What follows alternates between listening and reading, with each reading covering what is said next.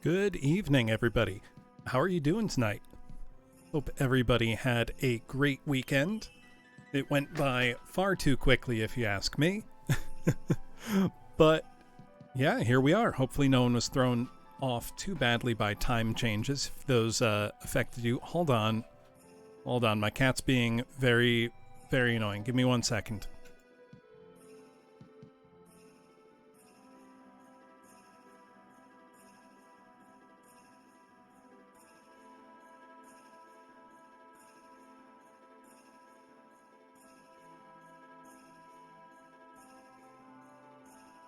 Sorry about that. Cat was tearing up my door a bit. Come here, bud. Hold on. Cat's going on my lap. Come here, buddy. Ugh. There we go. I will indulge him momentarily. But good evening, everybody. I hope everyone is doing well. I have a very busy week this week, so unfortunately I'll only be able to stream tonight and Wednesday. I may be able to squeeze in a stream Friday or Saturday night. I don't know yet for sure. That will depend on things outside of my control. My tracking is going nuts tonight. I hope my webcam is not on the fritz here. Sorry about that. But yes, welcome on in. Tonight, I'm going to be playing a game I've meant to play for a very long time. Not just meant to play on stream for a long time. This is one I've been thinking about for years. Tonight, we are going to look at Ys 5. The Ys series is obviously very long-running, well-known series of action RPGs. Have been on a million different platforms. Ys 5 remains the only game in the series that has either not come out in the US or had a remake that has come out in the US. For example, Ys 4 was remade as Memories of Calcutta. That came out in the US on the Vita and eventually the PS4. Ys 5 stands alone in a few ways. It has a very different gameplay style to most of the rest of the series, and it's often criticized as not feeling like an Ys game, which seems like a subjective thing, but I can kind of understand that as a criticism. I adore the Ys series in general, Otis. Like, Ys 3 is one of my favorite games. Yeah, no one really talks about Ys 5. It's kind of the black sheep of the series. It got a weird remake in 2005 on the PS2 that remained in Japan. But other than that, this game has largely been ignored by Falcom in the years since. I know they were asked about it in an interview in I think 2017 and said maybe someday they would like to retell the story of Ys 5, but it remains the only game in the series that's kind of a mystery to Western gamers. There is, however, a good fan translation. Oh, I just noticed that the... Hold on, I've got to fix chat color here. I didn't realize that... Oh, hold on. I had changed it to fit the other screen, my new, waiting screen, but it looks like I need to fix it. Gonna need to make those separate scenes. Give me just 1 second to fix that, because it's quite hard to read, I'm noticing. Oh, cat. Oh my god, buddy. Sorry, my cat's being very, very needy right now, and I can't move my chair even a little bit, or it will hurt him. Oh. Sorry, hold on just a minute. Let me make sure chat is a little more legible for you. But yes, in the Ys series, let me see, text color. Let's try this. And see if that fixes things. Alright, sorry to wipe messages. Someone can send a message, I can make sure that's working. I'm going to have to set up separate scenes for each screen instead of using the same chat box. But that's okay. There, that's a lot better. They really do, Eddie. Perfect. That looks better. But yes, Ys 5 actually might might disappoint in that aspect, Eddie. It looks, sounds, and plays very different to any other Ys game. Now, I do have the manual here, but as this was a Japan-only release, we do not have it translated. So we're mostly just going to look at the pictures and then try to figure the game out as we play it. The game itself will be in English, courtesy of the Aeon Genesis fan translation team. I am playing a translated version of the game produced by that team. But this manual is going to be completely foreign to us. But let's take a look anyway. We can enjoy things like all this cute chibi artwork here. This presumably is setting up the story. We've got wonderful illustrations. One thing I do miss a lot in the newer Ys games is I know the art style of Ys just reflects the time when it was made. But I like this style a lot more than the current Ys style, which looks a lot kind of softer, not as cool. You know, it looks like they're trying to make their characters more mainstream, marketable looking, rather than kind of clean, iconic designs like this. You can kind of see how Adol's design has changed over the years. Yeah, they look younger. And it's not that Adol's old. I think he's, 19 to 25 in most of his adventures. But he didn't look like a baby. He didn't look like an anime teenager. He looked like, a young man, an adventurer. So I kind of miss that. And I don't know how much of that is me being old and thinking, old good, new bad. But it's like what happened with the Langrisser remake. They took Urushihara's classic art and they turned it into something generic looking. And it's like, that seems like a shame to me. So I will say, I am enjoying this. I like this Adol. Weird kind of pink reddish hair, clean tunic, simple armor, very straightforward design, but iconic at the same time. He doesn't have an overcomplicated look. They're not trying to cram in design features everywhere. He's just a very clean looking hero. He looks like he could be anybody. And I suppose that's part of the point. Now, I don't know these other characters' names because I have not played this game yet. But apparently these are people we are going to meet throughout the game. Yeah, the old school anime art style is rad, American Pineapple. I mean, I'm liking these designs. You can kind of get a sense of who these characters are going to be. This is like a, friendly, not quite a love interest because Adol is immune to love, generally speaking. But, this is your friendly female lead. You've got what looks like maybe an older woman, a gruff, tough adventure guy. I don't think that's supposed to be Dogi. I'm not sure. Doesn't look like Dogi. Dogi is one of Adol's oldest friends. He appears in a lot of the Ys games. Then this looks like kind of a young street urchin thief type character. Maybe a benevolent older noble, maybe secretly evil. Maybe a bad guy, femme fatale type. Some roguish guy who maybe double crosses you or comes to your aid.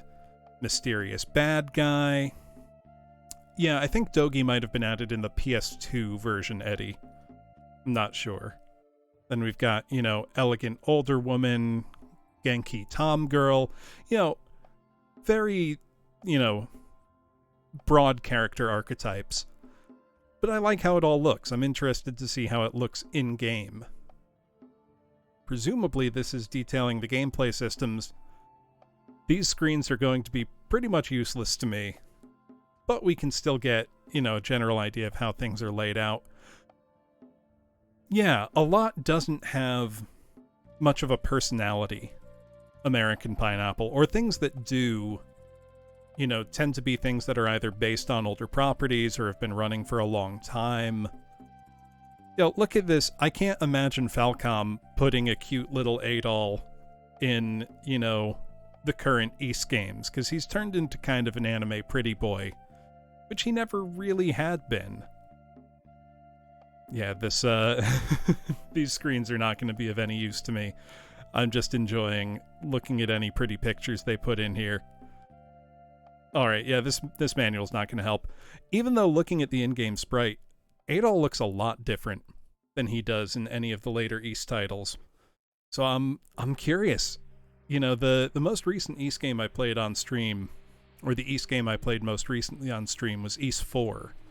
The Super Famicom version. And while it had a lot of problems and isn't as good as the TurboGrafx version of the game, it was still a lot of fun. It had the classic bump combat, very fast-paced, you know, enjoyable to play. I wonder if this is going to feel too slow, because that's kind of a complaint I've heard. Mostly, I've just heard that it doesn't feel like Ys. I'm guessing this is some kind of table of magic spells. I have no idea. I can't read.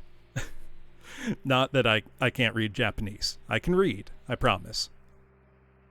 Just not Japanese. Oh, look at this cute art, though.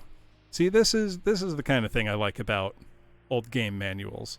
And then we've got our little Adol on the back there. Why don't we just go ahead and get right into the game? I want to see how this is. Let me get things set up here. Just need to turn on the game audio, because I have that captured from a different source than the video. Complicated reason, mostly that my normal video capture solution does not work well for the audio of a system, which is unfortunate, but should still work fine for just the video. As always, let me know if you can hear this, if you can see it. And let's get right into it. We've got Famicom Presents. And let me know if it's too loud or too quiet.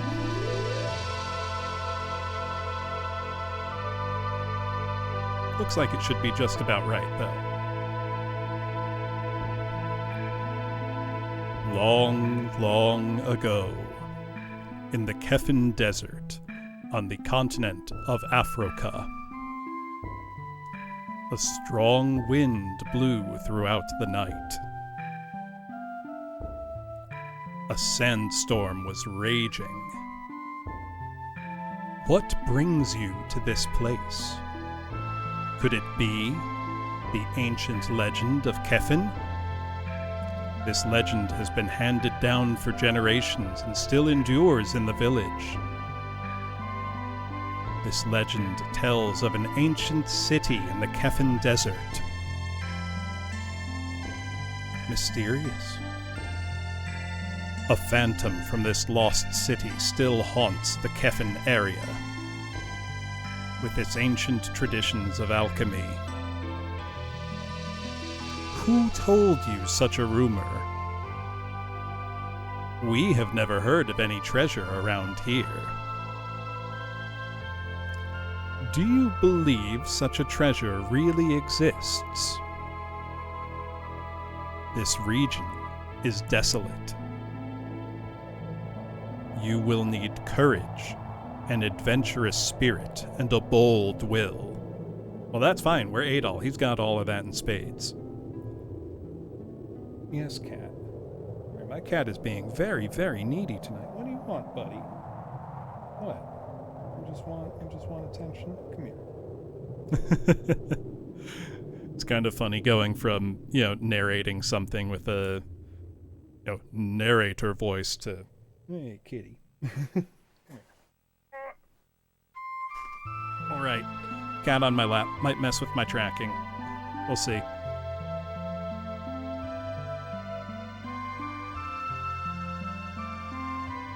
Okay. Graphics look nice and detailed. I hope they're not going to make us watch this again. I haven't hit start. I've just been letting the, whatever scene play out. But I don't want to hit start in case we don't get to see that again.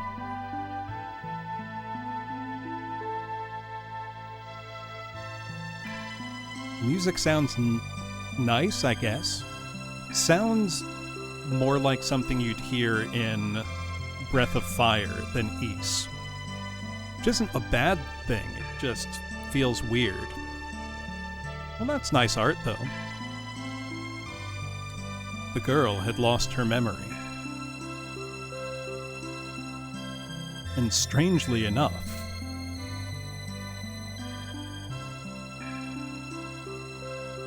no one in the nearby towns knew who she was. That is strange. Can't, come on, up or down. I decided to bring her back to Xandria with me. And then 2 years passed, in what seemed like no time at all. That's how it goes. Time does sneak up on you. Ugh.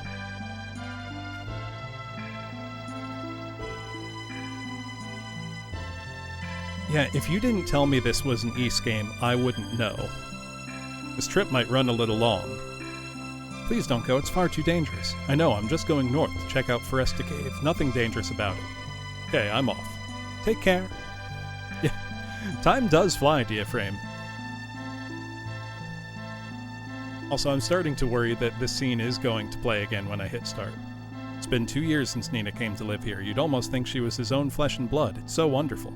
How's that? That text is going by fast.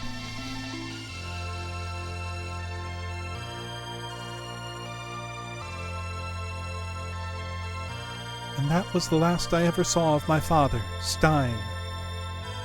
So that's Nina. I'm gonna go by a more German pronunciation rule there. Pronounce the E, Nina. Niena? I don't know. We're gonna go with Nina. Ys 5. Alright. Let's get to the game. Kefin, Lost Kingdom of Sand. There we go. Okay, we can just hit start. Thank goodness. And there we are at the bottom of the screen. I'll try my best to come up with voices for everybody. I might fail. I am not a voice actor. I'll do my best. Take care, Adol! Oh, and there we are. In something very unusual, we do have a jump button, which had not been a thing in any Ys game up to this point. Feels a little weird. Take care, Adol. Let's see. We have... Oh, this menu is bad. Oh, this is so weird. So, things move around, but they don't... You're not just selecting something on the cross, they're actually moving the icons. So if you want, you could really mess these up. Like, and put things wherever you want. This is stupid. This is really dumb. Things won't be in the same place every time. So there's a quick save. What are our other... Oh, this is... this is awful. Customize. How'd they get... Okay, what's faster? 1, 2, or 3? Remove stone with sword? Yes or no? I don't know what that means. We can change... Oh, we can change the color of Adol's clothing. I'll leave it at its default, I suppose.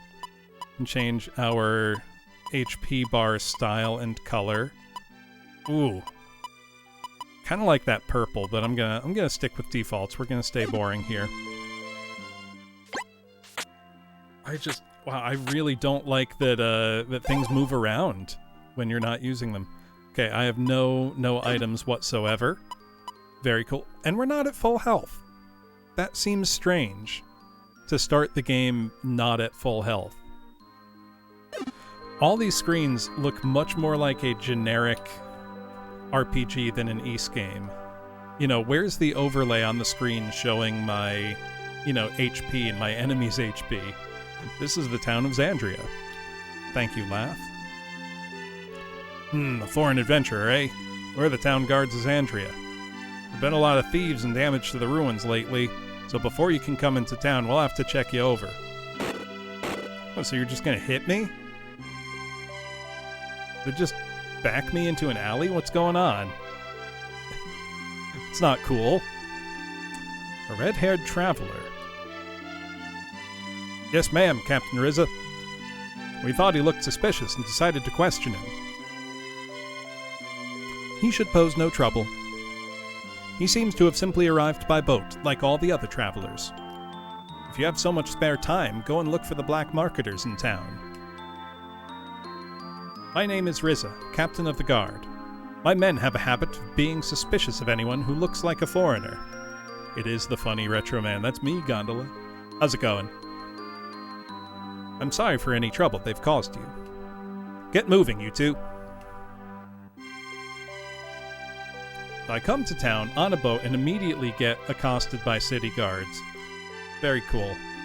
So she's telling them to look for black marketers. There's like 5 buildings in town, lady. That girl on the town guard, Rizza. She sure is gorgeous. What on earth are the town guards thinking? Waiting for groceries? Nice. You getting them delivered? Paka, the storekeeper. This is Master Dorman's warehouse. Don't go snooping around. Well, I want to go snooping around. You can't tell me not to go snooping around and then expect me not to try. It's common sense. Also, I'm not sure where this falls in the East timeline, but if it's right after 3, because 4 takes place before 3, so if this is right after 3, we've just come from saving Felgana. Go on, get lost. Alright, jeez. No need to be so rude. Literally, I just got here, guys, and you're being jerks already. Literally, I'm just walking around.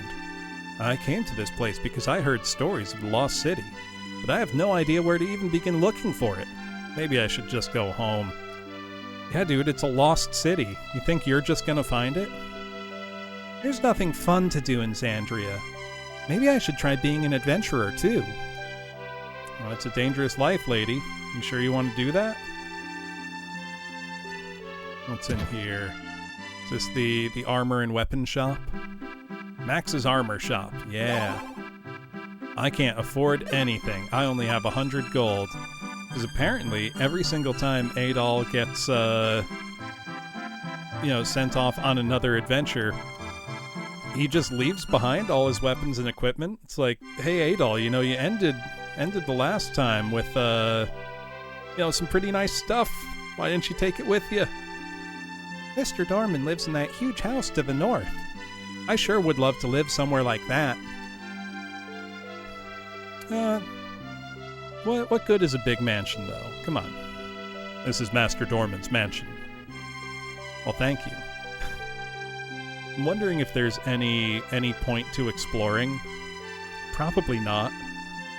It's like, I can't get a feel for this game just yet. You're an adventurer? We see a lot of your type around lately. Hey, what is it you're searching for?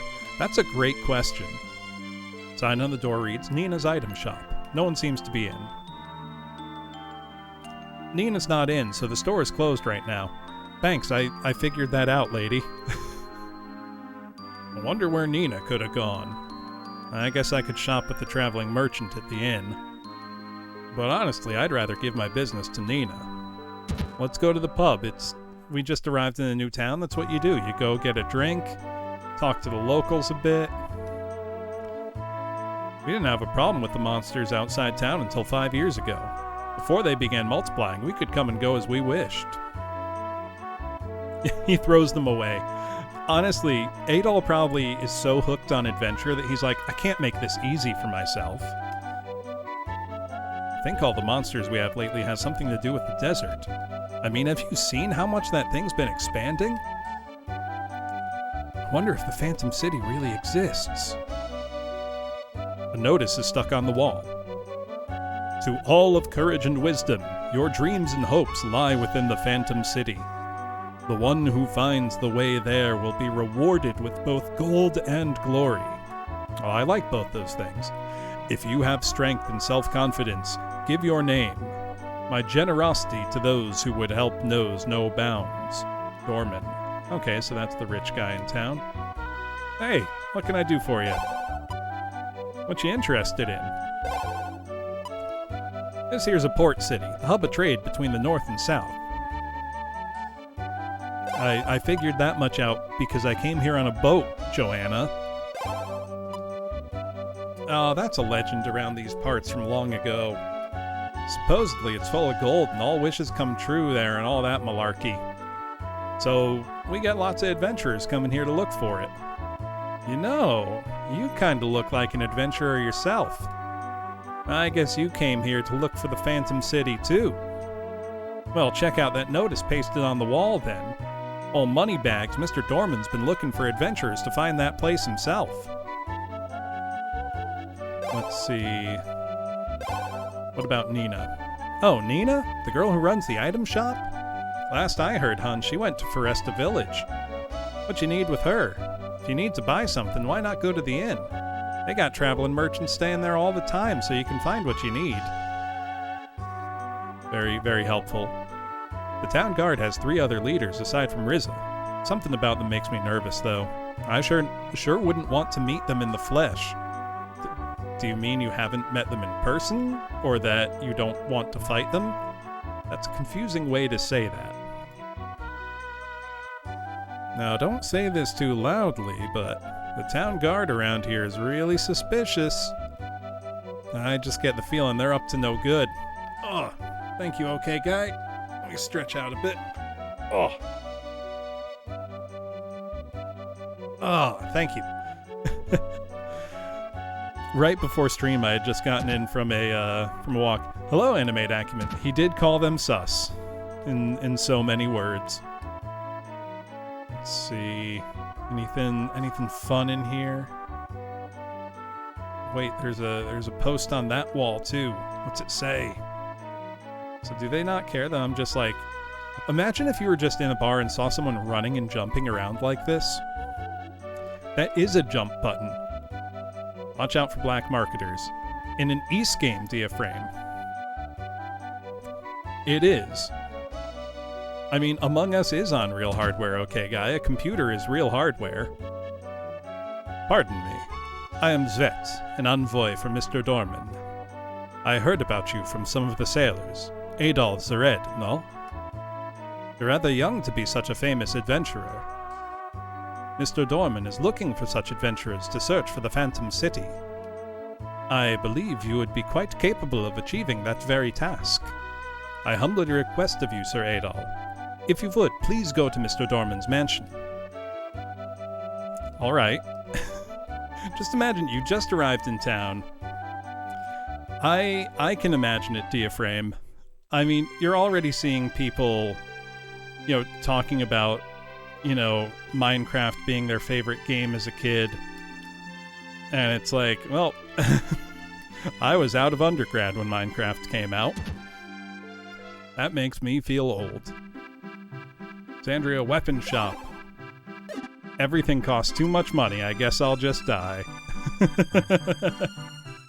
That's fine. Among Us on real hardware is a funny sentence, and okay, guy. How are you doing today? That lady's complaining there's nothing fun to do in town. I guess we'll go to the mansion, progress the plot. Why not? This is Master Dorman's mansion. Yes, I gathered. I bid you welcome, sir. Master Dorman wishes to speak with you. This way, please. I just assume all butlers are old, strained, and British sounding. Let's see, what kind of voice should Dorman, the rich guy, have? I'm thinking... Should we go for like a deep, kind of pompous sounding voice, like, You must be Adol the Red. I'm glad you've come to see me. My name is Dorman. You're likely wondering what I want with you. Well, I'd like for you to help the people of Xandria and its neighbors. The desert to the east has been expanding by the day, and it's becoming dangerous. Eventually, the sands will bury this entire town. That is why I would like for you to help me. But you want me to help you stop climate change, my guy? You've probably already heard the legend of the Phantom City. But it's not that the city's actually full of gold or anything like that. Actually, the city holds the key to unlocking the power of the art of alchemy. I'm certain that art will enable me to halt the spread of that damned desert. This is why I need you. Your assistance will be crucial to saving the people. I want to find the ancient art of alchemy that sleeps in that fabled city. What do you think, Adol? Will you accept this task? I wonder, is this like a Nintendo RPG where if you say no, it's like, okay, game over. I love that you can just end the game in Paper Mario right at the beginning by saying no to going on the adventure. Let's find out. What happens if we say, I'll think about it? I see. That's a shame.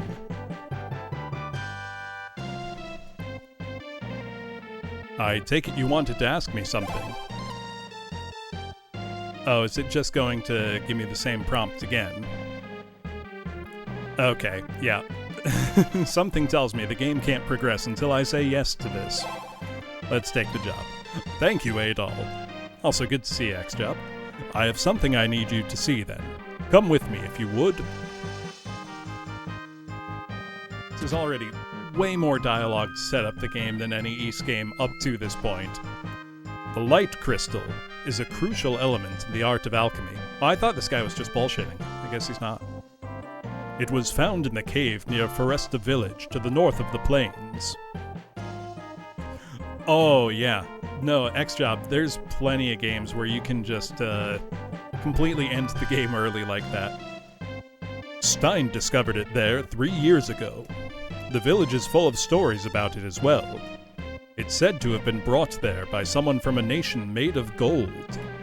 That nation likely has some connection to the Phantom City. I think this is one instance where legend has a seed of truth to it. It seems there are more crystals like this one. I'm fairly certain that all of them played a major role in the art of alchemy. By finding the rest, we should make major progress toward uncovering the Phantom City. You should first go to the cave by Foresta Village and find the crystal there.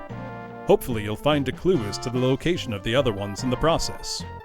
You'll need equipment, of course, so take this and go shopping. Received 1,000 gold. I'm counting on you, Adol. Okay, at least for once in an RPG, they expect you to go, on a mission or save the world, and they actually give you the money to buy stuff for a change. Let's snoop around his mansion, though. Is there stuff I can steal from him, or is this just going to be a bunch of empty rooms? Are there even NPCs in here? It does not appear so. Oh! Adol found a heal potion. I did find something. It was worth snooping, I suppose. Excuse me. Also, the game looks really nice. I'm liking the graphics and the presentation. Adol moves super quickly. Please take care. So it's pretty satisfying to control, but we'll see how it is when we get to combat. I'm really curious. I'm pretty sure this uses more standard action RPG combat, where you press a button to swing your sword. Which, up to this point, the only Ys game that had done that was Ys 3, and that was a side-scroller. This mansion certainly sees its fair share of odd guests. Oh, I'm sorry. You don't look all that odd. Thanks, lady. Master Dorman's researching the art of alchemy. He says he'll use its power to help the people who live near the desert. He's a truly great man. I don't think we have enough. If they're gassing this guy up like, oh, he's using alchemy to help save people, oh, isn't he wonderful? Surely he's going to turn out to be a bad guy, isn't he? Is there a dungeon we can find, skeletons in his closet down here in advance or something? Oh no, I just found another way outside. Interesting. Yeah, 100% a bad guy. Why does it let me go outside from here? Is that going to matter later? Am I going to need to, at some point in the game, find, a way out of his mansion when I've been betrayed and trapped or something? Interesting that they're giving me the free reign to explore this much now. Because usually in, RPGs like this, they kind of railroad you along pretty heavily at the start. And I'm sure this is no exception. I'm probably just wasting time by not getting on with it. But that's how I like to play RPGs. I always want to explore everywhere and see what I can see. Okay, that looped around down there. Interesting. Yeah, they really did just have, like, a full set of rooms down here that presumably aren't getting used for much of anything. Hello, Lyles. Welcome on in. Oh, I found another heal potion. Well, that's something new for an Ys game. You can hold more than one of the same item. What were you up to, Lyles? Welcome on in, everybody. For anyone just joining, if you don't know, my name is Professor Bloom. Playing Shining Force, hell yeah. I am a teacher, I do lots of singing, I organize a VTuber choir, and I play lots of retro games on real hardware, and tonight I am playing the black sheep of the Ys series, Ys 5. This has never had an official release in English and has never been remade for an English-speaking territory the way games like Ys 4 have been. So this is an interesting one. You just beat it. Nice work. This is my first time playing Ys 5 as well, so I'm curious to see, is what people say about this game that it doesn't feel like Ys. Is that true? Ys 3 is a great game no matter what platform you play it on, Lyles. Genesis version, Super Nintendo, the original PC-88 version, TurboGrafx CD, even the Famicom had a port. That I played through the Famicom one very, very recently, actually. And it was actually very fun. It's obviously not as sophisticated as the Genesis version visually, but the gameplay was spot on. It was all there. Ys 3 being a side-scroller, I've talked about it before on stream. I really like side-scrolling action RPGs. I think they're a great format that can have a lot of fun and a lot of variety to them. Come on, little girl, get out of the way. There we go. Let me finally get all armored up. Well, a shield and a sword. Good enough. Now, let's look again at the totally bizarre menuing system in this game. Give me one sec. So, instead of a normal menu, you've got this cross situation where the icons move around instead of like choosing one, you are moving them around and they stay in wherever you're moving them to, which seems like the worst possible layout. I don't know why they did it this way. It seems needlessly complex for no reason at all. But there it is. We've got our sword and shield equipped now. Stop by the inn one more time, see if there's anything else, or the pub, rather. See if there's anything else. Don't think there is, but can't hurt to ask. Okay, no, Nope. Nothing, Joanna, thank you. Wonder if the Phantom City really exists. Okay, none of these guys are going to have new stuff to say. This isn't like a Trails in the Sky game where people always have new dialogue. Let's see, was there an inn that I didn't go to? Feels like I didn't see everything there is to see just yet. No, I think I did. Yep, there's the warehouse, don't go snooping around, blah blah blah. Alright, I guess just go, I think he said go to the cave near Foresta Village and find a stone and go have your adventure, is what they're telling you. Go start the game. Don't delay any longer. So, you're an adventurer. I also did a fair amount of traveling back in my day. Is that, the setup to an arrow in the knee joke there? If you go north of the field, you'll reach Foresta Village. Thanks, kid. Wouldn't have guessed. I'm a merchant. I've come here from the east, but business has been awful. I have such a wide selection of items, too. I don't know what's wrong. Oh, there's our inn. No, that's just the same old man. What's in the inn?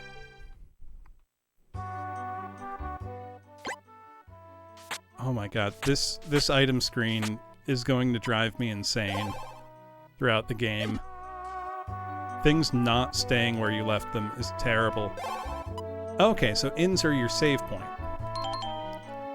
That's good to know. We have 3 save slots and a quick save. So saving works pretty differently to other East titles then. Hello, Rio. Good to see you. How are you doing? Whatever's happening in the Eastern Desert must be pretty major. With the sand spreading, lots of people are winding up with no place to live. What's worse, no one seems to know how to stop it. Well, yeah, man, it's a desert. I don't know how to stop a desert expanding. Shh, keep it down. Doesn't it strike you as odd to be doing business in a place like this? Yes, it does. I've gone into your hotel room. That feels very weird. Welcome on in, Megami. How are you doing tonight? Let me shout you out real quick. What were you up to? There we go. Let me give you the other shout out so I can see what you were up to. But welcome on in, Raiders. If you don't know, my name is Professor Bloom. I am a teacher. I do lots of singing, organize a VTuber choir, and play lots of retro games, all on real hardware. And I am playing tonight Ys 5 for the Super Famicom. The kind of black sheep of the Ys series. Wizardry games for Game Boy Color. Very cool. Let's see what this merchant has for us. Oh, no, I will buy an antidote. Seems like a thing worth having. While the regular item shop in town is closed due to its proprietor, Nina, not being present. And we've got a whole bunch of travelers here. Yeah, it's a phantom city, my guy. No one thinks you're going to be able to find it just by showing up. Town guards here all have a nasty look to them. I don't trust them myself. A lot of people saying, well, 3 they didn't do a gameplay style like again, but 3 is generally held in pretty high regard by players and critics alike. And more than that, 3 had a remake in Oath and Felghana on the PC and PSP in the mid-2000s. Ys 5 has only seen one PS2 remake that never left Japan, and it's never been officially localized before. And most Ys fans are of the opinion that this game does not feel like an Ys title because of how different its gameplay is. And I can understand why they'd say that. This is my first combat scene in the game. And you hit a button to swing your sword, which already feels strange compared to Ys 1, 2, and 4, which all used the bump combat style. Hold on, I think there's a secret NPC back here. No, maybe not. Thought there was. Oh well. Let's go back to the combat. Yeah, but Ys 5 has never really been re-explored. Even something like Ys 4, which while it didn't leave Japan, did have a remake that saw worldwide release, which was Ys Memories of Calcutta. Also, our health does still restore when you stand still on the field. That's good. That still feels like Ys. I've got to say, the combat feels weird. Not like... It's not as responsive as something like Zelda, or even as responsive as something like Secret of Mana. Just feels a little stiff. And the soundtrack doesn't sound like an Ys game at all to me. Sounds much more like, a more generic RPG versus the kind of hard rock. I have played Lagoon. Lagoon is terrible. Lagoon is like if you described Ys over the phone to somebody and never showed it to them and told them to make an Ys game, that's Lagoon. Lagoon's incredible because with just a few small tweaks, you could turn it from like a D tier game to like a solid B. All it needs, have a longer swing on your weapon, maybe make the graphics a little more interesting. The enemy designs are real boring. So how much experience do I need for a level up? That's on our... I think... I can't really tell. It's a little confusing. Also, I've got to say, this game has what might be the worst menuing system I've ever seen in an RPG. Also, I need to point out, when I click up it scrolls the things up, and when I click left, when you click right, it scrolls everything to the right. Oh yeah, so center the camera a bit more in Lagoon, start the scroll sooner, have a longer attack, and just those two changes are already going to bring it up like several points. Lagoon's got a great soundtrack going for it, but that's about it. This so far, I've got to say, doesn't feel bad to play. It feels a little stiff, especially compared to how, you know, Fast and Furious combat is in a lot of other East titles. More than anything, this just feels boring. Like, I don't want to say that it's a boring game so far, because, you know, I'm as interested as I am at the start of any other JRPG, which is to say, oh, we leveled up. Oh, and that level up is substantial. We're doing so much more damage now. You know, I'm hoping that the game will get more interesting as we go in terms of, you know, how the combat feels. At least Adol moves nice and quick. That's the same as in, you know, other East titles. The hitboxes here on the attacks feel a little wonky, but you know, that's all right. I wish the status screen was quicker to come up. The animation is quite nice. Oh, we've got a map screen too. That's solid. No pause button. Oh, I can raise my shield. That's one thing. The manual for this game was not very helpful to me, but that's because I can't read Japanese. Oh, that's our customization. I don't know what that means. What does remove sword with stone or stone with sword mean, I wonder? Let's try that option out and see what that does. Can I break these now? Like, no, I'll leave it on its default state, which is off, and see from there. I'll leave all the other settings the same. Now I've got to pull up the equipment screen to see. I guess I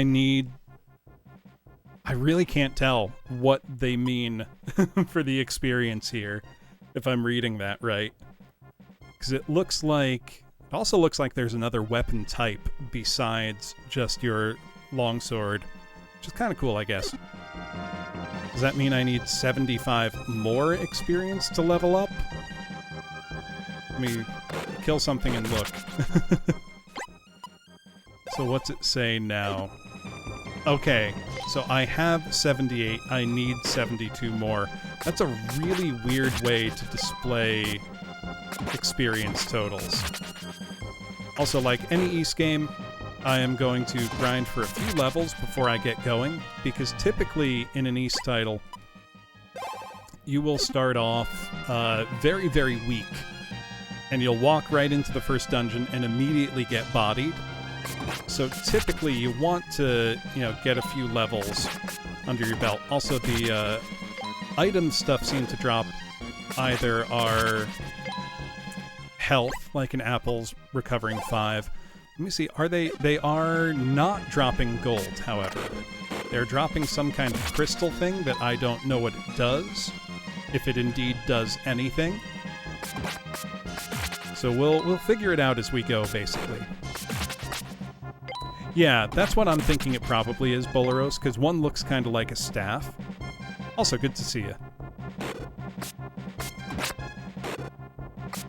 I feel like I'm being kind of unfair to this game simply because it is an East title, and that means I have a different set of expectations than if you just said, hey Bloom, check out this action RPG for Super Nintendo. You know, because I can't say this feels like any worse than, you know, like, it's a little less polished feeling than Secret of Mana, but the graphics are really nice, the sound is good. It feels totally competent to play. I like how snappy and responsive the control is. But I can't get this nagging feeling out of my head that this isn't Ys. Ooh, the shield totally blocks damage, maybe. At least from weaker enemies, it seems. That's nice. But you know, it's like, am I being fair to this game? I'm trying not to let my, predisposition towards what I think an Ys game is or should be negatively impact my opinion on this game too much. But it's hard not to think about it at least a little bit, Because it would be like if, no, then again, I was going to use Zelda as an example, and then I remembered, oh yeah, Zelda 2, the one that's weird, the one that didn't play like any of the others in the series, is one of my favorites. So I can't really say that there's anything wrong with the game feeling so different to its, the rest of the series. But you also have to wonder, why then only use this style for one game, effectively? I mean, maybe you could argue that, like, Ys 6, taking the, 3D isometric perspective and going much heavier on the action combat, was informed by this a little bit. But I find that a pretty hard argument to buy. Also, how much experience does one of these guys give me? Oh, they're not giving me any experience anymore. Okay. Well, that's the game's way to discourage grinding, I suppose. Is to literally not let you. Foresta Village. People ran away immediately upon seeing me. It's a monument with one of the village's legends engraved on it. Somewhere a girl sleeps, her body encased in ice beside a crystal, in a time when this world was covered in sandstorms. She came from a nation that glittered like gold. By using the water crystal, she saved many lives. But in so doing, she cast herself into uneasy slumber, dormant in the ice. In that time lived also a sorcerer.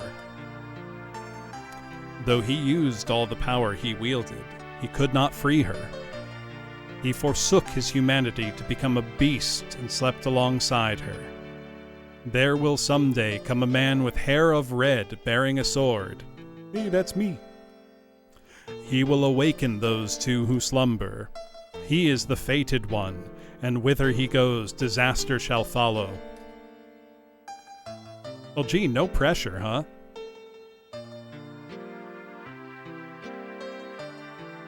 Hey there, Adol. So you made it. It's a pretty interesting old legend, isn't it? That girl sleeping in ice is probably in that cave not too far off. The part that gets me wondering, though, is the bit about using the water crystal. If you think about it, it's probably that alchemy stuff that Dorman's so fond of. Hmm?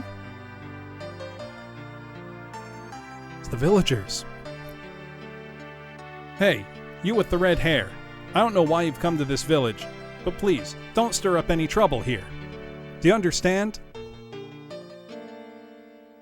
That is a very detailed legend inscribed on a stone in the middle of their town.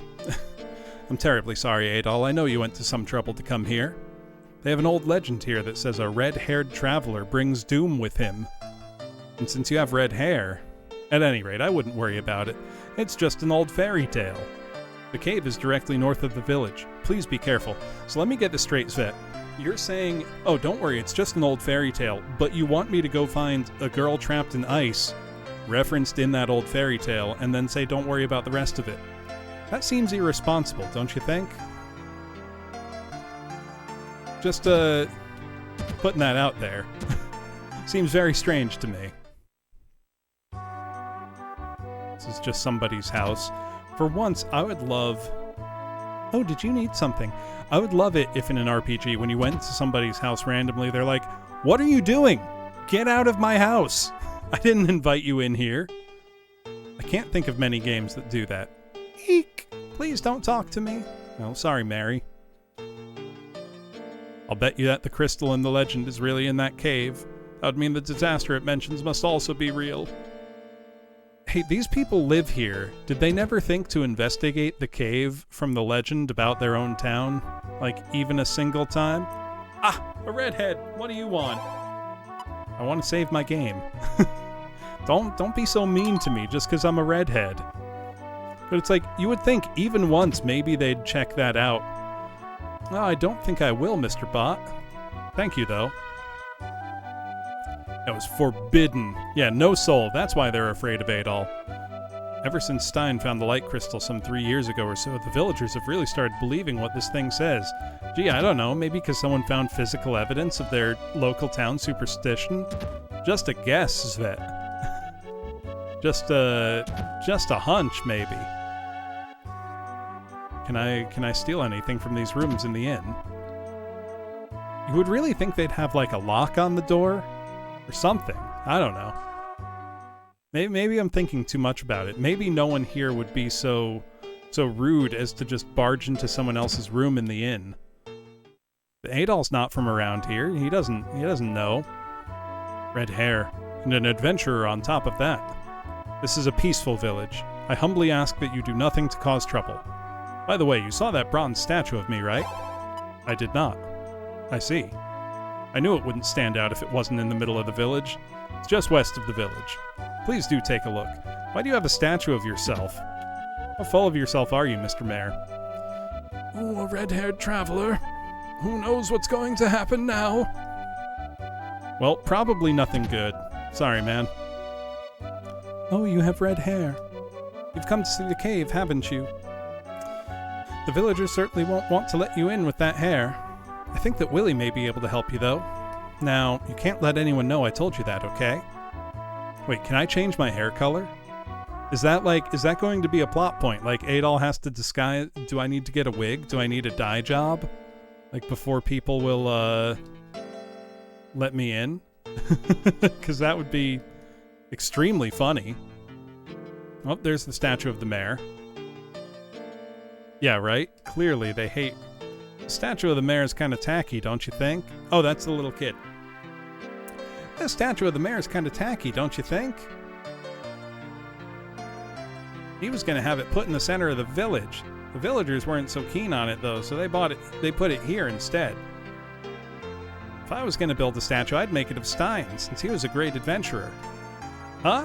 Wow, so you're an adventurer, too? I sure am, kid. Man, it sure must be cool to be an adventurer.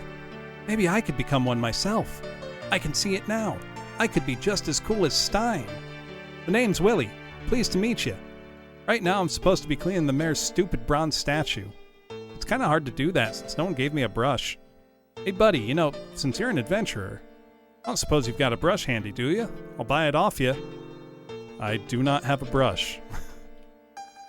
So do I need to get a brush so this kid can clean a statue? Why isn't Eastgame loading me down with fetch quests right off the bat? Those two who went into the cave still aren't back yet.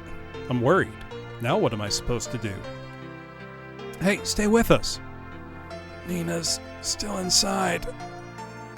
We were in this place that looked like some kind of great hall. I turned around and something strange had happened. We were fine until then. That's when we were attacked. Nina and I got separated while we were running away.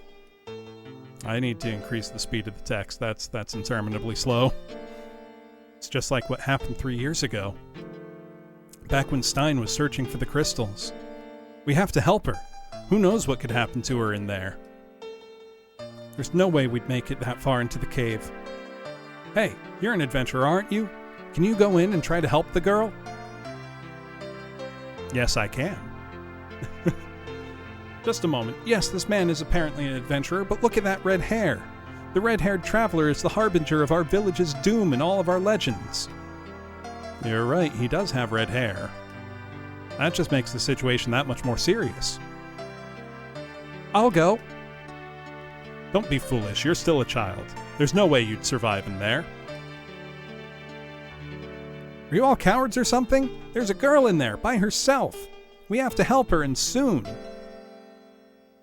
The only option that leaves us is to send this stranger. But Elder, are you sure about this? He has red hair. What about the prophecies? Man, this game really hates redheads. The girl is my foremost concern at the moment. Only one who's skilled with the sword stands any chance of saving her. Forgive us, red-haired traveler, but would you please go and help her? Yeah, I'll help him. Excellent. You truly are worthy of the title adventurer. The traveler has agreed to go. Willie, I want you to serve as his guide. Got it. Why don't you go on ahead for now? I need to get something ready first.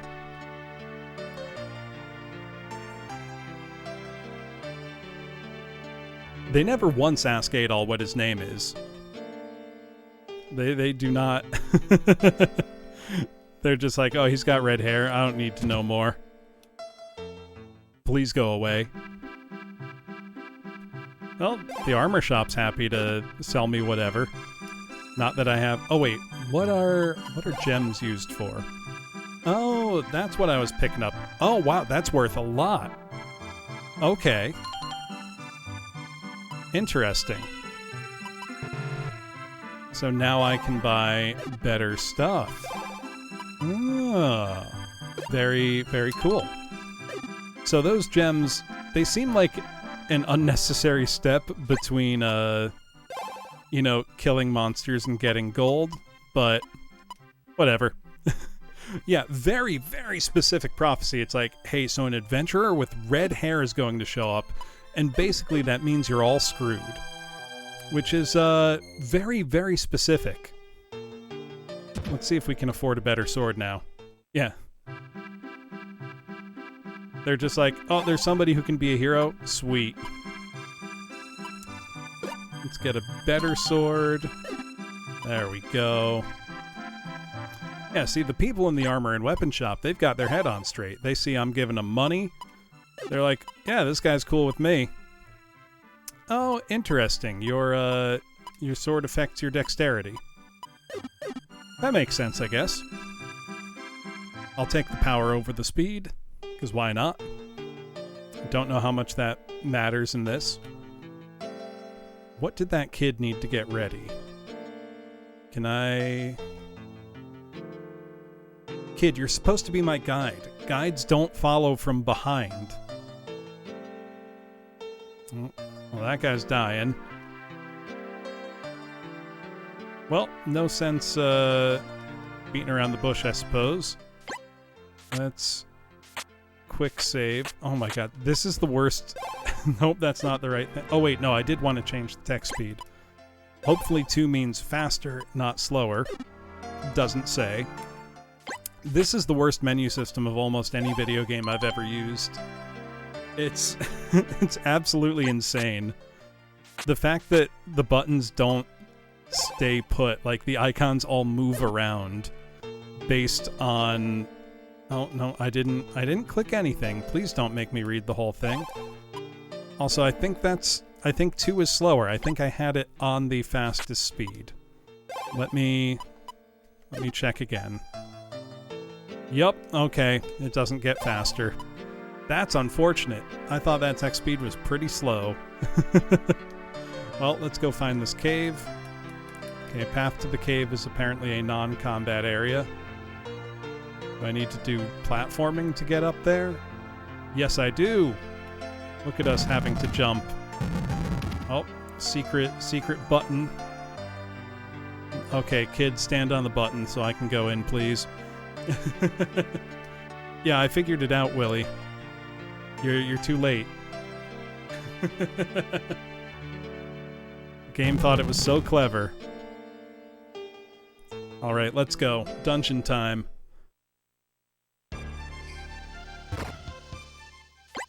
Okay, at least the dungeon looks cool, I guess. Oh, skeleton. Let's see. How tough are the skeletons here? Let's also check our XP. Okay, it is going up again. I think it stopped before because the game doesn't want us to be able to over-level ourselves, apparently. How much are they worth? They're worth 7 each. Not bad. This dungeon's okay looking, I guess. Gotta say, I'm pretty underwhelmed so far with with this game. Granted, we're only in the first real dungeon now, but I don't know. I think because of my experience with other Ys games, I have very high expectations. Yeah, RPG Maker games are getting advanced. It's sad that you can compare an Ys game to an RPG Maker game, Woozle. Like, not that this is bad, but it's just like, I expect more from an Ys title. Not even for them to be like super duper, you know, ultra polished. Okay, at least we've got the classic item sound here. That sounds very, very much like the one in Metroid. To the point that it makes you wonder if there had ever been a lawsuit. The movement is very, very fast. And a little weird feeling. I'm getting used to it, I say as I take... Oh, there's the girl we need to save. Here's the jankiest thing, Woozle. So you see this menu. You would assume that when I click, you know, up, left, right... No, that wasn't fall damage. That was a rock hitting me. But you would assume when I hit right, left, etc., the cursor would go over to that icon. But that's not what happens. It moves the icons around, and they don't stay in place.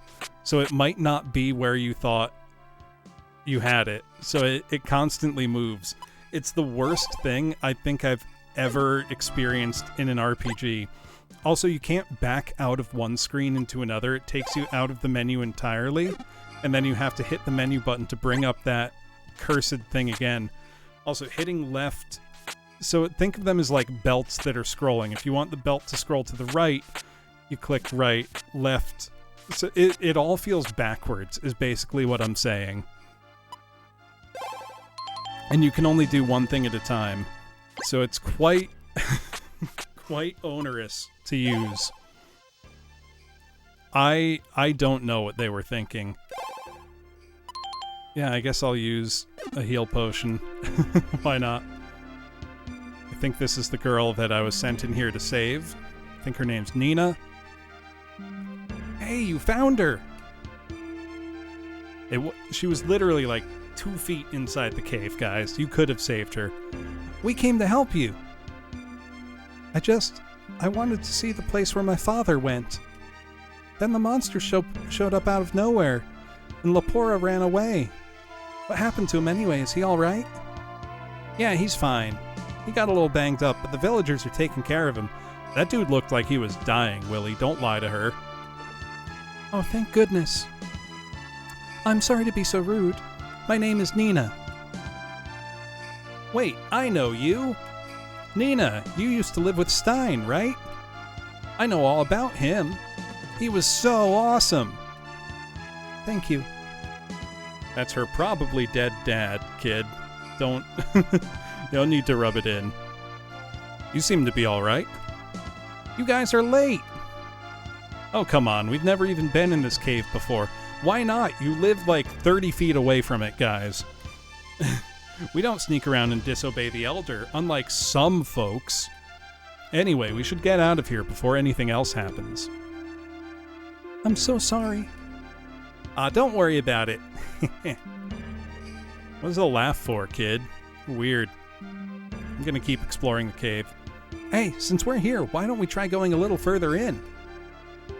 Kid, you're gonna get yourself killed, and I'm not gonna help you. I've been in and out of this cave plenty, but I've never seen this passage before. Yeah. Exactly. How do you write Timothy Bradley into the Ys 5 novelization for kids 27 years after the game came out? How do you isekai Timothy Bradley into the world of Ys for him to adventure with Adol? God. I'd sure like to go check it out. This kid's I do not feel bad. Help! I do not feel bad for this kid. Adol, just let him die.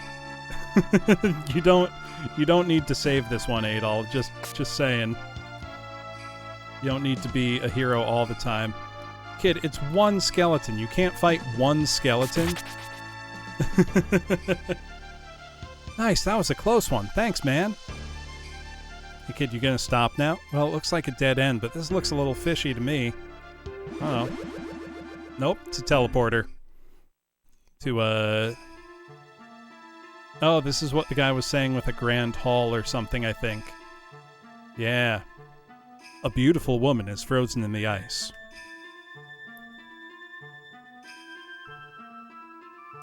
Can it truly be? I scarcely even trust in myself.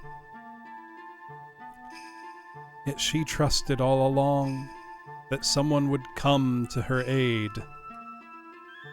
And now, it seems that she was right.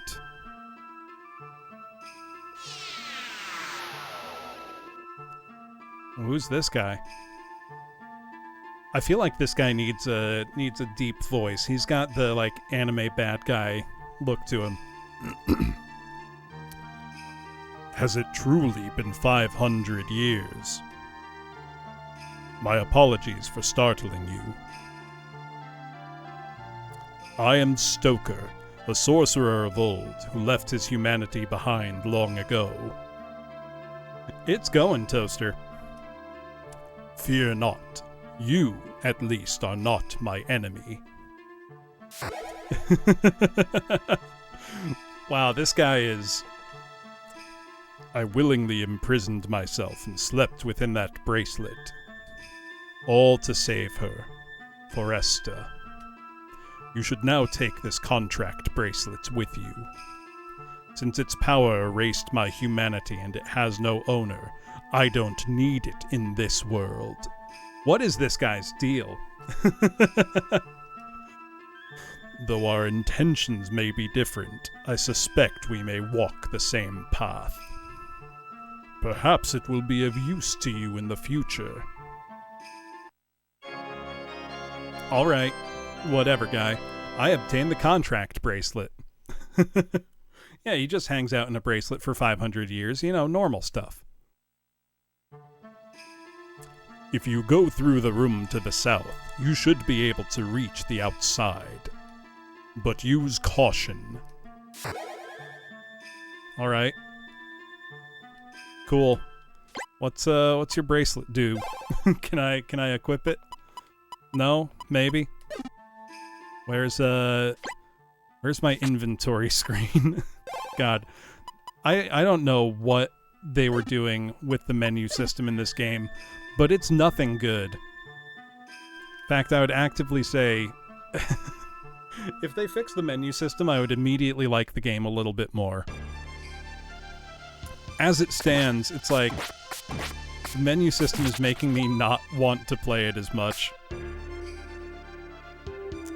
The jumping is also a little weird, just because perspective can be kind of hard to glean. Like with being able to jump up there. Oh, that was a piece of magic that apparently persisted even after I hit it. There we go. Wait for it to stop sparkling, I guess. Oh, cool. The skeletons respawn. I'm gonna farm them for a level up. So far, I've got to say, the combat is really... Not that East, you know, has the most technical, sophisticated combat in the world of RPGs. You know, the bump combat is very fast and simple, but that's what makes it good. This is just kind of like... I don't know, it's nothing. Like, I have no... There's nothing, like, to discuss about it. Because it's so simple. Like, none of the enemies so far have had behavior. You know, they just kind of walk back and forth. I don't know kind of what... Yeah, no, I definitely missed the bump combat, Legend Jin. And not because I dislike, you know, action combat. Like, East 3 has, you know, action-based combat, and it works great, because it's super fast, super snappy. This is pretty stiff feeling. Like, you click the button, you're locked into the animation. The movement is very quick, but not... I don't feel like I have a ton of control over it. I don't know. I wonder how much is...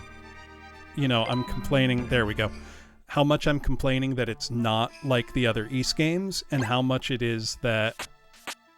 Oh, and on this screen, oh my god. This is the worst inventory system in any video game. It's so bad. Yeah, Happy Toaster. Very, Narsha Cave. Final Fantasy VI is one of my favorite Super Nintendo games. This obviously isn't even really in the same genre. This is an action RPG, and I'm trying to compare it to other, you know, appropriate games, like, you know, other Ys games, or Tales of Phantasia, or, I mean, it's better than Lagoon, this is. Which is a very low bar to clear. Yeah, Terranigma, Sword of Mana, Soul Blazer. This doesn't hold a candle to any of Quintet's games. Like Soul Blazer, Illusion of Gaia, Terranigma. This isn't on that same level. Yep, Illusion of Gaia was the same way. Same company that made Terranigma and Soul Blazer. They form a, The floating man had an overbearing presence, and Timothy Bradley was deep into the heebie-jeebies as a result. Geez, even if oh, hold on. Timothy Bradley, we determined is from the Boston area. Geez, even if Adol had a funny mustache, he wouldn't be as creepy, thought Timothy Bradley.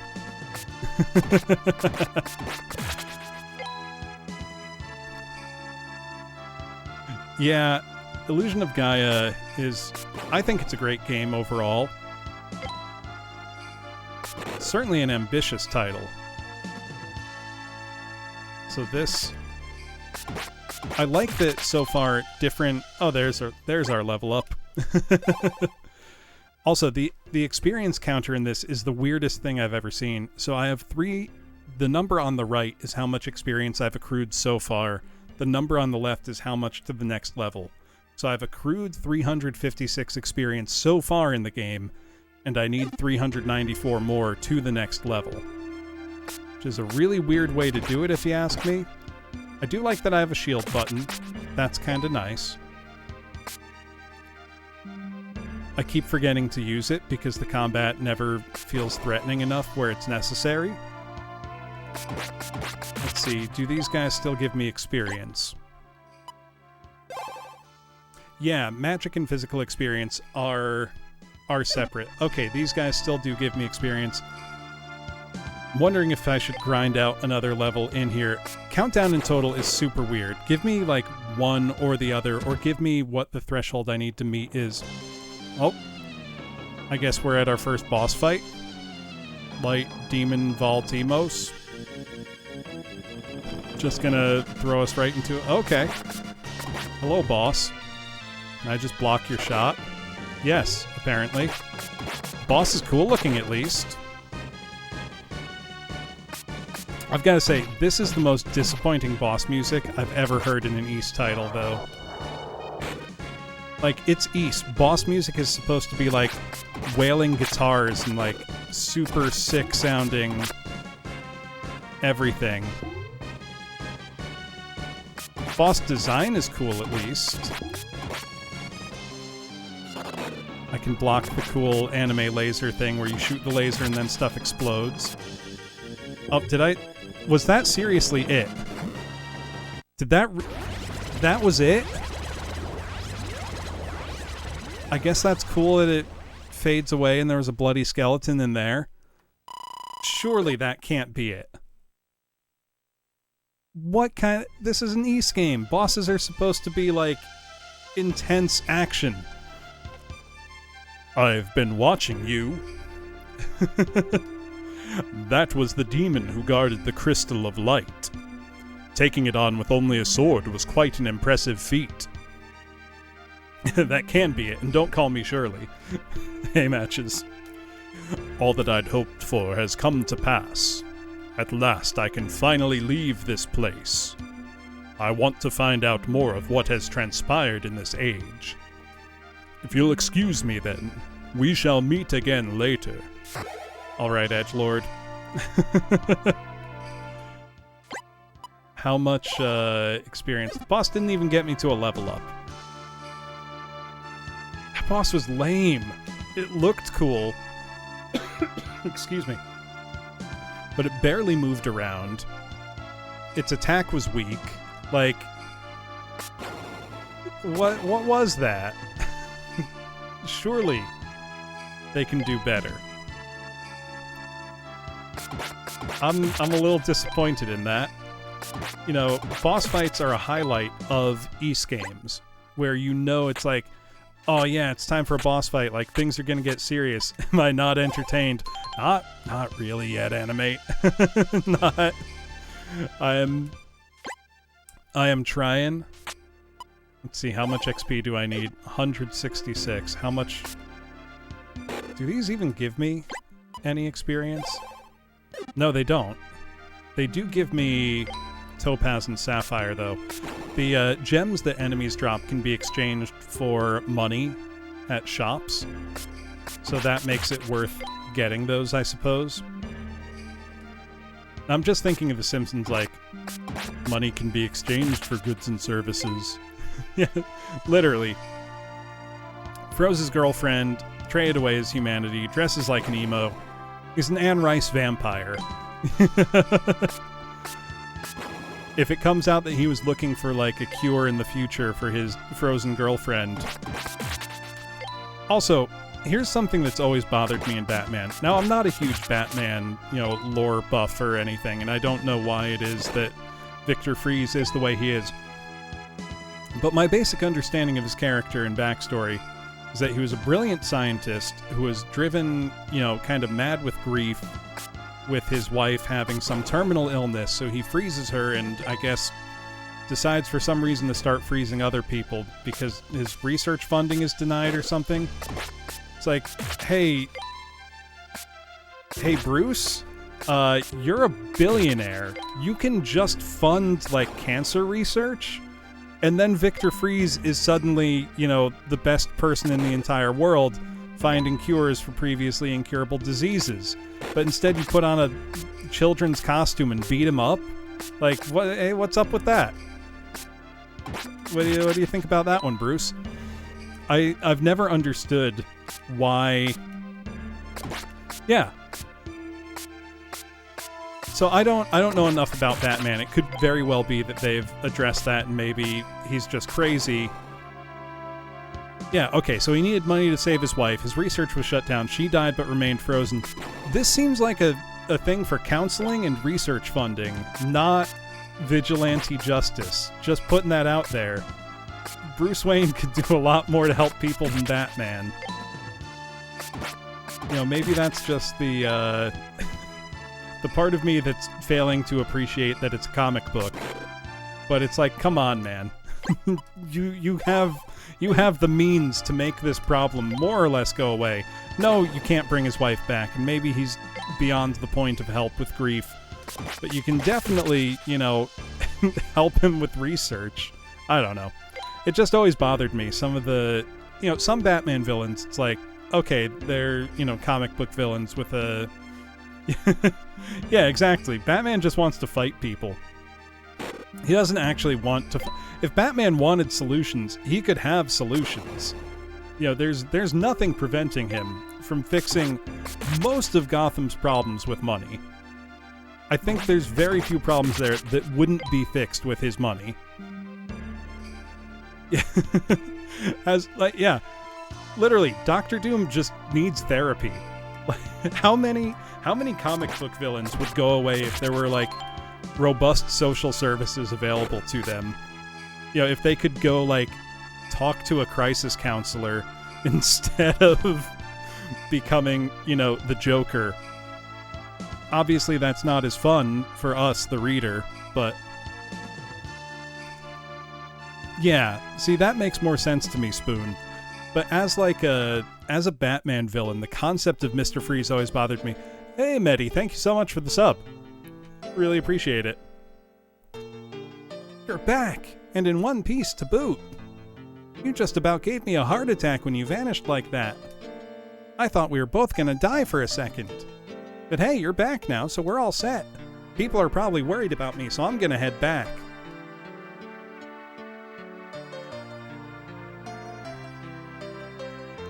Yeah.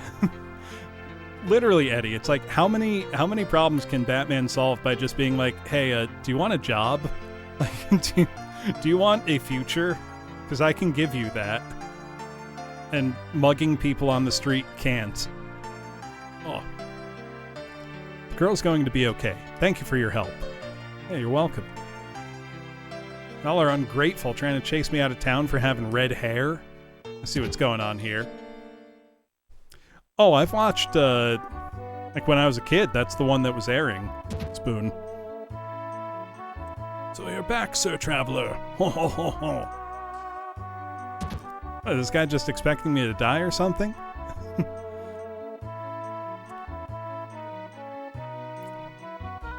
Yeah, right?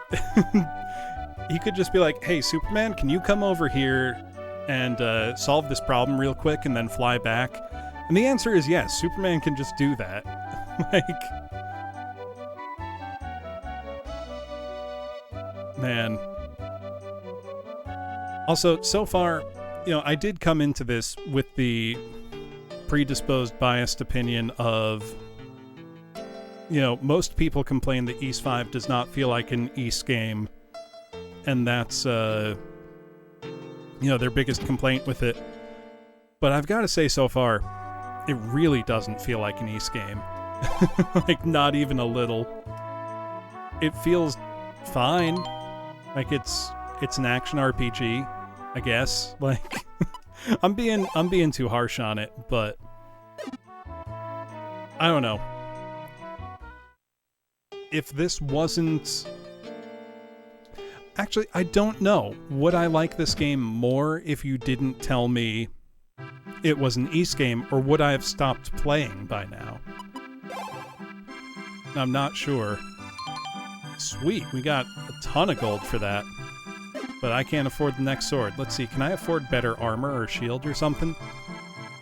Kinda wish they were in the same room, instead of literally right next to each other, with no way to walk between the damn buildings. That seems silly to me. Well, I can afford a better shield. So wait, why is that one more? So there's a large sturdy shield, costs 450, or a small light round shield, useful in skilled hands. It's not clear to me that that's better, and it doesn't show me their stats. Let's equip it and see if it's better. Yep, just a straight upgrade. So can I just sneak into this guy's house? No, I can't. Okay. This game had been pretty free so far in just letting you, like, run into people's homes. Which is kind of funny, but... This is terrible. My lovely statue's gone missing. Where could it be? Willie used it to help me out, Mayor. You don't need a statue of yourself. Wait, can I... No. I was wondering if there was, like, a secret screen up there or something. I keep hoping to find... I don't know, something. I'm waiting for this game to, like, click, you know? For it to grab me already. Is that Willie? I've got a favor to ask. I was wondering if it'd be alright if I called you bro from now on. Yeah, you can call me Aniki anytime, Willie. I mean, I really look up to you as an adventurer. What you did in the cave was amazing. Plus, I know I don't have to worry about Nina with you around, since the villagers are sending you all the way to Xandria. Once you get there, why don't you stop in at Nina's shop? I know she'd be happy to see you, bro. And if you do, give her my regards, will you? Oh yeah, just remember, check out what I found in the cave earlier. I don't really know what it is, but I thought you might, so I'll let you have it. A water element. Excellent. Yeah. Yeah, I mean, it is their job to get my attention engaged. He'll be just fine. Okay, good. That guy's not gonna die. Oh, excuse me. I did have an afternoon coffee, but it apparently has not had the effect I hoped for. Alright, I guess I've got to go back to the town I started in. Hello, Ractoony. How's it going? Good to see you. Oh yeah, these enemies basically can't hurt us anymore, and I don't think they give us any experience anymore. Let's see, we're at 740, or we need 742. Did that give me any XP? No, it did not. Okay. There's no point in any of these enemies now, except if I want to farm money from them through gemstones, which I do not. So far, I've got to say, this is the easiest feeling classic Ys game I've played. I also need to point out, this is the only classic Ys game I have not played. Because I've played 1, 2, 3, and 4. After that point, they changed gameplay styles pretty dramatically. Like, Ys 6 is on PlayStation 2, the Ark of Napishtim, and that pioneered the style that was then used in Ys Oath and Felghana and Ys Origins, with the kind of isometric 3D, super fast-paced hack and slash. That's a ton of fun to play. Then after that, Ys 7, Ys Oath and Felghana, and Ys 8 all use a multi-party member kind of action style. That's pretty fun. I don't like it as much as I like the Oath style, or the bump combat style. North of the forest, beyond Woodcutter's village, is a big marsh. Thanks, kid. I didn't ask, but okay. I'm a merchant. So there are a lot of solutions for stuff like that, Acumen. Do you prefer being called Animate Acumen or Animate Acumen? But you can get something like a Mister, which is an FPGA-based console that has different cores to emulate lots of different platforms. There's also, I think it's called the Polymega, that can do a ton of different systems. It's quite expensive, though. But that one does take discs, like actual physical media, and basically rips the ISO for it. I'll go with Acumen then, that's easier. Let's see, I think I need to go talk to, well, I probably need to talk to that guy Dorman again, but I also need to go talk to Nina. Let's have our adventure recorded here. It's also a little strange to me that you can only save your game at an inn, you don't rest there, but your HP automatically restores when you walk into one. It's a little strange. Oh, so I have to go talk to Dorman, apparently. Is that this way, or was that out of town? No, that's out of town. Can I not just walk over to Dorman? Oh no, I can. He was just telling me. The sound of an ocarina can be heard from somewhere.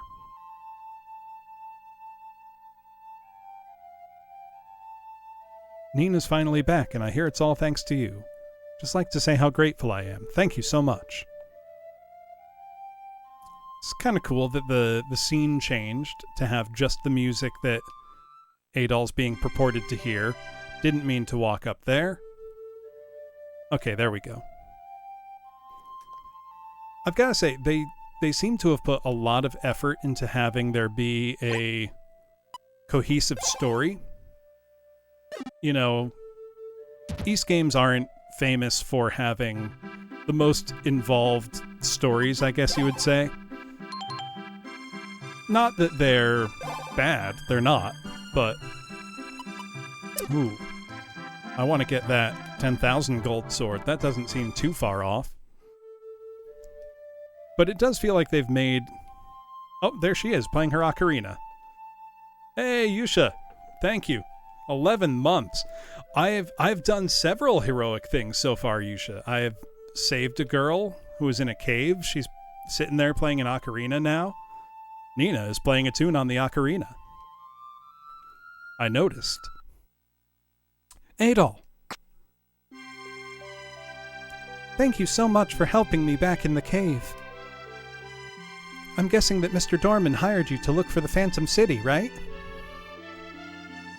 My father was an adventurer too, always looking for that same city. But he disappeared while he was away, without a word. That was 3 years ago. Oh, the menus in this game are the worst I think I've ever seen, Yusha. I'll show you when I get through this conversation. They're unbelievable.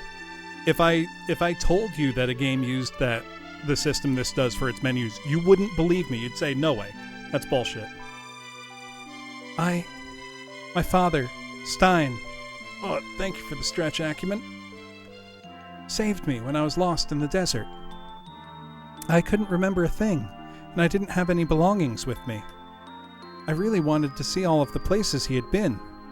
That's why I asked his old assistant, Lopera, to take me to that cave. Oh no. You'll see, Yusha.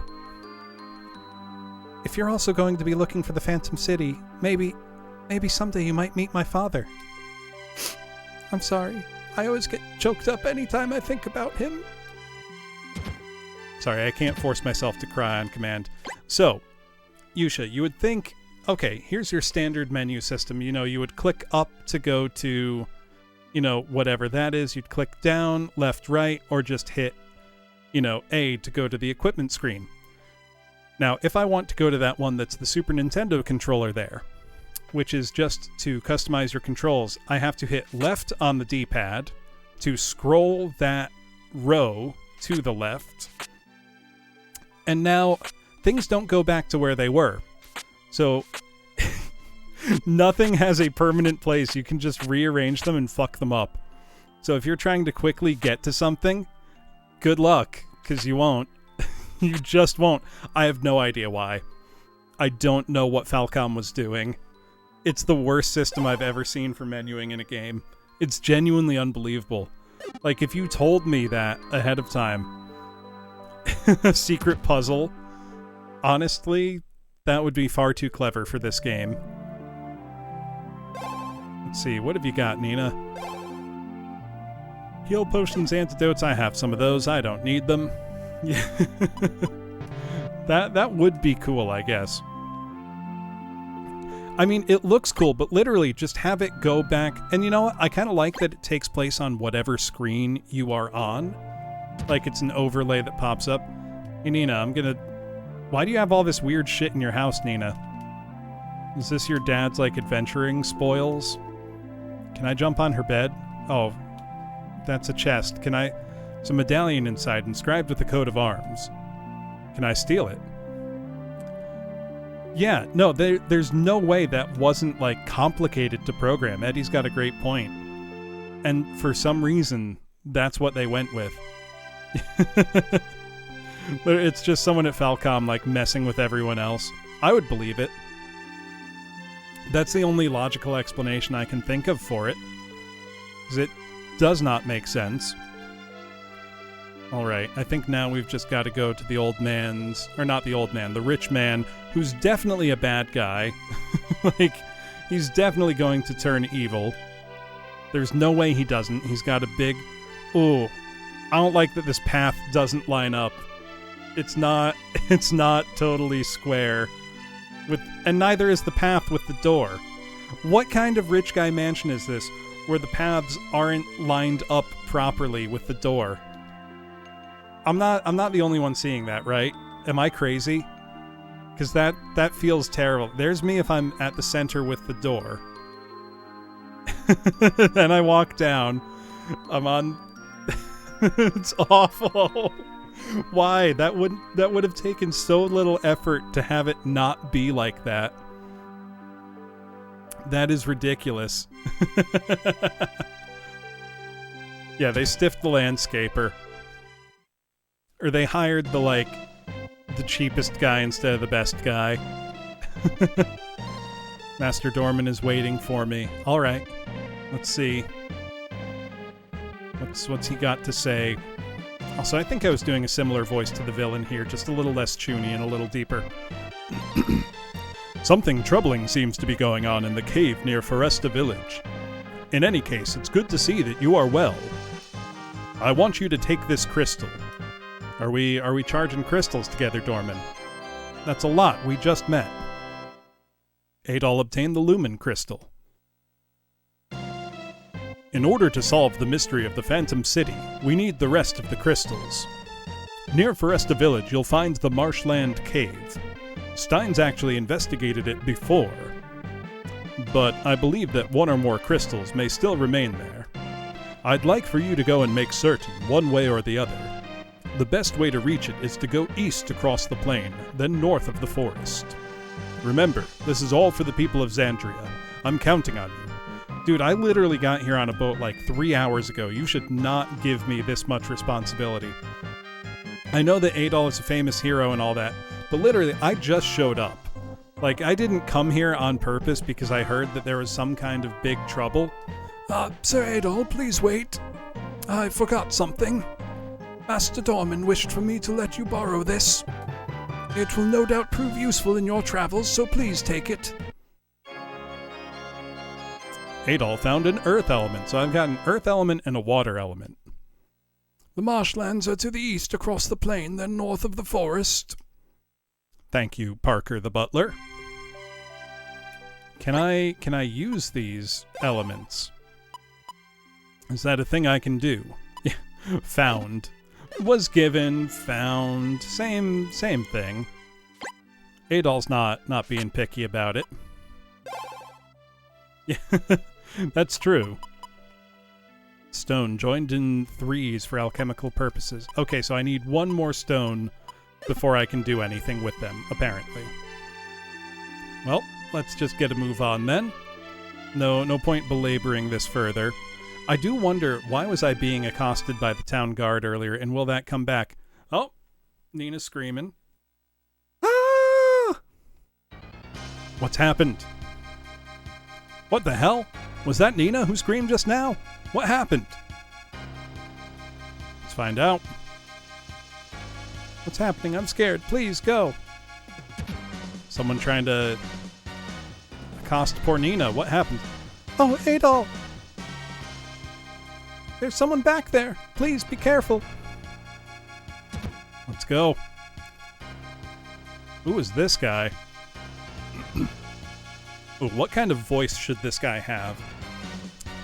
Yeah, where's Wedge? Right, Dubious? This, unfortunately, it's not Final Fantasy. I don't think Falcom were in on that same joke. But let's see, what kind of voice will I give this guy? Thinking, that hair. You can only be Adol the Red. Let me give you a friendly warning. Keep your nose out of Kevin's business. Otherwise, it's your funeral. Ooh, that would have been good, Yusha. I'll go with just the nasally.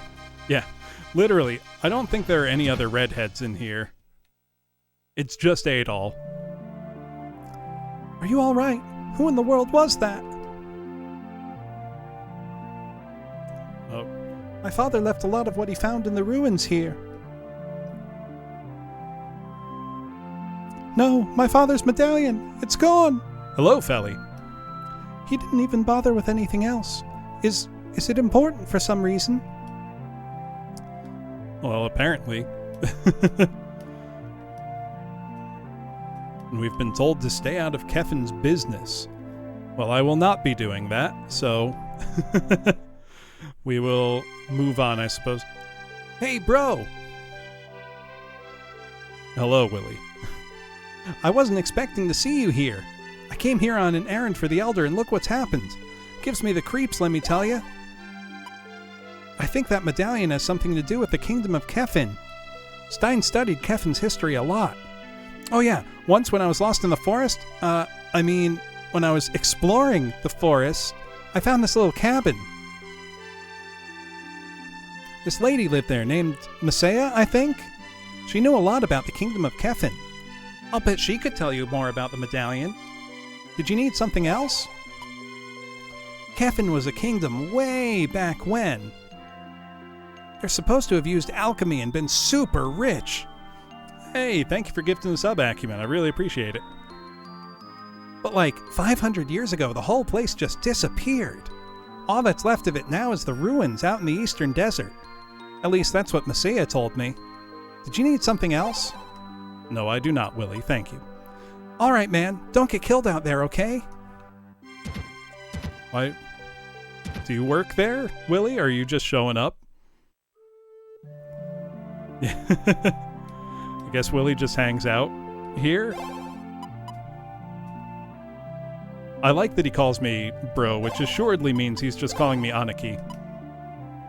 The ocarina. Oh, that? Apparently I was holding it when I was rescued from the desert. Sometimes when I need to relax, I play a song that my father taught me. Yeah, no, the graphics are really nice in this, Felly, but it feels more like a different RPG series than it feels like Ys, which is hard to explain. Well, let me take my hat off. Give me 1 sec. While we talk to Nina about her adopted father. He took me in as his own when he found out I had no memory of where I came from. That's why I've always thought of him as my father. If he hadn't found me out in the desert, well, let's just say that he saved my life. Also, sorry that I can't do a very good, voice for Nina there. There we go. Well, I'm just taking my hat off. I don't want to be indecent, you know. Can't just do that in front of people. I will put my hat back on, however.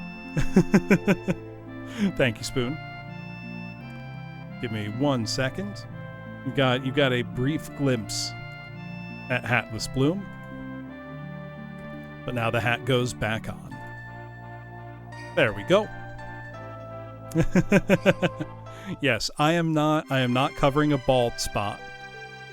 I just like my hat. Why would anyone even think of attacking Nina's house like that? Okay, I like that villagers are at least responding to it. It's going to be a tough one, Yusha. Let's see. Ys 5, you really came up with something truly novel, and I don't see that often when it comes to menu systems and games. You should be proud of thinking of something so original. That's not a bad idea, Happy Toaster. Hide something under my hat. Is this the same notice? Yeah, okay. That didn't change.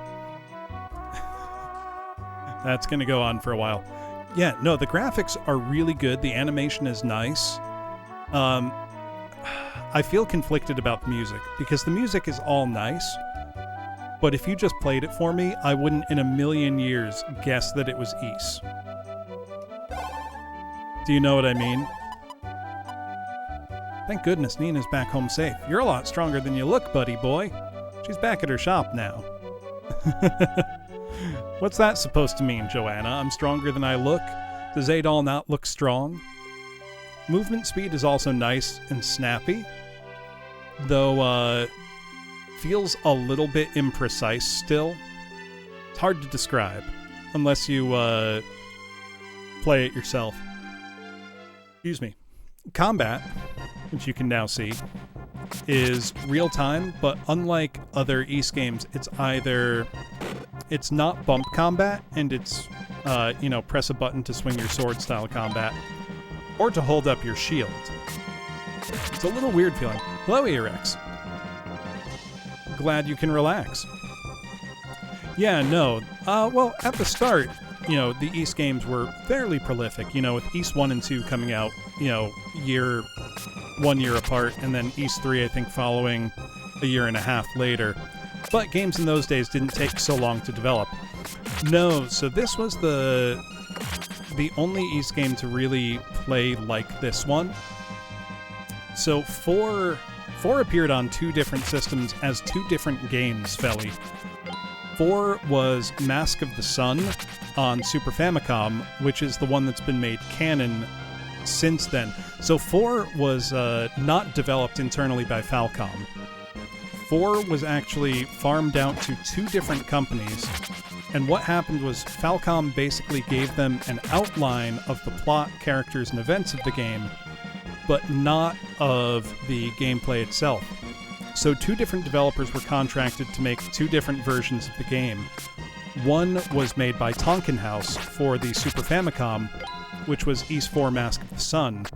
Another was made by NEC themselves for the TurboGrafx CD, which was Ys 4 Dawn of Ys. The TurboGrafx one, the Turbo CD one, is generally much better regarded by fans.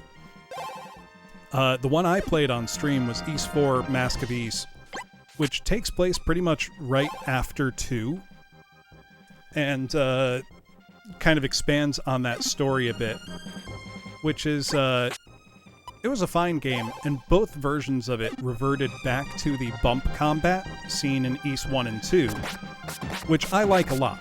you know, it's kind of something you have to get used to if you've never played with that style before. But in my opinion, once you get used to it, it's very fast, very responsive, very rewarding. Ys 3, obviously being a side-scroller, played differently.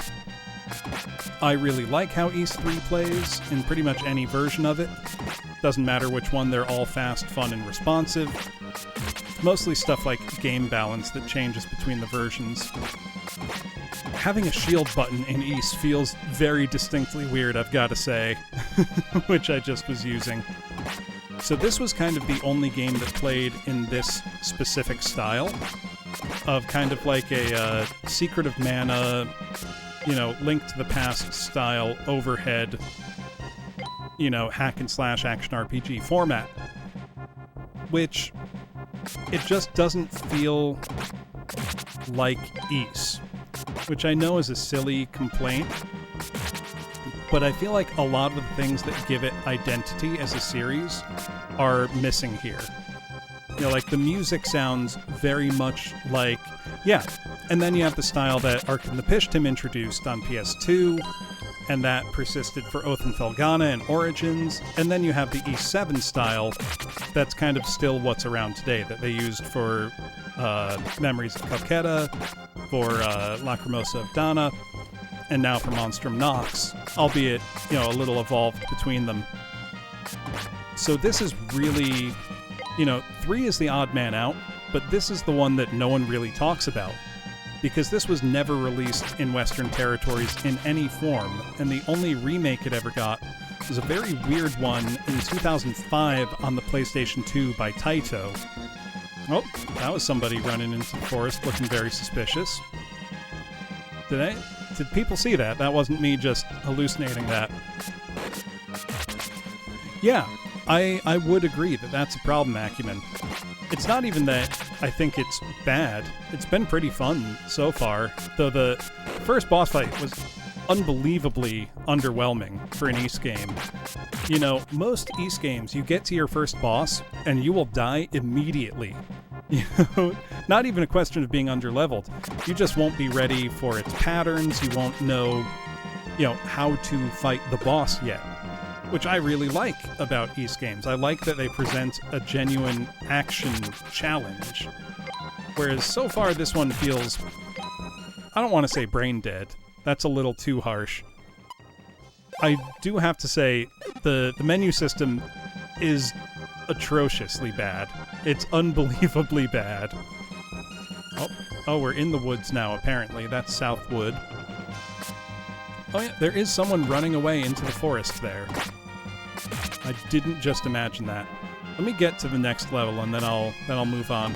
So this is one habit that I have from playing other Ys games, which is the desire to level up substantially before moving into your next area. Because generally speaking, in Ys games, you really need those levels. They make a huge difference. So far, the combat in this one has been so easy that I don't know how much I really need these levels. Especially with how much of a joke the first boss was. Oh, that would be interesting. So, by that, Felly, do you mean in terms of, like, gameplay style or order of games? Like, in which versions of the games to play? Because there's definitely versions of Ys games to avoid. Style. Okay.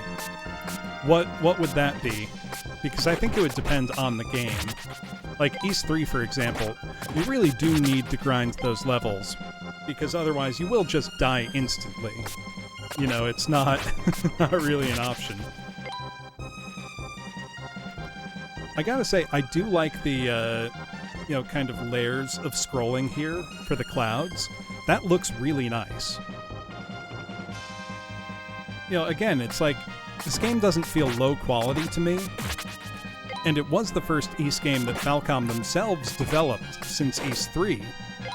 So, you know, you kind of feel like they might have felt like they have something to prove, maybe, or maybe they weren't sure what direction to take the series. You know, because by 1995, which is when this game came out, it's probably a big part of why it didn't have a Western release as well. because by 95, the PlayStation and Saturn were out in the US, the N64 was on the horizon, and text-heavy Super Nintendo games were kind of, they were pretty niche anyway, so they were pretty much on the way out by the time this game came out. So it was probably decided that for such a niche franchise, even though, multiple prior East titles had seen release in the West, you had a version of East 1 on the Sega Master System come out in the US, you had East 1 and 2 on TurboGrafx CD come out in the West, you had East 3 come out on Super Nintendo, Sega Genesis, and Turbo CD, but then East 4 didn't get localized at all. Oh, there's so many great games, Felly, from like 94 through 97 that didn't get Western releases. I've picked up a few reproduction cartridges of several of them, so that's how I'm playing this right now. I am playing this on a real Super Nintendo, on a real cartridge. It's just a repro cart. But I've also picked up copies of Alcahest, which is a action RPG developed by HAL Laboratories, published by Square, which has always looked very interesting to me. And it stands out kind of because it has the same sound font, so the same instrument samples as all of HAL's Kirby games. So it's kind of funny to hear the soundtrack because you will immediately think, oh, this sounds like Kirby, which is an interesting one. I also picked up one called Neugier, which was slated, I think it was called The Journey Home. It was slated for a US release in 1993 to be published by Renovation, but Renovation had just been bought by Sega, so even though the game's localization was effectively entirely complete, the game was cancelled. That was developed by Wolf Team, and Renovation was kind of the publishing arm of Telenet Japan at the time. Renovation published a lot of great games, but I know both, they were calling it The Journey Home, Neugier, and I think Arcus Odyssey, both had complete Super Nintendo ports done, ready to be released, that got canceled pretty much at the last minute because the publisher got bought out and all of their Nintendo projects canceled. Which is a shame. So I'm looking forward to playing Neugier because Wolf Team, the developer for it, went on to get acquired by Namco and become the Tales studio. So this was a top-down action RPG they made 2 years before Tales of Phantasia. The Tales series is one of my favorite series of RPGs that I actually don't recommend to a lot of people because they are very... they're not very good in a lot of ways that matter to a lot of people. The story in a Tales game almost never is good the whole way through. It might have an interesting premise, but completely fail to stick the landing. Or it might just completely overload you with, bullshit sci-fi fantasy technobabble, which I love because I think it's really funny, but some people absolutely can't stand it. The action-based combat is either love it or leave it. Personally, I like it a lot, and one of my favorite things about the Tales series is that the majority of the mainline entries in the series have cooperative play. So ever since Tales of Destiny on the PlayStation 1 came out, I've been playing most of the Tales of series co-op with one of my best friends. Tales of Arise, the newest one not having co-op, was a major bummer for me.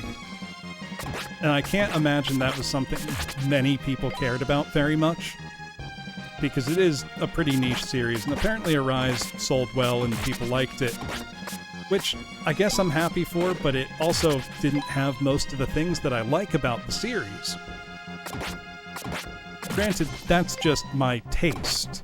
The thing I like most about the Tales series is you get tons and tons of inter-character dialogue and interaction.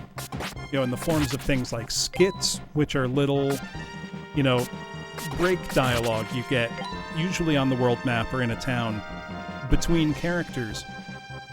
So even though the story in the games are generally not great, you get such a good feeling for who these characters are and what the world they live in is like, that really the only other series that comes close are like the Kiseki games, you know, the Trails in the Sky series.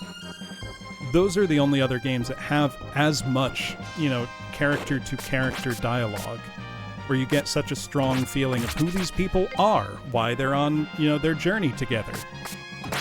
Any of that kind of stuff. Plus, being action-based for the combat, you could switch between whatever characters you want. You didn't have to play as the, you know, so-called main character in any of the games, except for, you know, a few maybe story scenes. So stuff like Tales of Vesperia is, I think, probably my overall favorite. The story completely shits the bed like 2/3 of the way through and becomes absolutely stupid. You know, like, the story gets actively bad towards the end. But the game itself remains very fun to play. Also, I might go back to town and see if I have enough gems to buy whatever next sword that was. Why not?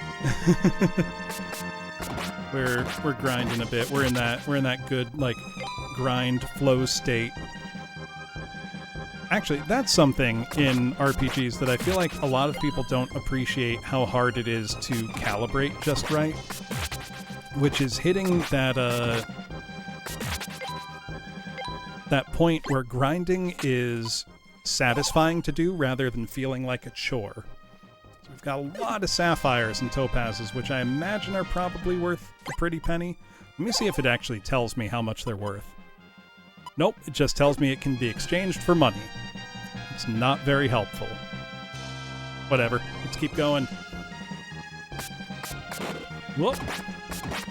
Oh, did getting hit in the back do more damage to me? I think the game does indeed have directional damage. That's pretty neat.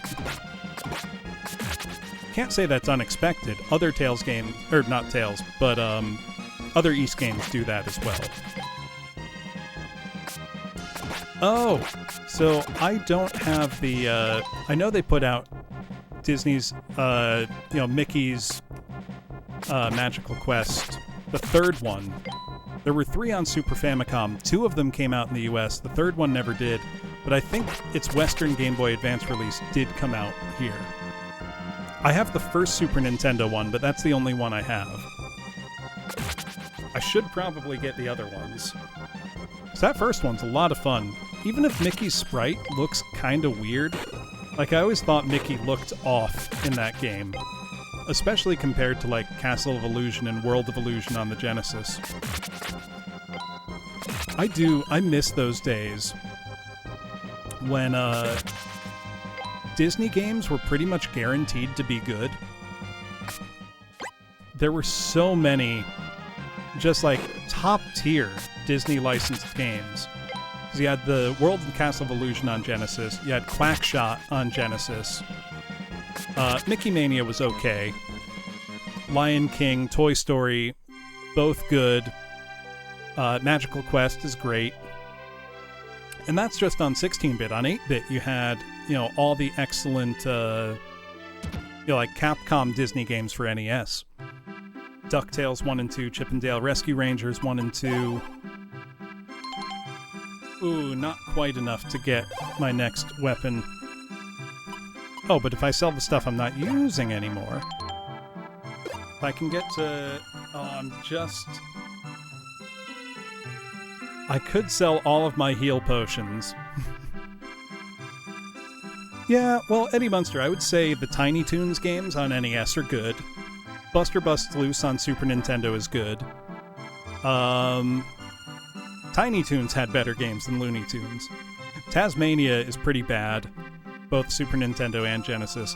Taz Escape from Mars is super weird. I didn't like that one at all. I'm gonna be stupid and sell my, my healing potions to buy a better sword. Why not? I probably don't need a healing potion that badly, right? Let's see. What kind of upgrade will this be? Dot did play Escape from Mars. I watched her play that, and it looked pretty bad. I have it. I've played some of it. It's pretty bad. Or I can say I was not enjoying it, is I think the fairer thing to say to it. It didn't feel good to play. The controls are super twitchy and weird. The sound effects are not good. Man, these soldiers are rude. Where's the inn? I need the inn to save my game. Oh, why is she playing Super Alfred Chicken? Why would she subject herself to Euro platformers when she doesn't need to? Hasn't she already done that? Like, that's... Yeah, I was gonna say, I'm pretty sure she's played that before. All of the Alfred Chicken franchise is dreadful. Alfred Chicken 1, oh no. Then again, if I won her raffle, I am going to make her play Yonoid. Granted, Yonoid should be on her Platformageddon list because it is an action platformer where you use a button as your attack. So it's probably on the list eventually, and I don't think she's played it yet. Hey, Youthless. Whoa, this sword is awesome. This sword's way better than the one I was just using. Okay. I'm starting to get into it. I'm starting to have a little fun now. This menu, I just noticed, the menu changes shape depending on where on the screen you are. That's psychotic. They put so much effort into this menu system only for it to be absolutely terrible. Why? I want to understand. Oh, that would be cool, Felly. I need to, like, find out who at Falcom specifically was responsible for the menu system in this game. Because I just need to know, like, how does their mind work? Like, why is it like this, is my question. Okay, this sword doesn't have as good a reach as I thought it did, but it's still pretty sick. It's a broader sweeping arc. Let me see. It's not worth grinding another level, I don't think. Let's explore some more. Now, like all Ys games, this one's not particularly long, but I doubt I'll be beating it tonight. We'll see. I want to do at least 1 or 2 more dungeons. But, you know, even taking it at a leisurely pace, most Ys games aren't more than, like, 6 to 8 hours. Or at least not the old ones. The new ones take longer, but a lot of the new ones feel kind of padded, in my opinion. Like, they're still fun. I still have a good time playing them. I didn't play 9 yet. I have a copy of it. I just haven't played it yet. I think there's something that really turns me off. I do not have it written down, Felly. I should, because at this point, it's a lot that I've beaten on stream. For things I've played and beaten off stream, there's a ton. Generally, I don't play modern games on stream at all. So, like, I've still been playing through Xenoblade Chronicles 3. I just have no intention of ever streaming it. Oh, can't go that way.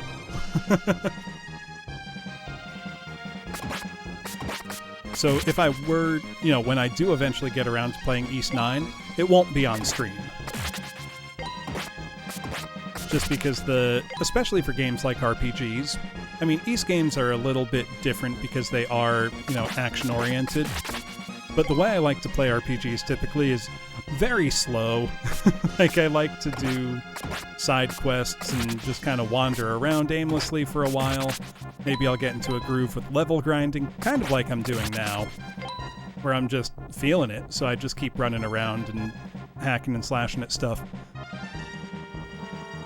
Basically, the way I like to play them, I wouldn't want to stream them. If that makes any sense. Okay, that's definitely Stoker. That's our weird guy. Just kind of chilling. The entrance to the forest. How are you doing? How are you doing, guy? Massia's house. Oh, that's who Willie was telling me about. My, this is unusual. An actual customer? You don't appear to be lost. She needs, like, the, like, hot anime mom voice. Like, Ada, you don't... I can't do it. You don't appear to be lost. I'm afraid I don't have much to offer, but please, come in.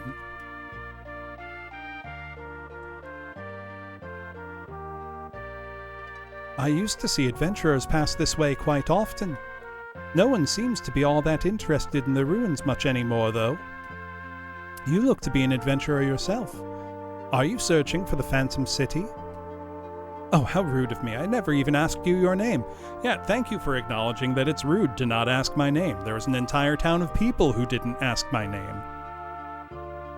Adol introduced himself and explained the events that had led him here. Adol. I like it. It gives off an impression of courage and kindness. As I said, my name is Messiah. I suppose you're curious about the ancient art of alchemy from the Phantom City. Please do be careful. Many would-be adventurers have been lost in seeking out that fabled place. Alchemy has become a lost art in this world in all but a very few families. I have preserved the tradition that has been passed down for generations in my own. Oh, I see you've obtained a few elements. If you don't mind, I'd like to give you a short lesson in alchemy. I would love that.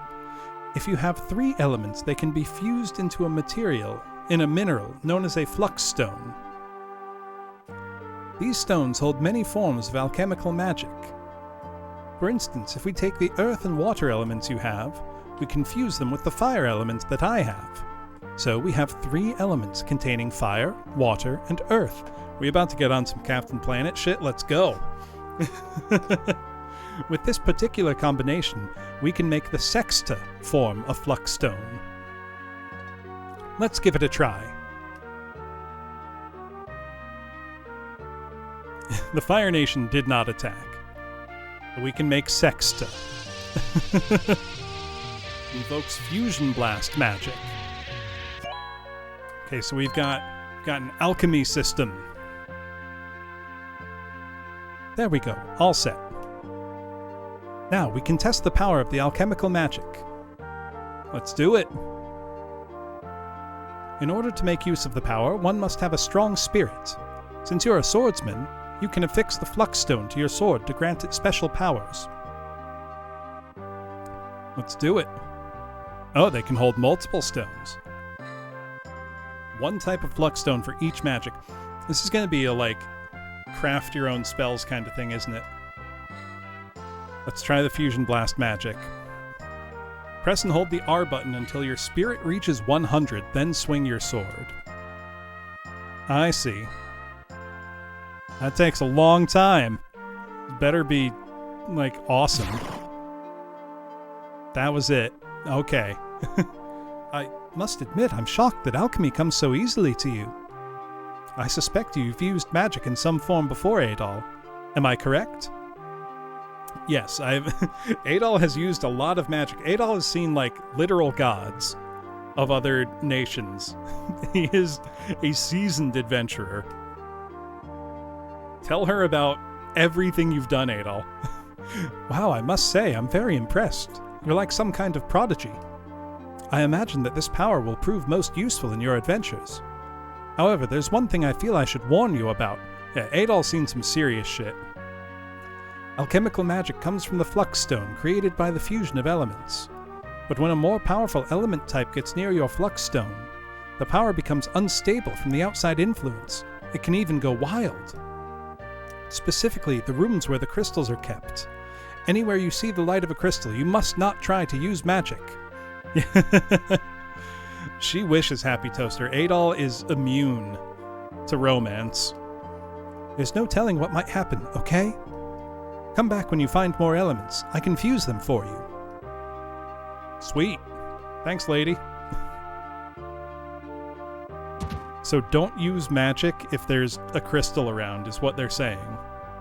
Which seems weird. Oh no, Stoker. So, a woman in this era has inherited the power of alchemy.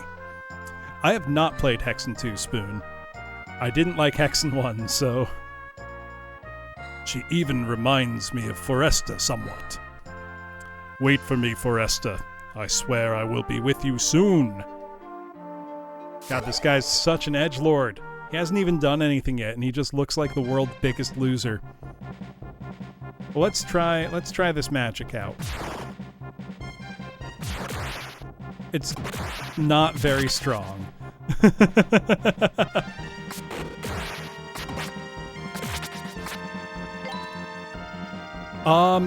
No, I think this is still considered canon Herpes Derpes. The one that I know for sure is not canon is the second version of Ys 4, which is Dawn of Ys.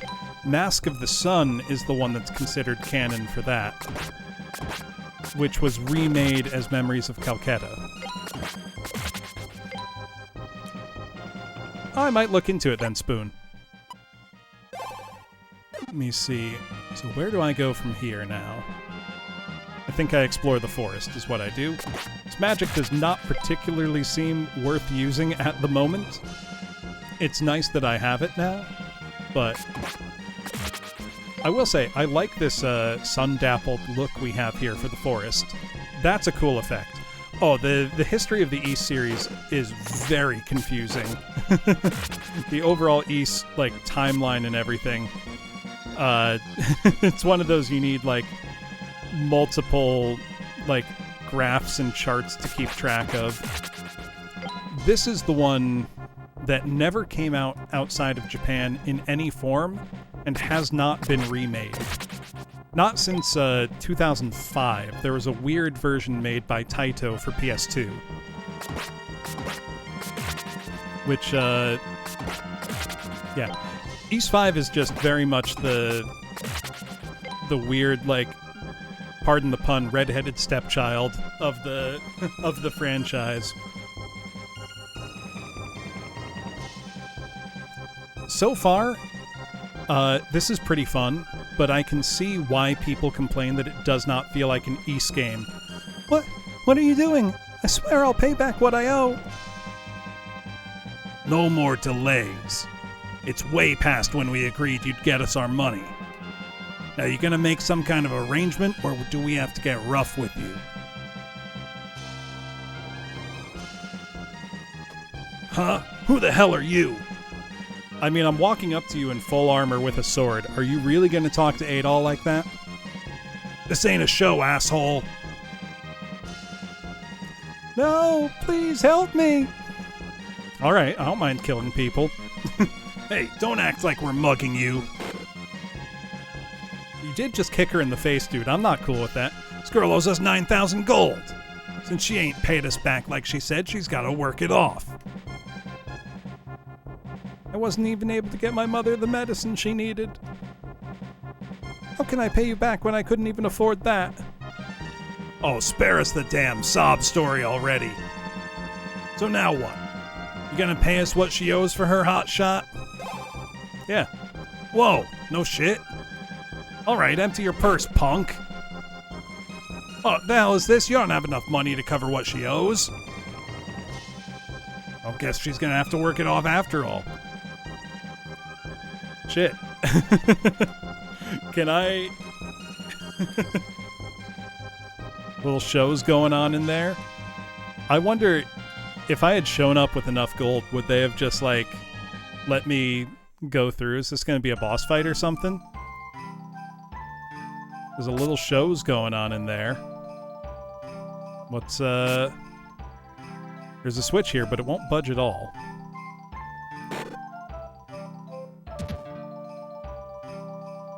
Is this like a gladiator thing? Okay, yep. Desert Wolf. Well, let's try our magic. At least this thing's a little faster than the first boss, which was severely underwhelming. Know what makes this not feel like an Ys game? There's no... Wow, this magic sucks.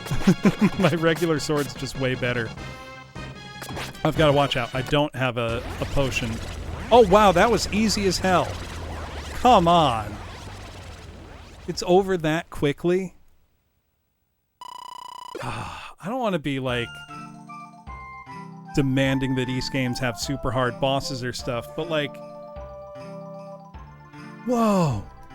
He actually won! Yeah, exactly, American Pineapple. That's way too quick. Like, an East boss should make you learn the patterns. Hey, Dios, this guy's name is supposed to be Adol. He's some adventurer who showed up in Xandria not too long ago. He's even working for that rich old fart, Dorman. Oh, yeah. You don't say. So I know... Yeah, 2 pump chumps. I know, Woozle, that in Japan, apparently one of the biggest complaints about this game when it came out was that it was way too easy. To the point that a year later, Falcom released a version called East 5 Expert, which was supposed to make it harder, that apparently was also still really easy. And I don't know which version essentially is translated here. I don't know if it's Vanilla East 5 or East 5 Expert. Oh, that girl was tricking us. Hey, Adol, I'll bet you must be really pissed, huh? Yeah. We set that whole scene up. We're the Eber gang, and we've thieved our way all over the world. Hey, maybe don't tell me that. maybe just leave. You just remember that.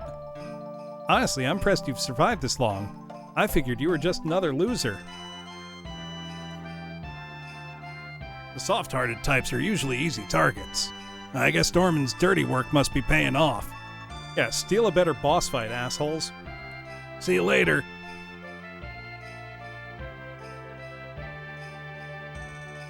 Okay, that was kind of cute. Yeah, exactly, Sukavat. That's how they avoid being caught. Just be totally notorious. That just makes me think of the scene in The Three Amigos where none of them know what the word infamous means. It's like, no, he's so famous, he's infamous. Like, that's all I can think of. So what, do I chase these losers? I guess this is just where I'm going now. Oh yeah, because this is where I needed to go for the story. Really shouldn't go any further. The monsters past this point are vicious. We've lost some good friends to them. Well, that's depressing. Woodcutter entrance. North. Northwood. East. Woodcutter Village. South. Southwood. Very, very on-the-nose place names. I heard you made it all the way through the forest. That's pretty damn amazing. How'd you deal with all the monsters? Hey, mister, do you see... How'd I deal with the monsters? Do you see my sword and armor covered in blood? Because that's how. Haven't seen you here before. What in the world brings you so deep in the forest? If you'd like, why don't you go and talk to the master? He's a little down since he can't work as a woodcutter.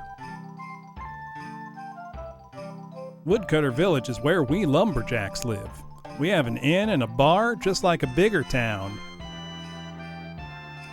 These guys are doing their best out here, you know? Just some... I can only think of, like, the Lumberjack song by Monty Python. You shouldn't go any further beyond this point. Regardless of how much experience you have as an adventurer, it's too risky. The monsters out there will make short work of you. I'm just thinking like, oh, I'm a lumberjack and I'm okay. I sleep all night and I work all day. I cut down trees and I skip and jump. I like to press wildflowers. This is just terrible. We just had 2 people leave, even though they're both still wounded. I'd like to do my work, but it's too dangerous to even enter the forest. I don't want to think about what this will do to my business. I want to get back to work, but those monsters... I feel you, man. Monsters are bad business. RPG character dialogues. So funny, Woozle. Well, Lewis is in Snooze Town, and Adelaide is in City. What else we got here? Here's our village hall. I like that all these characters actually have names, though. None are just like generic woodcutter. They all have names. We're looking forward to going to Ramson. We plan to use some felled trees to build a raft and travel there by the river. Once we get there, it's straight to the bar to party and have fun. Too bad we can't actually go yet, thanks to all this uproar. This guy just wants to build a boat and go get fucking smashed. I respect it. We're gonna use the trees we get cut down to get to the town of Ramson. Once we use them to build a raft, we can just cruise downriver. If you follow the river far enough, it'll eventually take you to Xandria. I'm the head of these lumberjacks. Been a woodcutter for 30 years. If you wanted to try your hand at it, I'd tell you to bring an axe to the forest. However, even with the axes in the storehouse, that isn't really an option. The forest is crawling with vicious monsters of late. We can't get any work done at all like this, so what's to be done? Want I should go solve your problems for you? Barring lumberjacks from the forest is like some kind of bad joke. Just great. Now we can't leave the village no matter how quiet we are. Something strange is going on in the forest. Why in the world is all of this happening now? Perhaps the water spirit in the marsh is angry. But over what? Probably you cutting down the forest, Cop. But thank you for giving me clues to where to go in the story, I guess. That's all I can think of. Also, hold on a second. There's a door next to me. There's a door right here. Where's that go? Oh, it's the inn. I didn't see a door from outside. I was like, wait a second. This is a real fake door situation. Oh, nice work getting here through all the monsters swarming in the forest. Thank you, Grep, the bartender. May I have a drink? Oh, this guy's popping off. This guy's in party mode. Something's happened. No, he's going crazy. He's not in party mode. Don't pay him any mind. He had a bunch of mushroom soup last night. I swear, some folks will eat anything. Oh, so he's just fucking high out of his mind. Just blitzed on mushrooms. Welcome. Okay, we've got a traveling merchant here. Anything good? Do I have leather? What do I have for armor? Oh my god, why is it like this? Why is the menu like this? Okay, I have leather armor. I can't afford the chainmail yet. Also, this music's not bad, but I gotta say, it's not exactly screaming, lumberjack village to me? I don't know. Maybe that's just me, but this sounds pretty much like just a generic town. I don't know how I did it, but I managed to avoid the monsters and make it here. Please, just let me pass. Not a chance. It only gets worse past this point. Had a lot of folks getting seriously hurt. You wouldn't last a minute with the equipment you've got. Hey, you with the red hair. You showed up at just the right time. This guy says he absolutely has to go to the Marshland Inn, no matter what. I say he should count his blessings he made it this far and call it a day. Anyway, sorry to impose, but could you take him with you to the inn? Yes, I will. Hey, Emberg, how's it going? Why did it bring me back here? Halta, wasn't it? Oh, I do love it, Gyaru. Also, good to see you. Why are you so determined to go to the Marshland Inn? You know it's dangerous. There's someone there who needs medicine. Medicine that no one else has. I've brought him a camellia bud, which is very powerful and very hard to get. His daughter is quite ill, and without it, there's no way to treat her. Just think of the girl. I have to get it to her as soon as possible. I see. Well, you'd have to pass through Northwood, which is no easy task. If what you say is true, I can't just sit by idly and do nothing. I will go. Yeah. Get her that rare bud. Master, we'll go with you. I like how you can see the head shake animated. No, you'll all stay here.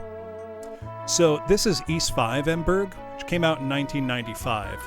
The East series is a really well-known series of action RPGs dating back to the late 80s. This one's kind of the odd man out in the series, in that it never got an official Western release, and has not had a modern remake like much of the rest of the series had. It also plays pretty differently to the rest.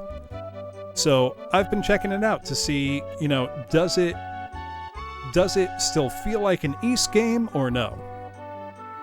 So far it doesn't really feel like an East game. It's not bad, but feels a little weird. So this guy's gonna go get himself hurt. I'm gonna have to go save him. It's not gonna pan out well. Obviously the story's not gonna win any awards here. That's all right. Wait, is that the... No, that's not the guy. Yes, so this is a fan translation that came out quite a long time ago, and I'm playing it on a real Super Nintendo on a reproduction cartridge. So I am still playing on, real hardware. Hold on, let me quick save. This game does have a terrible menu system, which is a bit of a bummer. Okay, there we go. They said the Northwood monsters were more powerful, but they are so far exactly the same. That's all right. I think we might have a more powerful sword than we're expected to right now, just because I had gotten quite a big head start on money. Because I'd been grinding for a little while. Is it Woozle? It looks pretty natural when I'm playing, but I don't know what it looks like to watch it. I like it. I like how the light coming through the trees looks. It does go over the trees. I'm gonna pretend it's weird clouds. What? Did you follow me here? I'm handy with an axe, but I'm a lumberjack, not a warrior. Guess I couldn't do it. Sorry to disappoint you. Dude, you made it like 30 feet and you're dying. Oh, you'd probably do better than I ever could. Yeah, dude. I'm an adventurer. Can you take this camellia bud where it needs to go? I should just say no. Be like, nah. Kid can die. Adol doesn't care. Adol's done being a hero. I'll be alright. Just take this to the innkeeper. I was kind of hoping he'd say, like, oh, I'll be alright, and then it's like, he died. Like, he just lied to you. Oh, we're in the marshland now. Yeah, is Elliot doing Sonic Battle? I think is what he was playing. Let me see how much experience that gives us. So, it looks really nice, Omega Paladin, and it doesn't play poorly. But the main complaint that people have with it is that it doesn't feel like an East game. And so far, I've got to say, that's pretty accurate. It feels much closer to something like, Illusion of Gaia. That's not a bad thing, mind you. But it's just not... just doesn't feel like East. Or like, I think the biggest thing... Yeah, we do collabs fairly regularly. I think the thing that... Oh, wow. This is... Literally, the Marshland Inn was one screen away. My little sister's been so sick. I don't know what to do. Well, I brought medicine. No, Neska the innkeeper. I came here to deliver medicine. Yeah, that's fine. Here's the medicine, man. What? This is a camellia bud. Now I can make the medicine Faye needs. Thank you so much. You're welcome. I'm here to help this sick little girl. Oh, yep, she's dying. Let's see. My Faye's gonna be okay now, and I have you to thank for it. I don't even know how to express my gratitude. I can finally put my heart back into my business, too. The inn is the only place in the game to save, which is a bit of a weird game design choice, if you ask me. But Omega Paladin, more than the gameplay not feeling like Ys, which is, understandably a very subjective thing. I think the music, sounding much more like a generic fantasy game, bothers me a lot more. Because Ys games usually have really exciting, like, kind of hard rock feeling music. And this, it's all good, but it doesn't make me feel like I'm playing an Ys game,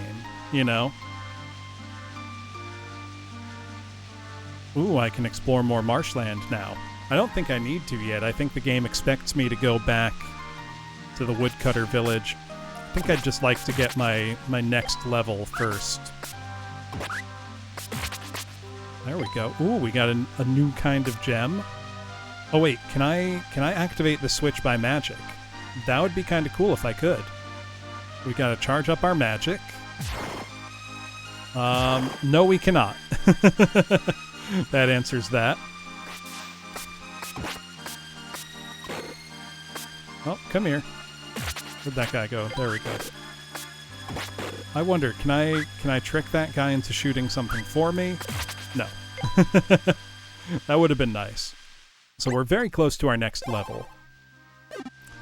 This game also has the most confusing way of delineating its experience I've ever seen. Rather than saying, you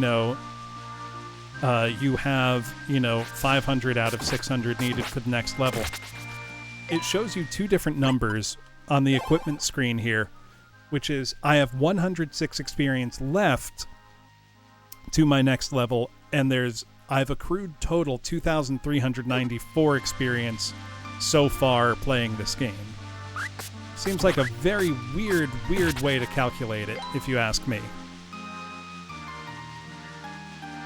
So I do plan, eventually, Emberg, to host a Doom community night, where anybody can join in and play. I don't think Elliot's ever played Doom before. It would be a little unfair of me to just play against, to deathmatch with him. So it would be a total slaughter. Yeah, no, the game looks great, Omega Paladin, and it plays pretty nicely. In terms of, control responsiveness. The attacks are a little stiff feeling. You get locked into your animations really quickly. Which isn't terrible, but I don't know. In terms of, Ys game responsiveness of combat, this one is not at the top of the list. Oh yeah, but even then, the kind of Doom that I like, Emberg, would be really hard on him, because I don't think he's played it before. I do plan to host a community night, though, and I've done Doom co-op with other VTubers before. So it's not something that I never do, just not often, because it can be hard to get people's schedules to line up. I know not very long ago I played a bunch of Hideous Destructor with two other VTubers. And if you don't know, Hideous Destructor is a tactical Doom gameplay mod that turns it into a serious tactical shooter a la, SWAT 4 or something like that. Also didn't realize I hit my level up. I just want to explore for a bit, then we can go back to the Woodcutter Inn. Oh, that's a raft. Where will it take us? Hopefully not somewhere that breaks the game.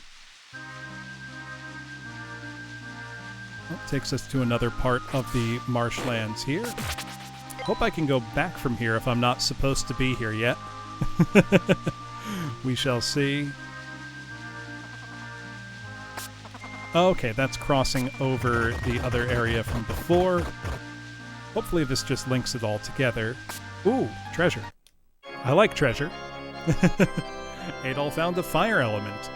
Okay. So that's just another... Oh, that was all to just get a fire element. Interesting. Which the fire element is,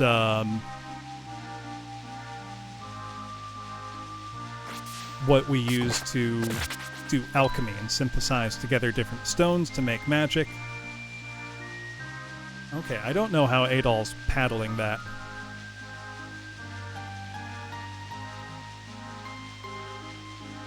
There we go. Okay, it's basically just a warp. It's not thinking too hard about it. It's going well, Kishier. If I'm saying your name wrong, please let me know. Ugh, excuse me. If you're just joining, this is Ys 5 for Super Famicom. This is the only Ys game to never have a Western release in one form or another.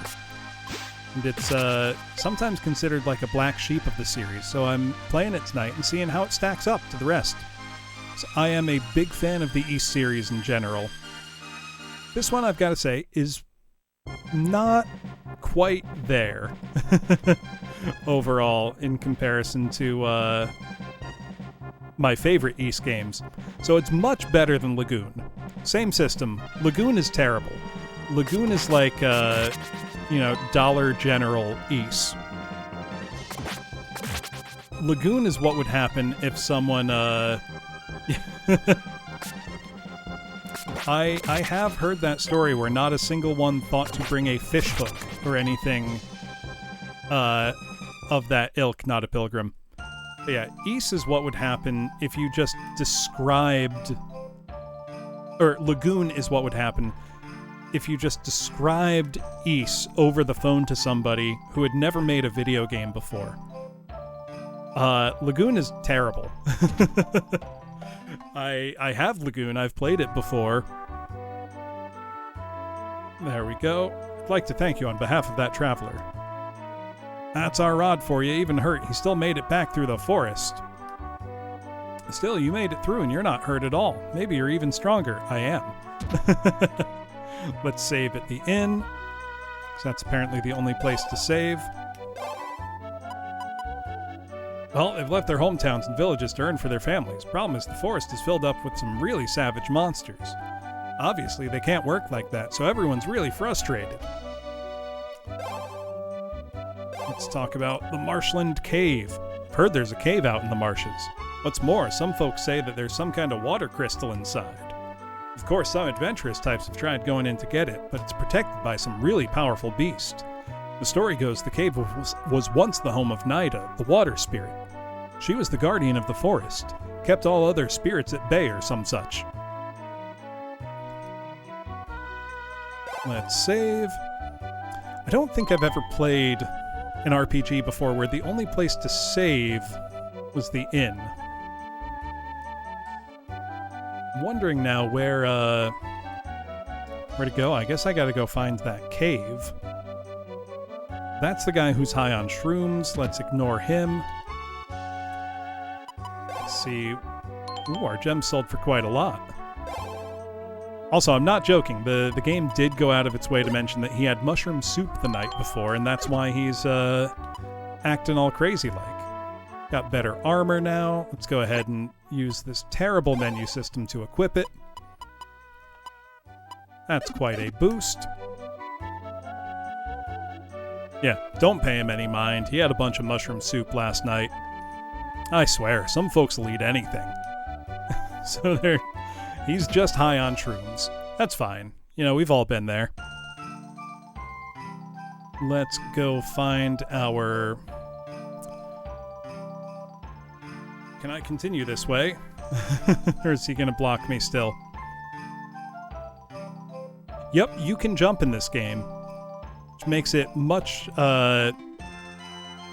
different feeling to any other Ys title. Because up to this point, Ys 1, 2, and 4 all used a style of combat referred to as bump combat, where instead of hitting a button to swing your sword, you just ran into things kind of at a slightly oblique angle, and you would attack automatically. It takes a little getting used to, but it's really fast and satisfying once you get the hang of it. Some people can't stand it, which is understandable if you've never played something like that before. Ys 3 was from a totally different perspective. It was a side-scrolling action RPG, and you did hit the button to attack in that one. I love the combat in Ys 3 because it's very, very fast. Feels really good to play. Ys 3 also came out on a ton of different systems. It was on originally the NEC PC-88 computer platform, but it had ports that were released in the US on Super Nintendo, Sega Genesis, and TurboGrafx CD, which were all very well known here. Those ports. There was also several versions that didn't come to the US because they were either on Japanese PC platforms we didn't have here, like the PC-88, the Sharp X68000, the MSX2. Faye can actually hear the voices of the spirits. It's incredible. She told me that the water spirit even came to her in a dream. My Faye's gonna be okay now, and I have you to thank for it. I don't even know how to express my gratitude. And I can finally put my heart back into my business. There we go. May as well save while we're here. No reason not to.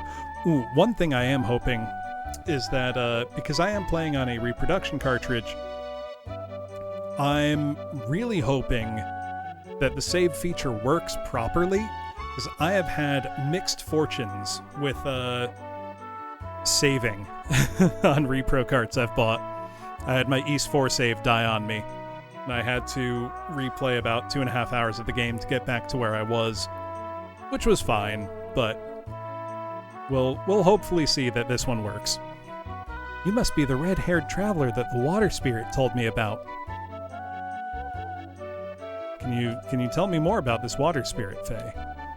That seems like important information for me, because I'm trying to find the cave for the water spirit. Let us try, regardless. I think I can just go on this way. I think everything else was just to get... So I'm playing this on a real Super Nintendo, a US Super Nintendo with a reproduction cartridge. Entrance to the cave is tightly sealed. Guess I'll go ask about the cave entrance. Maybe that's all I needed to do. But yes, this is my real Super Nintendo. Had it for a very long time. So no save states or anything like that. All my retro games I play exclusively on real hardware. Yes, this was done by the fan translation team Aeon Genesis, but it was released essentially as a real cartridge. Or you could load up, a patched copy of the ROM on like an EverDrive or SD to SNES. I'm feeling much better now. I had a dream last night where the water spirit spoke to me. She said she was waiting for you. That's why she wanted me to tell you something. I'm supposed to tell you how to open the way to the cave. She said you have to press the buttons starting with A and going counterclockwise. At the entrance, I mean. I don't know what she meant by all that, but she said it would open up the cave for you. Interesting. So it's using the actual Super Nintendo controller in as a solution to the puzzle, I suppose. It's kind of neat. Let's see, it said A and then counterclockwise. Let's try it.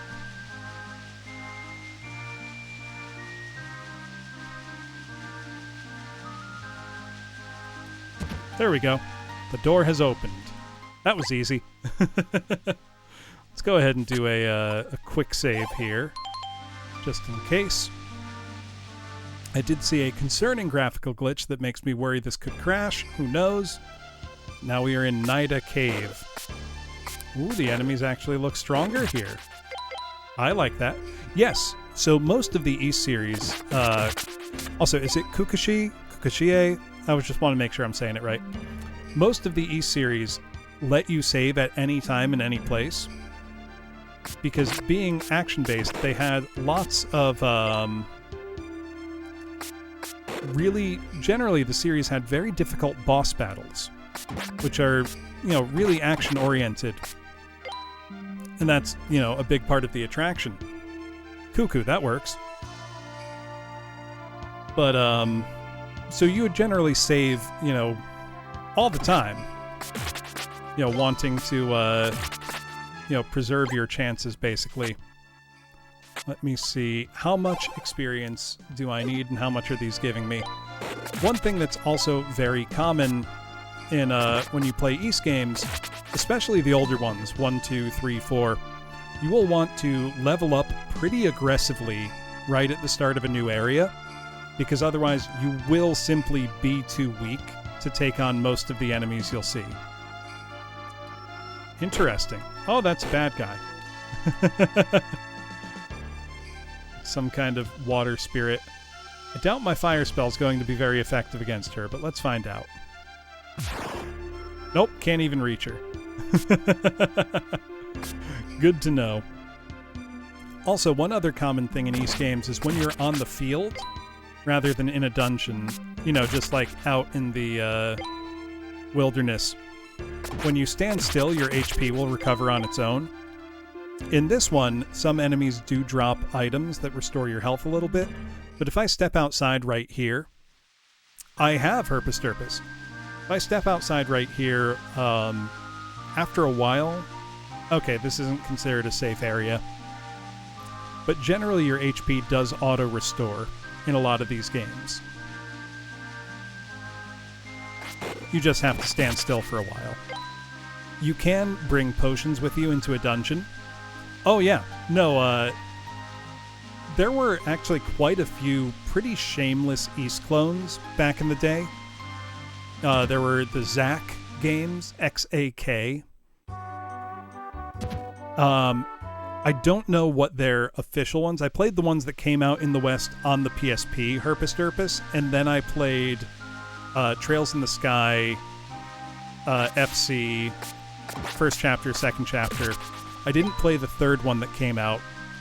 I've played Trails Cold Steel 1 and 2. I haven't played 3 or 4 yet. So the Kiseki series in general, I have played a bunch of. Not any of the original, like Legend of Heroes, like the PC-88 ones, but...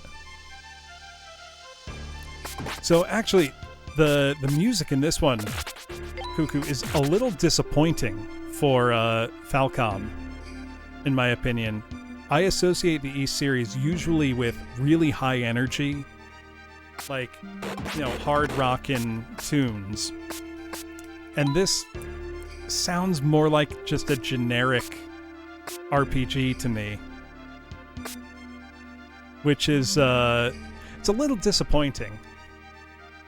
You know, if you put this soundtrack in any other game, I wouldn't have a problem with it. Really, a lot of the problems that I have with this game come from the fact that it's part of the Ys series and doesn't feel like it. Like, I'm having fun playing it, but I keep thinking, I wish it was faster paced. I wish it had, you know, more up-tempo music. You know, stuff like that. Which is really more a problem of expectation rather than of the game, you know, anything to do with the game's actual quality. I'm also going to check here if that's leveling up my magic or not, because I think you need to use your magic to level it up. Okay, that won't hurt her. So I think I've just got to...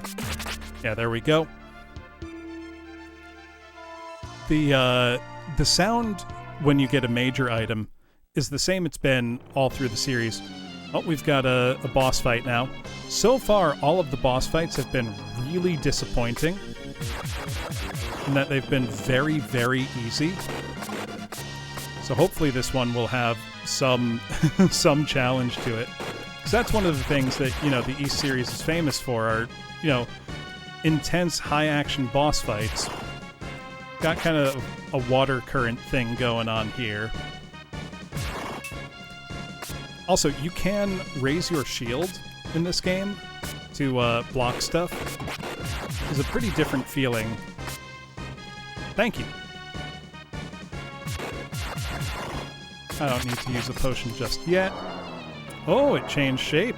That's cool, I guess. Block it a little bit.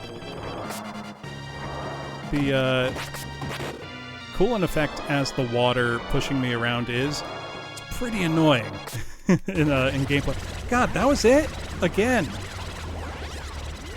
These bosses are way too easy. Like, way too easy. I shouldn't be able to steamroll every single boss on my first try. Not in an Ys game. I am Nida, the water spirit. I've watched over this marsh for 1,000 years. The beast which guarded the crystal has fulfilled its duty, and now sleeps.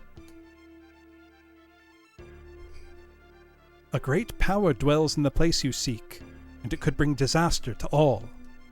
The crystals have held the gate shut on that power for some 500 years. If such power were to fall into evil hands, the results would be catastrophic. This land would become a lifeless husk, never again to see the bloom of spring. The power must be kept secure. I will entrust the crystal which lies beyond to you. Its sealing power can be quite deadly in the hands of a human. If you can take it to its place of focus, perhaps you will be able to avert the doom that awaits. I beg of you, you are the only hope we have. Lady, you met me like 30 seconds ago. You are placing a lot of expectation on me. I know it's Adol and that he will succeed, but come on. Hold it! These losers? Sorry to spoil your fun, but the Eber gang is here, and we want that crystal. There's no way you're getting all of them anyway. You'll just have to tell old Dorman you failed. You can say, I couldn't get them because the Eber gang got to them first. Kid, no one would know if Adol just murdered you and took it. You really think you're going to stop him after you just watched him, like, destroy an ancient demon guarding a place? You are unarmed. Seriously, Oxford Comma, it's like, well, let me get ready to do a murder. We're going to the Zapa Ruins after this, and you'd better not follow us if you know what's good for you. Well, thank you for telling me. Not like a simpleton like you could ever catch us anyway. Oh, she should do like, more like an kind of laugh. The water crystal was taken. Well, that's annoying. I guess I'm gonna go steal it from them? Beat them up and take it? We can walk around in here now. That's kind of cool, I guess. Very, very convenient. No, thank you for stopping by, Cuckoo. Appreciate it. I think I have a lurk command. I can't remember. I know I've set it up in the past. But I appreciate anybody stopping by, whether they're lurking, chatting, just have me on for background. I appreciate it, no matter how you do it. Yeah, I play retro games all the time. Usually Monday and Friday. Wednesdays I play Doom 2 Custom Megawads. So lots of retro. I may have to take a bathroom break shortly and refill my water. We'll see. I can't believe how easy these bosses have been, though. Like, really, really easy.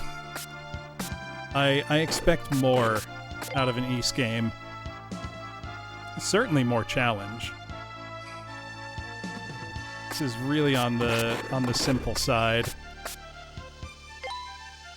I mean, I'll take whatever the... Oh, cool. Resources. Found Nida's elixir. And... it all found a water element. Okay, so we can mix more alchemy. That's nice. Oh yeah, no, that's been the Ys series jingle from the start. It sounds extremely close to the Metroid one. They are not the same, but they're similar enough that I wouldn't be surprised if there had ever been a lawsuit about it. Because it's very, very close. Kill these little slimes. It's not worth not worth grinding those out. Oh. Hello, little enemy. Oh, the marshlands aren't raining anymore. That's neat. I do like whenever games do that, when, you know, they change the look of an environment based on progression of the story or revisiting an area later. That's always a neat thing to me.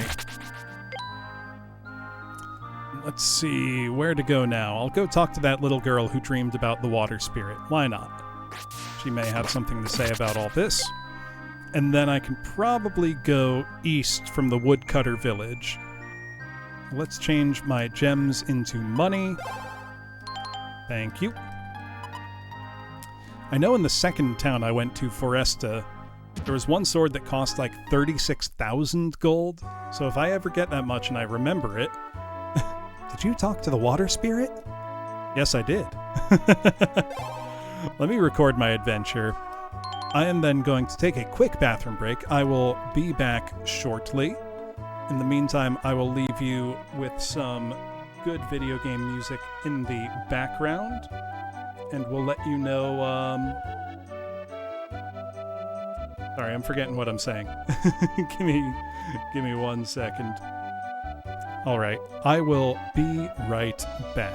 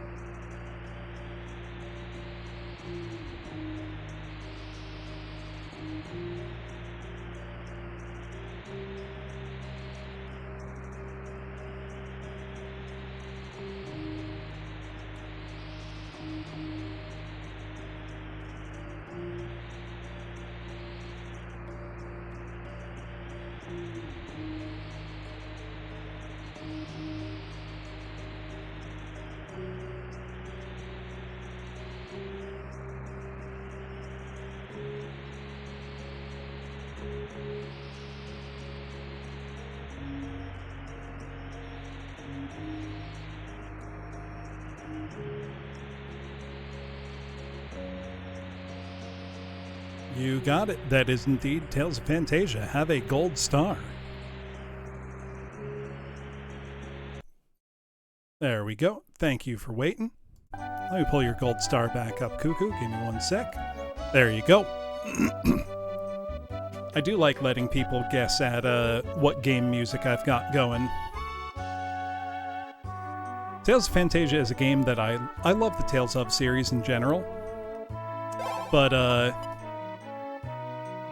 it's a bit rough as a game to play today if you're not used to that style. I like it a lot still. If you're gonna play it today, I would recommend play the Super Famicom version translated, or play the PlayStation 1 or PSP version. The official release it got on the Game Boy Advance is just too compromised, I think. It just doesn't look great, doesn't sound great, doesn't play great. It was cool when it came out for being the first officially released version in the West, but there's much better ways to play that game today. And I think there is a full fan translation for the PSP version now, which that's definitely the way to go. Or the PS1 version if you really want to play it on a TV. Though, depending on your model of PSP, I know the PSP 2000 had component cables you could hook up and do direct output from. Let's see, are they going to let me leave yet? Or do I have to go all the way back to Xandria? Okay, they will let me go. Venomous beasts, apparently, so let's buy some antidote. Can't hurt. So does anyone have anything interesting to say this time? Anything new to say, I should say. Unfortunately, this isn't like a Trails in the Sky game where there's pretty much always new dialogue anytime you talk to somebody after something has happened in the story. Which is super cool. Actually, let me check. How many antidotes do I have currently? I have 2. That's plenty. I don't need more than that. Let me talk to the chief woodcutter one more time. See if he has anything new to say. Excuse me. It's worth revisiting if you were having fun playing it, but I wouldn't say it's like a must-play Super Nintendo game. It's really just, if you liked it, cool. If not... Oh, Adol explained about his run-in with the water crystal with the Eber Gang. The Eber Gang? Well, that is a problem indeed. The Saba ruins they spoke of lie to the east of here. I've heard the fire crystals there somewhere as well. I'd imagine the Eber Gang's after that, no? If you plan to go there, you should also stop in the town of Ramson on the way. I'm afraid we can't do much beyond praying for your safety in your travels. Alright, I like that there's at least a little dialogue there, and I don't... it's not just gonna let me run off. Well, it might just let me run off, but you know what I mean. I don't just, run and not pretend to have talked to anybody. Alright, let's move on. So there'll be a town of Ramson on the way. Allegedly stronger monsters. Let's see them. Ooh, we got something actually approaching East-style music now. Nope, never mind. Very quickly turned back to generic RPG. These monsters are no tougher than the others. I don't even know what that dropped. Let's see, do they give decent experience? They do give decent experience, at least. You know what? I need to start killing stuff with magic to hopefully level that up. Let me see if I can do that. So to use your magic, it's assigned to your sword. Yep, I think that sound was my magic leveling up. Yes, it was. So your magic levels up separately. So this game is far less popular than the other East titles. No, I prefer that to this, Ringo. I prefer the bump combat of East 1, 2, and 4 to the kind of awkward hack and slash of East 5 here. East 3, in my opinion, nailed it for combat. But, you know, East 3 is a kind of love it or hate it sort of game. I think that earned us another level up straight away on our magic. Let's level up our magic a bit. I've been neglecting it ever since I got it, because I tried it and was like, oh, this sucks. Why would I use this? Only now it's getting a lot stronger, a lot faster. I mean, yeah, that's part of what makes it so fun, Ringo. Bump combat for me hits that super satisfying, like, it's really fast. You know, so you just get in the zone with it. Or I do. Oh, we've been poisoned. East 5's biggest flaw so far, I've got to say, is its absolutely dreadful menu system. Hey, Cream, welcome on in. Welcome in, Raiders. For anybody who doesn't know me, my name is Professor Bloom. I am a teacher. I do lots of singing. I organize a VTuber choir, which I am in the process of putting together right now, actually. for the holidays, and I play lots of retro games on real hardware. Tonight, I am playing Ys 5 on the Super Famicom, and I am doing well, Cream. How are you? What were you playing? See, it says games and demos, but I don't know what that means. Oh, I got poisoned again. That's no fun. But yeah, welcome on in. How were the games and or demos? Railbound. Hey, thank you, Designation PK. Thank you for the follow, Husky Buns. Also, normally, hold on one sec. Let me see if I can't save or something. Normally, when you get greeted by for following, it does play a little jingle. That's 4 of me, barbershop quartet style, welcoming you on in. But because of the way the audio is routed for the Super Nintendo, that won't play currently. I might have to go buy like a bunch more antidotes. I've been getting poisoned a lot. So let's see, how much experience do I need to level up my magic a second time? Oh god, this menu... So, for anybody wondering, I've mentioned the menu system being bad. You would think you would just click left, right, up, and down to where you want to go, but that's not what it does. These are all individual squares that can be moved around, and they don't go back to where they were beforehand. It's dreadful. It's one of the worst item systems I've ever seen in a game.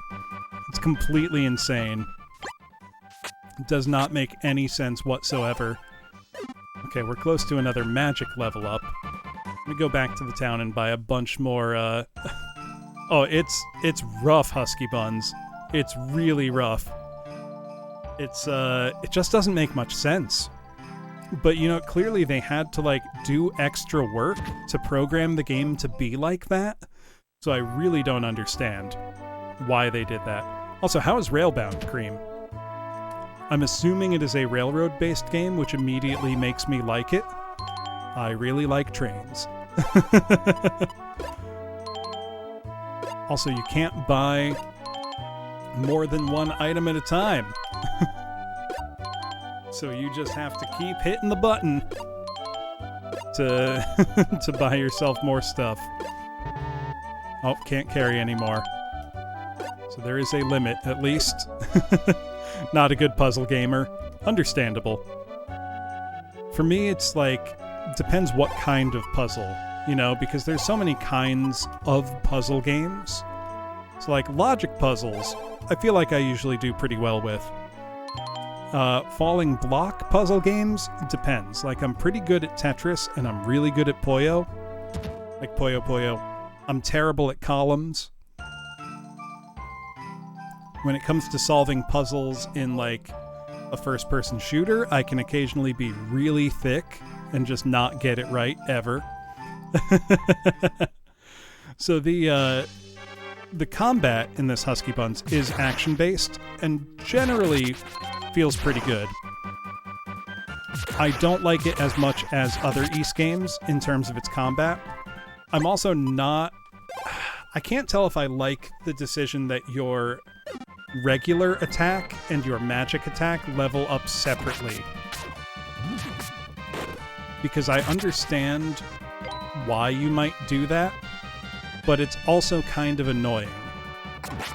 And frankly, it makes me want to just ignore the magic system in this game. Which is probably a mistake. Also, I've just been poisoned again. Oh god. I might die. This is so far the first and only time in the game where I've actually been in danger, and I am including the boss fights, which are shamefully easy.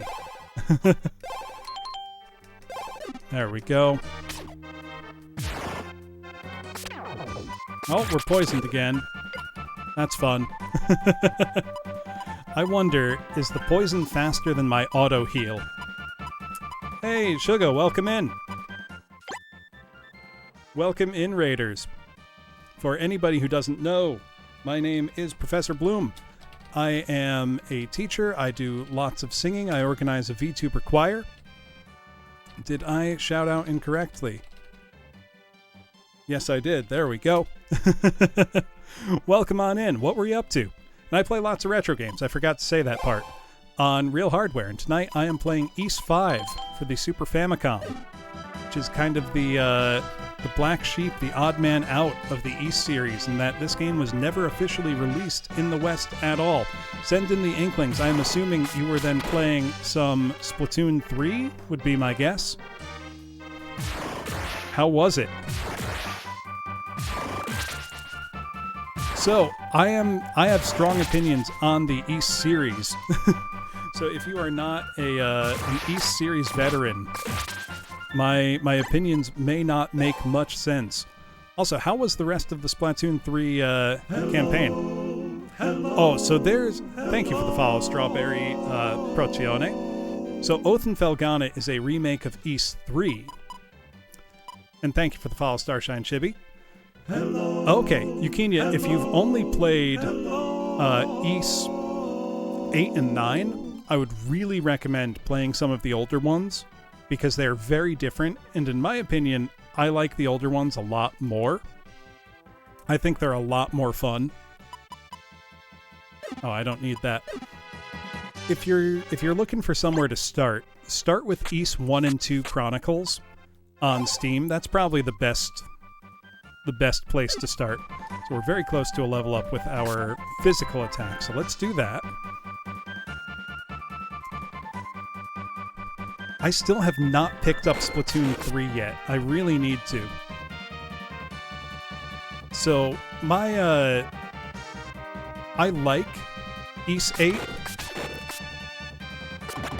I haven't played 9 yet, though I do own a copy. My favorite style of Ys combat is probably the original bump combat, followed closely by the Oath and Felghana style, which was introduced in Ys 6, Ark of Napishtim, on PlayStation 2, followed by Oath and Felghana, which was a remake of 3, followed by Ys Origins, which was an original story. The Ys series timeline is very confusing, because there's a lot going on. Also, we leveled up our physical attack, which is nice. Yeah, the older Ys games, I would also really recommend, instead of just playing Ys Oath and Felghana, which is the remake of 3, play the original version of Ys 3 as well. Play like the TurboGrafx CD version, which is a side-scrolling action RPG, which if that's not a genre or playstyle you're familiar with, I would really recommend giving it a chance, because it's a very unique feeling. Okay, so there's Ramson. So there is a town right here, so I can heal up soon, if I need to. Whoa. Trying not to get poisoned again if I can help it. Also, I really should go back to that kind of alchemist lady and get get a spell other than this single firebolt spell that I have that kind of sucks. I'm gonna level it up a bit. They're worth a try. You know, Ys 1 and 2 are very fast-paced games. They're not super complicated. They're very fun, in my opinion, but the combat is either kind of love it or hate it. You know, you might try it out and just not enjoy it, which is totally fair, because it's a weird style of game. You know, considering what you need to keep in mind is when Ys 1 and 2 came out and what the constraints of the hardware at the time were. So those were initially for the NEC PC-88 home computer platform, which did not have any kind of really native scrolling capabilities. Actually, no home computers of the time really did, and that was true in Japan and outside of Japan as well. And it meant that, you know, the style of fast action gameplay that, you know, you might expect out of a console game wasn't really possible, and there hadn't quite been a template for action RPG games just yet at that point in history. The real progenitor of the action RPG genre were the first Dragon Slayer title. Thank you for the follow, Axe Nitro. First Dragon Slayer title and Hydlide, both of which came out in 1984 on the PC-88. Hey, Atropa, welcome on in, Raiders. So, welcome in, Raiders. Let me shout you out, Atropa. What were you up to? Let me see. There we go. But yes, welcome in, Raiders. For anybody who doesn't know, my name is Professor Bloom. I'm a teacher. I do lots of singing. I organize a VTuber choir, of which Atropa has been a member several times. And I play lots of retro games on real hardware. And tonight I am playing Ys 5 for the Super Nintendo, oil pastel drawing. Very, very nice. What were you drawing in particular? Anything specific? Was it fashion drawing? Or just kind of seeing where the brush takes you, if you do indeed use a brush for that style of drawing. I am admittedly very artistically ignorant when it comes to production of art. Whatever you saw in the crystal ball, fair enough. I love how like real full-size crystal balls usually come with a warning to cover them when you oh, it's like the Mana series wheel, but bad, foes. Let me show you what I mean. So, instead of things going back where you would expect them, they move around freely. You can leave things in different spots than where you left them. It's awful. It's truly, truly bad. It's miserable to use. But yeah, crystal balls, to my knowledge, all come with a warning to cover them when you go out. Not because of any, occult influences, but because if light catches it wrong, it could just burn down your house. Yeah, exactly, Idro King. Which I just think is very, very amusing. Not that burning down your house is amusing. I mean, under certain circumstances, it could be pretty funny. Yeah, your house in particular going up in flames would be fairly explosive, I believe, from from what you've told us. Yeah, they were caused by the baleful gaze of Sauron, not the focused rays of the sun. Let's see, how's my magic level looking? Okay, it's about comparable to my regular attack level. I'd just been completely neglecting... Yeah, so maybe fire is not the thing to introduce right now. Also, linseed oil makes any, wood look so nice. Like, using it as a finish in woodworking. Gives things that just wonderful, wonderful color and finish. I love whenever I'm watching, a restoration video or something. Wow, check that hair! Hey, you! Yeah, you! Red! That and beeswax. That'd be a nice, lustrous finish. You're here to check out the Zeba ruins to the east, right? If so, I've got some juicy info for you. But there's a small cost, just 500 gold. Yeah, I'll pay her. Why not? Thank you, Corinna Barbecue. Send in the clowns. TK, are there clowns en route? You're a lot more generous than most around here. Anyway, yeah, about going to the Zeba ruins. As I'm sure you know, to find the Phantom City, you'll need all 6 of the crystals. I can tell you for a fact that the Ignis crystal is in those ruins. Thing is, I saw 3 young folks go in a little while ago. They're probably after the crystal too. You can probably beat them to it if you hurry. Okay, then I need to go look after my kids. You know how it is. They keep you busy. Woman, what do you mean you know how it is? Adol's 20. You think he has kids? I don't trust this woman none. Okay, Adol's a real sucker. Oh, she's with that gang. Tell you what, we should just let him get the crystal for us. Then we can just jump him and steal it when he comes back out. Okay, we need to make ourselves scarce. If he finds out I'm with the Eber gang, we're screwed.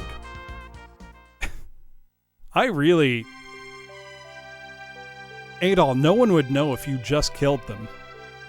No one would be any the wiser. You could just kill them. Murder is okay, actually, Adol. Just go do it. No one's watching.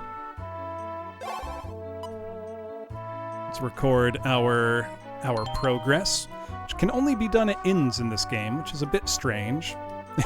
Chaos Emeralds, pretty much. I want to know about the customers I see here. It's mostly folks coming to check out the ruins or just merchants. Hey, thank you. Enjoy your dinner. Well, I guess let's talk to the people in the inn. Korg the Traveler. Creatures out in the plain are supposedly mutations of some kind. Plus, they're said to have come from the desert off to the east. On top of that, they're born from sandstorms or some such nonsense. Still, I heard this all from merchants in the desert, so maybe it's true. Seems reasonable. Also, what kind of innkeeper is this, just letting me, like, barge into people's rooms and talk to them? I'm not even knocking. Okay, what is this guy's name? Is it Go? Goff? What is this guy's name supposed to be? Looks like they were going for Jeff and then coughed halfway through. I hate not being able to leave town. It's so boring. Hey, maybe you can do something to help us out? No, probably not. It's a death gurgle, just...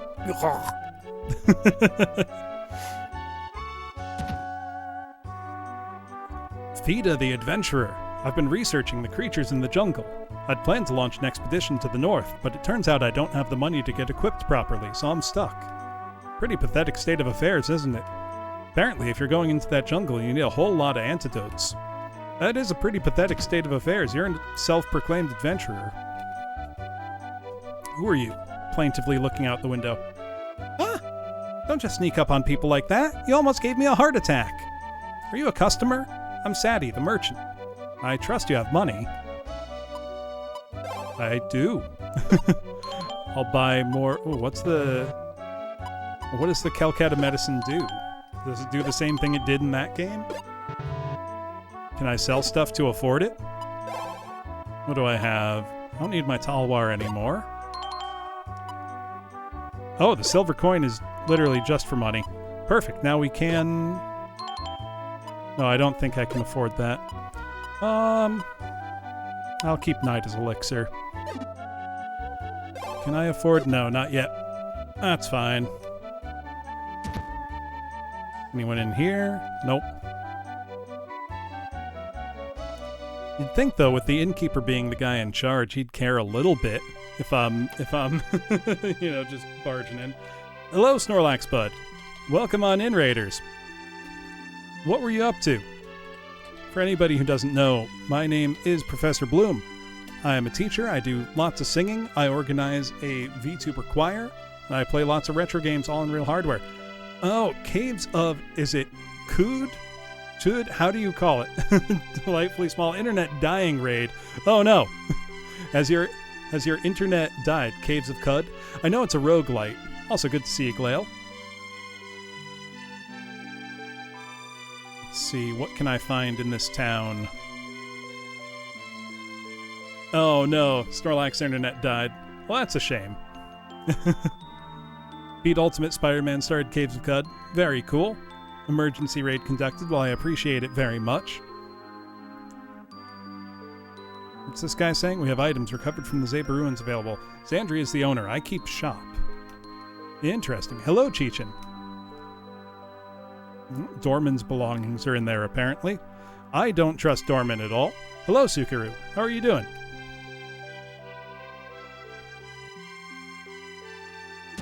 Dorman's running some kind of big business here. Also, surely it's time for a sword upgrade. Welcome to my store. Alright, we've got crying over anime. What anime? I'm curious.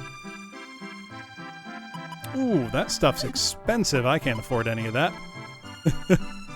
Bleach. Oh, has the new arc been animated?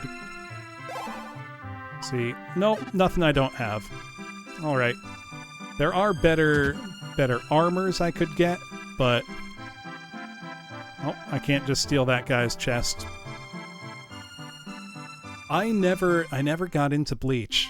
I've always just been aware of it, but I never was, like, big into it. So I'm wondering if I shouldn't go buy the Calcutta medicine. I don't feel like it has a specific useful purpose, but I kind of want to get it just in case. Oh my god, these kids are running around like crazy. Calm down. Oh, they're just playing.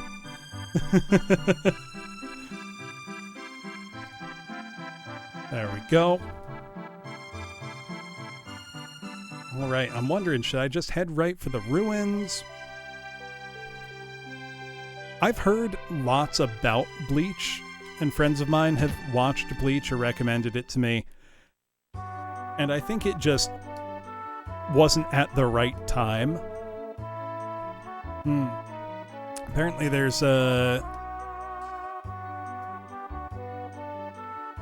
someone says the specter of death is following Dorman. Interesting. Gar the bartender. I should check it out sometime just because it's been a cultural fixture for so long. The only customer I get these days are my regulars. Thanks for the monsters, I never get any travelers coming in anymore. Let's talk about the ruins then. I mean, I don't mind something getting by on the rule of cool, personally. Rule of cool can make up for a lot of missteps. All ruins, all that. Hey, have you heard? Dorman finally made it to the Phantom City. Guess he managed to find the way there. Well, that would be strange. I saw Captain Rizza in town not too long ago. She's even more beautiful than the rumor said. Still, I have to wonder why in the world she'd be here. I wonder that too. That was the woman who tried to accost me at the start of the game.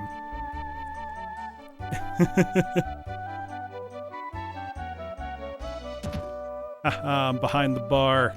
I'm serving the drinks now. Let's go. It's free tonight, boys. Interesting. I do always find it kind of odd when games just let you kind of go wherever. Yeah, I mean, literally I was stopped because she's like, you're a foreigner and look weird. This river can take you past the desert all the way back to Xandria. It would be nice if the game would let me fast travel instead of having to just walk all the way back somewhere. Yeah, here's our world map. The one kind of instance of Mode 7 being used in this game. To show you, oh, what's in here? What have we got? A private residence. Who's this? Oh, I can make Fluxstone here. I don't have enough elements. You need 3 elements, apparently. Yeah, everybody can tell he's from somewhere else. Oh, I don't know about that, Snorlax, but I've seen some dreadful usages of Mode 7 in Super Nintendo games before. My grandpa's in the Zapa ruins right now. Looking for some really old stuff, I guess. Well, let's go save your grandpa, I guess. I'm trying to think of the most clever, unconventional uses of it I've seen. Because, I mean, it was practically a requirement that games had to do something with it, you know? Yeah, that's how you know he's got main character energy. He just walks in wherever. Excuse me. I don't know why I'm so tired tonight. Okay, this was the plain outside of town. Where does it say... Okay, let's check out the gorge. Why not? So how's my, You know, fair, Snorlax, bud. Let's see, we've got... Okay, a long way to go for both levels. I think I would like a physical level next, mostly because I just haven't used the magic very much. Oh, I got poisoned again. I wonder, does the poison run out on its own? Would be nice if it did. I'm not hopeful. Okay, well now I need to use an antidote. I just managed to take a ton of damage. Very, very quickly. There we go. Hello, Tachikuro. How are you doing? So I'm just gonna wait here for a sec, because that's how you heal up. You can just stand still for a bit, and you'll be good to go. Could you imagine if it worked like that in real life? Like, oh, you fell down, you got a cut, just stand still for a bit. You'll be fine in 5 minutes.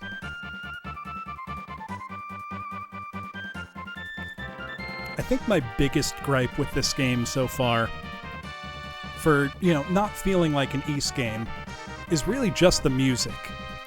Just stand it off. Just shrug it off. Not that the music in this game is bad, because it's not. It's all fine. It all sounds nice. Yeah, that would explain a lot if Adol had a healing factor. I have not played Heavy Rain. I'm only familiar with Heavy Rain through memes, Tachikuro. I can tell that it's not the kind of game I would personally enjoy. So I have not played it. I don't think I would get much out of it other than laughing. And even then, I'm not sure I'd be able to get through it. Okay, let's use our regular attack. I probably shouldn't have been neglecting magic nearly as much as I have been in this game so far. But in my defense, the only spell I have so far kinda sucks. Yeah, David Cage, isn't that his name?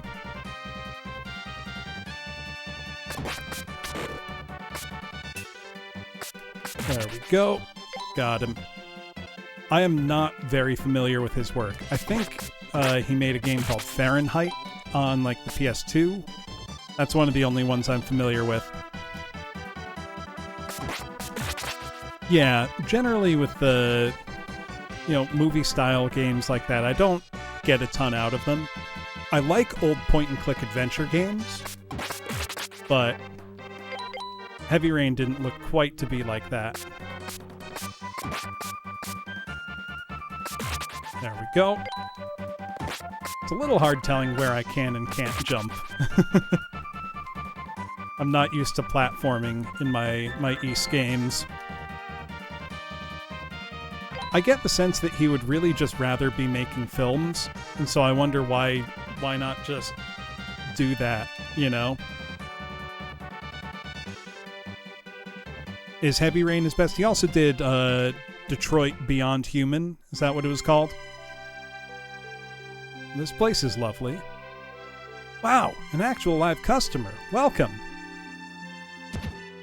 This is a bit of a weird spot for an inn, but hey, everybody needs a business. Welcome to the Inner Mountain. We have an item shop. What have you got? Ooh, got high-end stuff. Weird oh yeah, no, I 100% agree about Kojima Tachikuro. Wait, did David Cage do Omicron, the weird David Bowie game? Because that one's kind of cool. Some definitely were Rumble Enjoyer. Okay, I did not know he did Omicron. I like that game fairly well, mostly because I like David Bowie a lot. That's the main reason, if I'm being honest with you. You see, no, I'm not going to sell stuff to get what I need there. There's an alchemist. I don't have enough elements to make a new flux stone. I didn't know that, Snorlax Bud. Quantico Dream. Okay. Let me make sure to save my game here. I feel like this isn't the way I'm supposed to be going, but it's letting me, so. Oh, there's treasure in a cave behind a waterfall. Let's go. Let's go. Anytime there's a waterfall, secret treasure, I am there for it. That's what I live for in games. Let's go. Ooh, silver coin. Quantic Dreams. Okay. Yeah, that's his company. Also, I now have a silver coin, which you can just sell. Was that the point-and-click Blade Runner game, Herpes Derpus? So I've wanted to check that out for a while, and I've never gotten the chance to. See, point-and-click fits something like Blade Runner really well, I think. Because I can't think of how you would make that kind of world into a compelling game otherwise.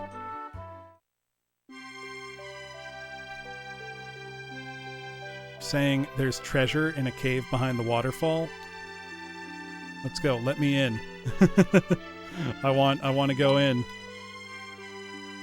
I found a water element. Okay, that might let me make a new spell, maybe.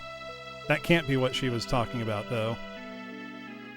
Can I go up there? No, I cannot. Okay, there must be a different way. Let me talk to the alchemist. See if I can get a different spell than the one shitty fireball I have. Oh, I am right in that guy's face. Okay, fire, water, water invokes flame rush magic. So apparently the magic system in this game is very complicated.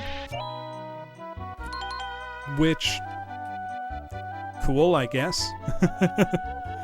It's never, I don't know. This is me holding it against an Ys game for no good reason, just because I am not used to Ys games having deeply involved magic systems. Okay, so now I have... How do I switch between the spells I have equipped? I don't think it ever told me that. I need to know that. Okay. Just hit the L button. What does Flame Rush look like versus... So I had... The other one is a fireball. What's this one? Can't do it right now. Okay. I guess. I guess this isn't a fight screen? Or do I need to be... Arx Fatalis. Arx Fatalis is such a cool game. I like how this screen looks, at least. Also, it looks like I can mess up the platforming and fall here. Which is kind of neat. Give you a penalty for messing up, I suppose.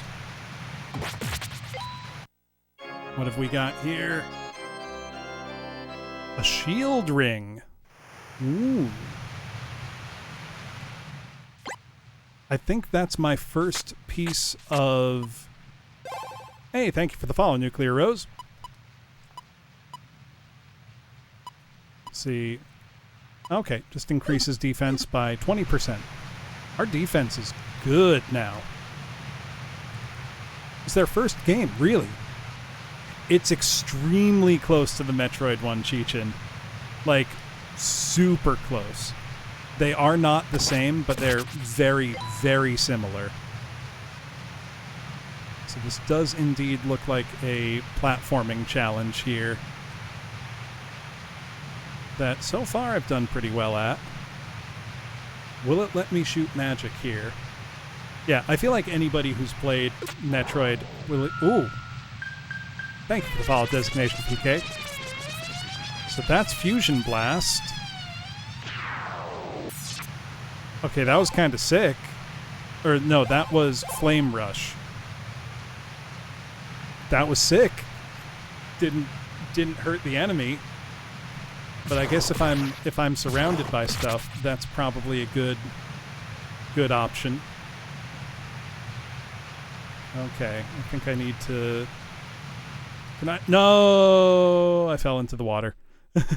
I'm gonna have to do that whole thing again. Oh, that's a bummer.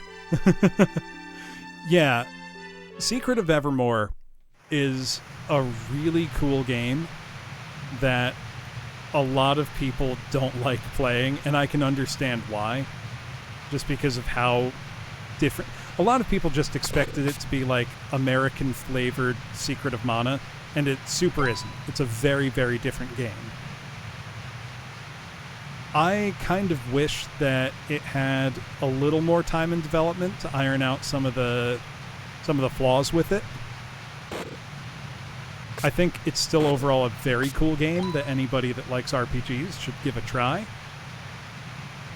Yeah, it's got problems with its progression.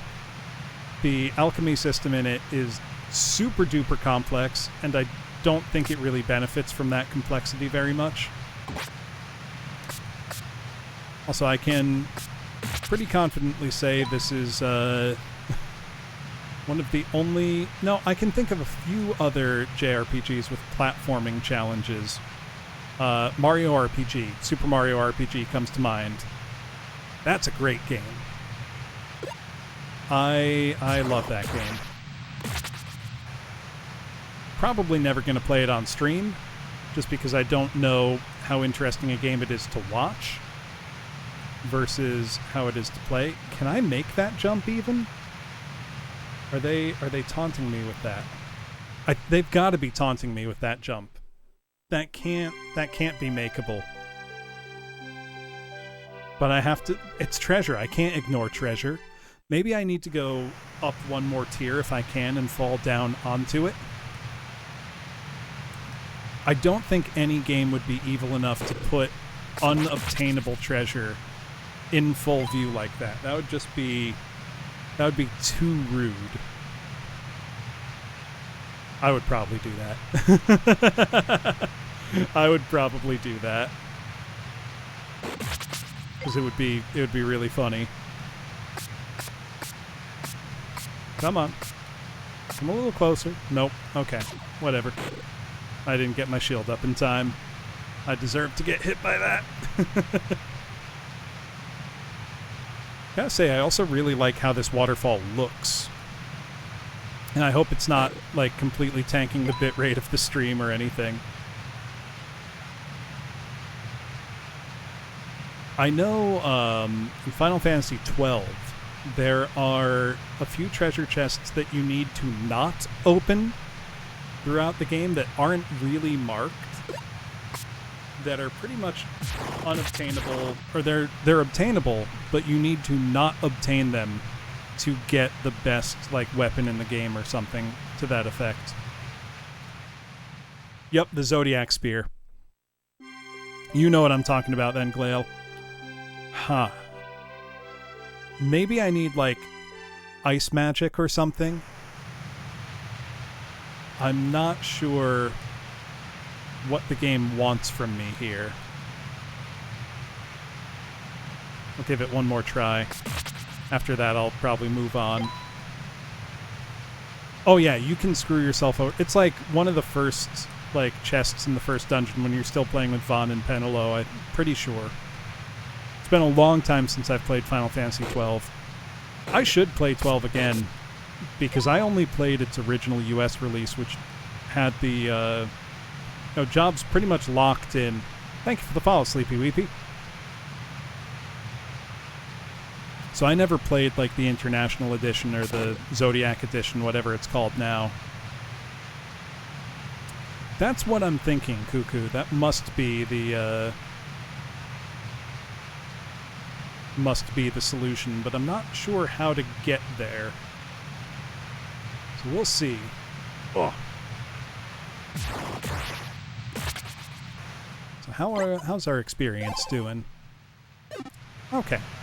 About even on both. I'm wondering, maybe there's like a let me see if I can check what my magic does.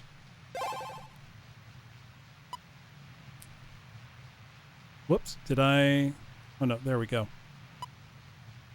Invokes Flame Rush, invokes Fusion Blast. Doesn't really tell me what those do.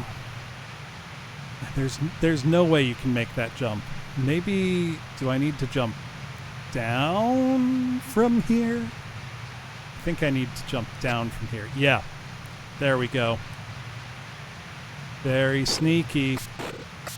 Making it look like you can just barely make that jump. Got an earth element. Nice. And there's a cave. Okay. Whoa. Hello. Ooh, that thing's strong. That thing's really strong. How much experience did that give us? So we're at 1249 left. And kill another and see what my XP looks like.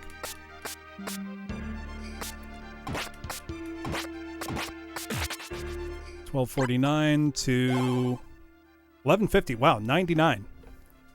Well, Parasite Eve is fun. As long as you don't make me play the third birthday on PSP. I didn't like that one. Not at all. Let me try this fusion, or let me try Flame Rush. This was the magic that I don't think I got to try. Yeah. Let me see what this does. Oh, that's sick. That does a ton of damage, apparently. Looks like it goes on forever, too. Oh, that was cool. I think I just need to be very careful in here. Parasite Eve is a series I wish Square would bring back, but given how they've treated it, I'm not sure I want them to. Do you know what I mean? It's like I don't necessarily trust them to do a good job with it. Oh, it'd probably sound pretty messed up, Cuckoo. This looks like it might be a important room or something. Oh. Maybe not. Was I supposed to be able to go in here? Okay, good. We're not trapped. I was very worried for a moment. Okay, this is just probably somewhere I can't go yet in the story. Interesting. Okay, so maybe it's just a little tease of what's next. Getting apparently some very high value enemies though. Might not be a bad place to grind up a level or two. That is one thing I've noticed as well in this game. Levels are much slower in coming than in other Ys games, where you level up typically very quickly. That's not really a good or bad thing, that's more just preference. So I'm not entirely sure what these little guys are supposed to be. I think they're like gnomes or dwarves or something doing weird magic at me. Oh, we're very close to a level up. Alright, we're gonna want to get... No, I'm gonna want to go back in there. Yeah, they look like gnomes with real big hats. I think one or two more and I should have another physical strength level. And then I'll see what it'll take for a magic level. There's our physical level. So we are now at level 9. So 1394 is my current magic experience remaining to level up. Can't say I'm loving that, the way they count experience. Oh, that one counted as a physical kill. Let's be a little more... You know what? Let's use the spell that I think will definitely kill anything in one shot. Might just take a ton of magic to use, though. Yeah, it does. Let me stick with the weak one. I don't love having to hold down the R button until that number on the right reaches 100, though. That kind of sucks. Please tell me that one didn't count as a physical kill. Okay, it didn't. Yeah, there's a lot of... Oh, that heals that one, because it's fire elemental. That's cool, I guess. That makes sense. That thing have a scythe? Is that going to Grim Reap me? Let's kill it with this one. Oh, it interrupted my spell casting. Cool. That wasn't annoying at all. Oh. Yeah, red cap makes sense. I think my first exposure to a red cap in a video game was Final Fantasy Mystic Quest, which, despite all the problems with that game, I still have a real soft spot for it. And unironically, I think it has some good ideas. Like, basically completely doing away with the concept of grinding. Like, because there are no random battles on the overworld. You can see every enemy that you fight. And if you want to get extra experience, there are places on the world map for you to do that. Which is pretty cool, if you ask me.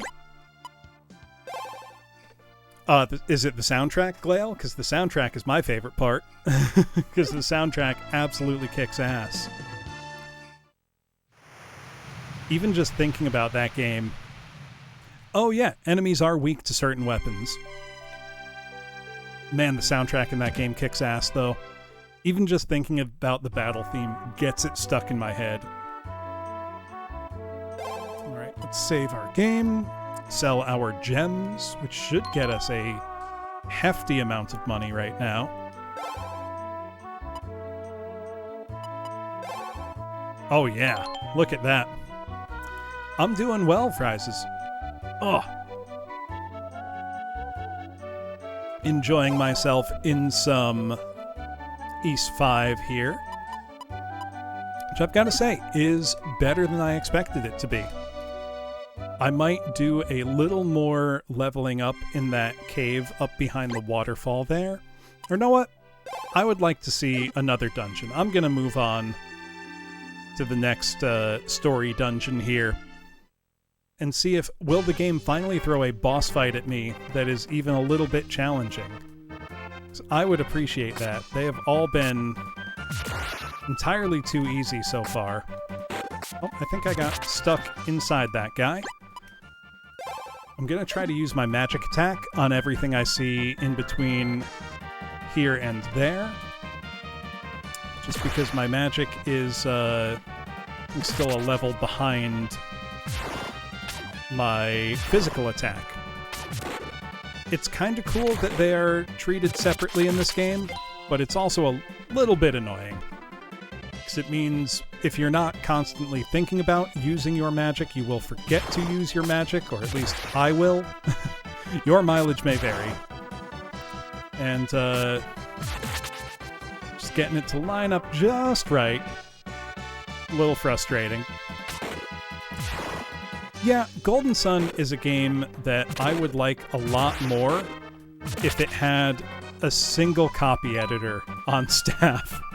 Because in that game, one person will say something, and then, like, every single person in turn will repeat what was just said verbatim. And it'll go on like that for 10 minutes at a time. You could have cut out, like, 40% of the dialogue in that game, and you wouldn't have missed anything. I do love, especially in that game, that magic you use in combat also can be used in the overworld to solve puzzles. That's super cool. More games should do that, because it makes it feel like one, continuous world, rather than, this exists for battle and this doesn't. Not enough games do that. Not enough games even consider that. And it was cool that it was basically two games that told one large story from multiple, party perspectives. Yeah, the Jin. Those were really cool. And it helped that, it was an early Game Boy Advance title, and the battles looked spectacular. They were very, very pretty.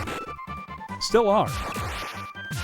Actually, if you ever want to play something that's basically Golden Sun but bad, which I know is a weird thing to say, play Beyond the Beyond on PlayStation 1. Because that came out in 1996. It was also developed by Camelot, same company.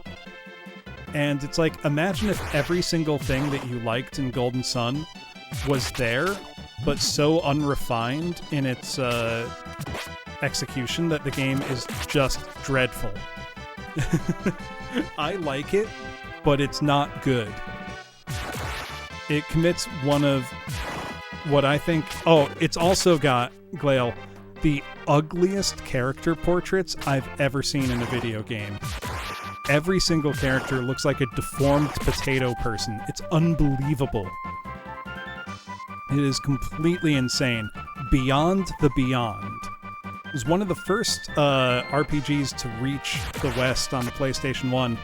And so it got a fair amount of, hype and coverage back in the day, only for people to play it and be like, this is worse than pretty much every single Super Nintendo RPG that's come out in the past 3 years.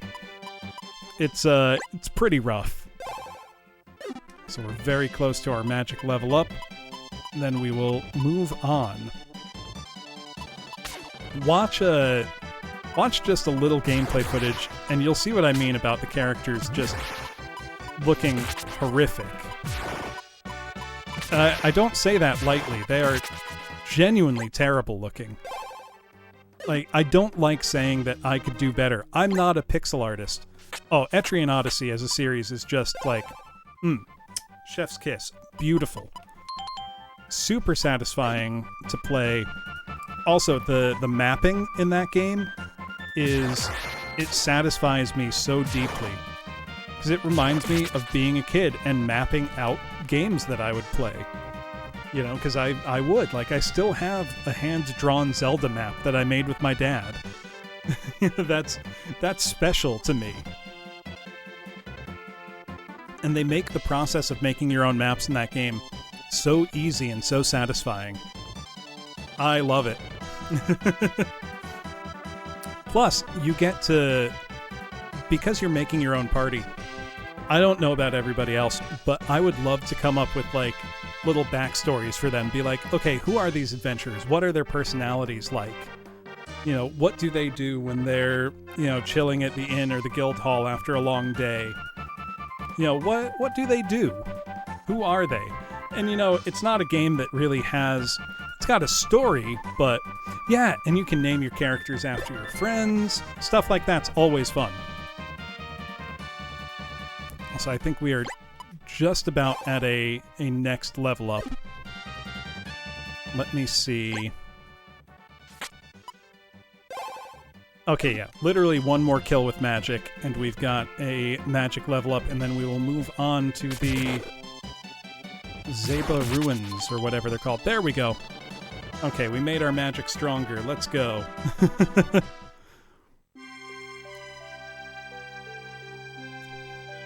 Name the bard Darb. For what reason? Ooh, what did I find? I found a wind element.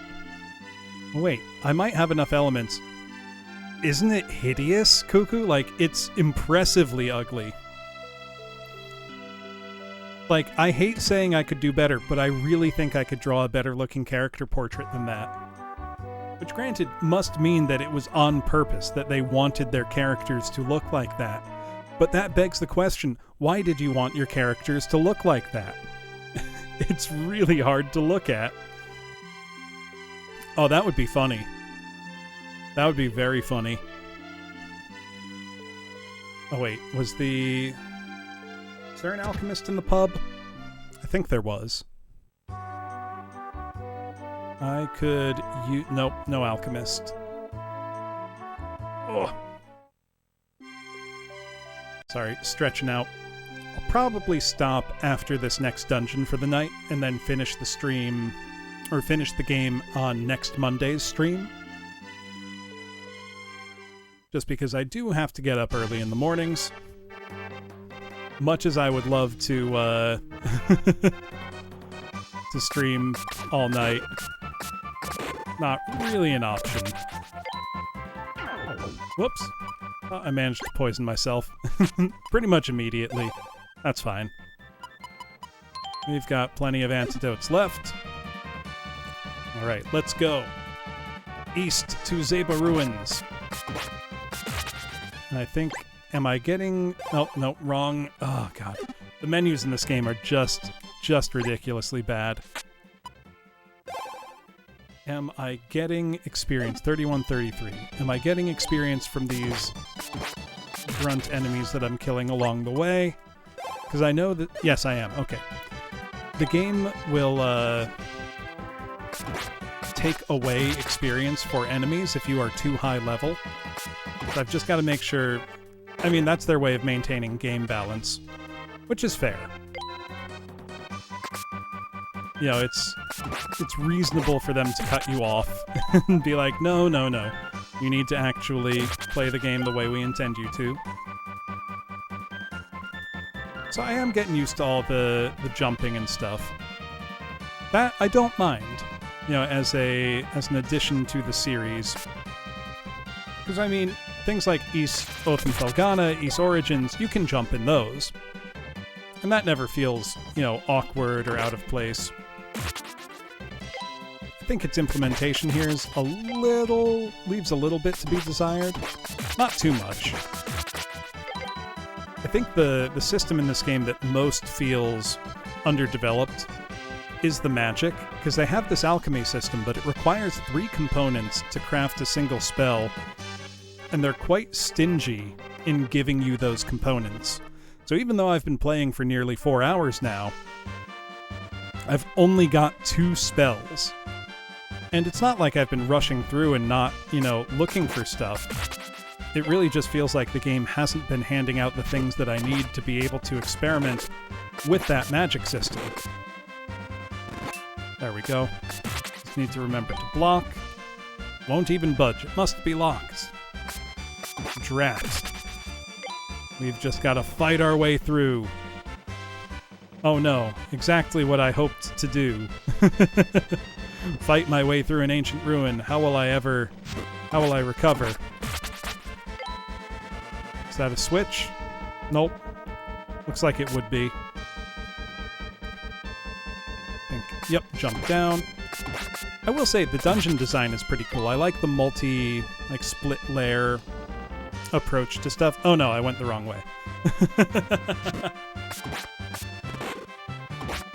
Yeah, the split layer approach is neat. Keeps it interesting. Can I go down from there? No. Maybe this is the wrong way. I thought this was the right way, but... Whoops. That time I did just genuinely fall. Don't necessarily love how easy it is to have your sightline blocked by an enemy, but... There we go. How much experience do those flame guys give? Not a ton.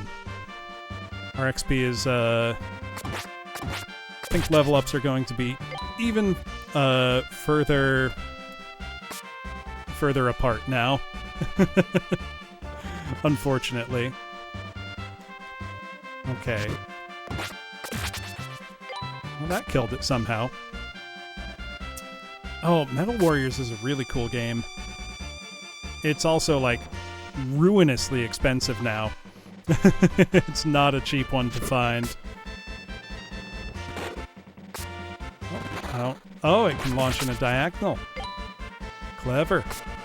Also, I didn't realize I literally just had to walk straight down. Okay, these have to be buttons. Like, there's no way they're not buttons. I'm not crazy, am I? Or is this a button? No, that's the top of a pillar. Can I not jump that way? Come on, Adol. Be brave. Take a leap of faith. Maybe there's someone I need to talk to first. The block sound is so dinky. It's just a little dink.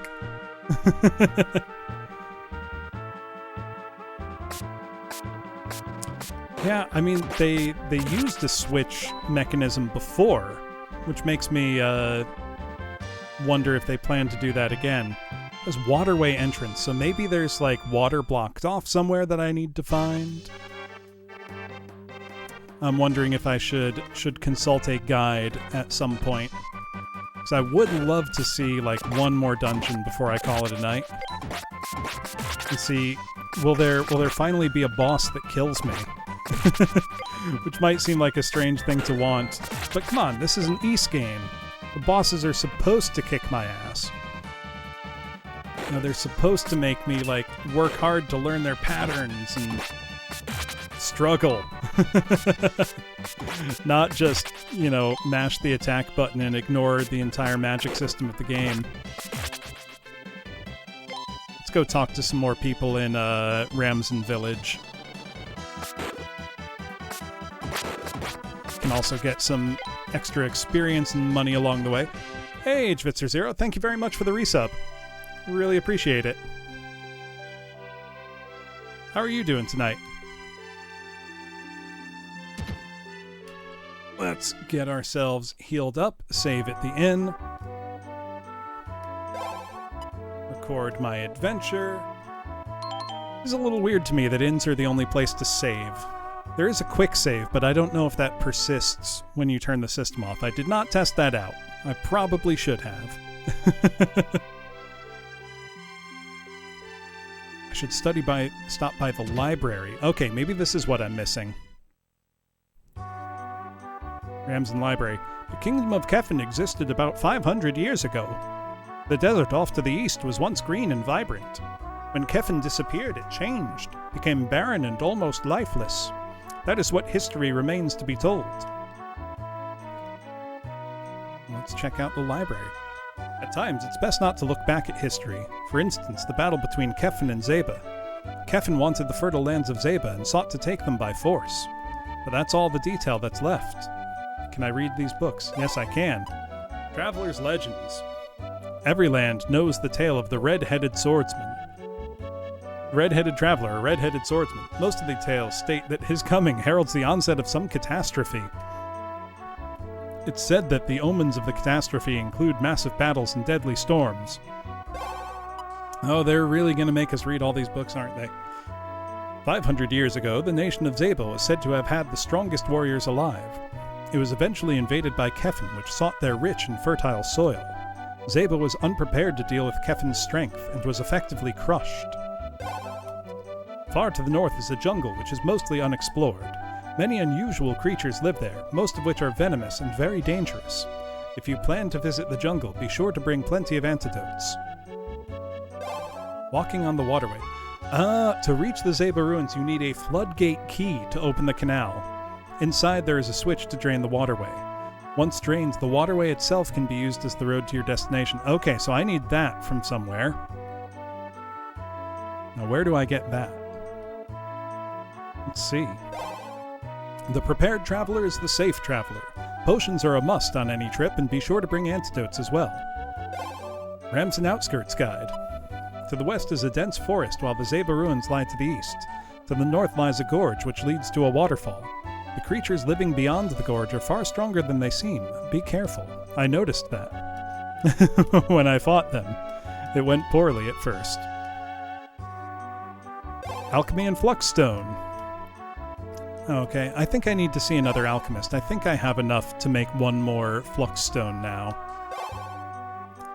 Crystal shards, light, water, fire, earth, wind, darkness. They're simply referred to as elements. Yes, yes, yes, I knew that all.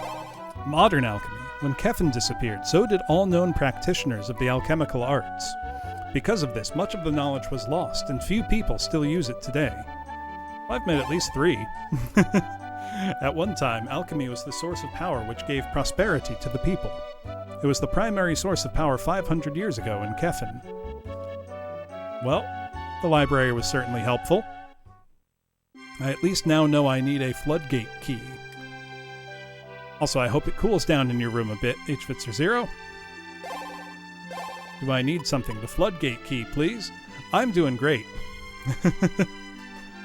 Right? I know how you feel, Acumen. Don't have the floodgate key. If I want to know more, I need to talk to Garam. Okay. Well, where can I find him? Nothing but a pile of rocks. Alright, so I think I may have already gone where I needed to go, but hadn't triggered a story flag to get the guy to talk about the things I need to know. Which is always a bit of a pet peeve of mine in RPGs. But at the same time, it's like, okay, well, how... You know... Well, no, they should know. So I've got a ton of gold now. He doesn't have any better weapons yet. I know one of the early towns in the game had a super, expensive weapon. I'm wondering if I can't, go find it. Can I take the river back to Xandria, please? That would be nice.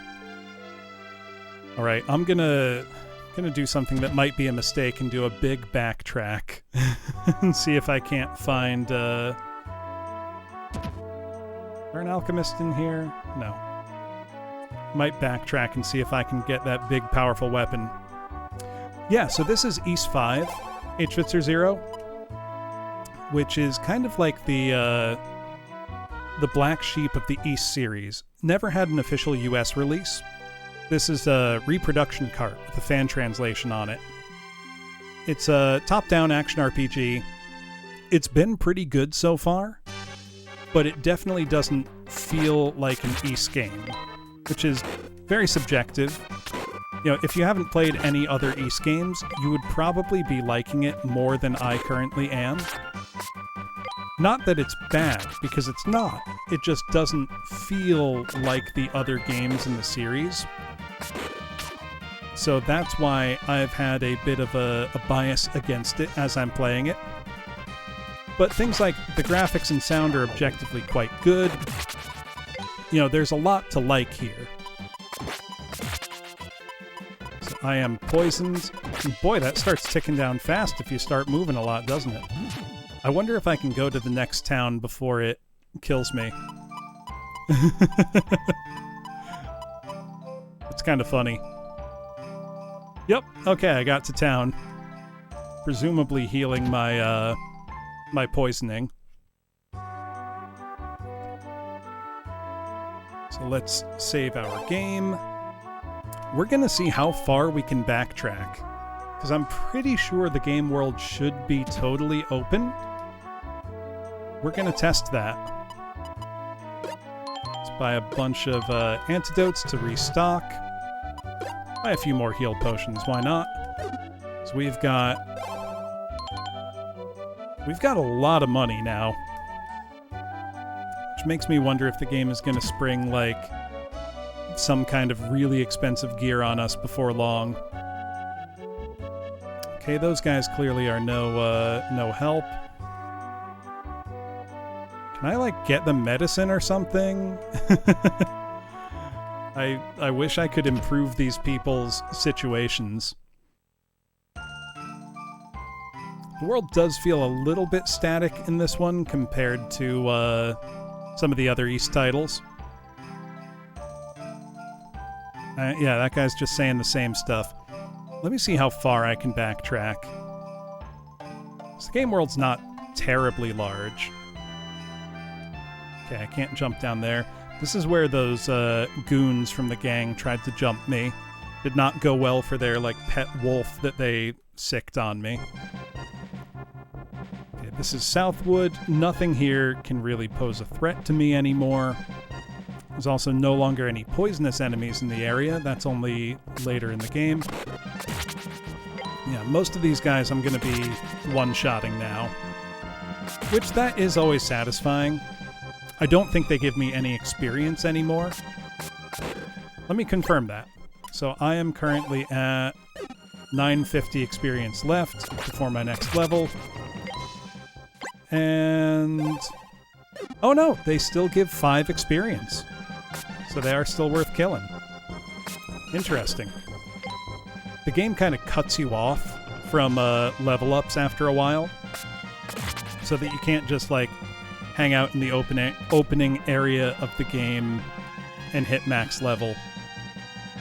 Which, honestly, I feel like if you're dedicated enough to do that, the game should let you do that, you know? If you want to spend hours and hours and hours grinding to max level in the opening area of the game, go for it, you know?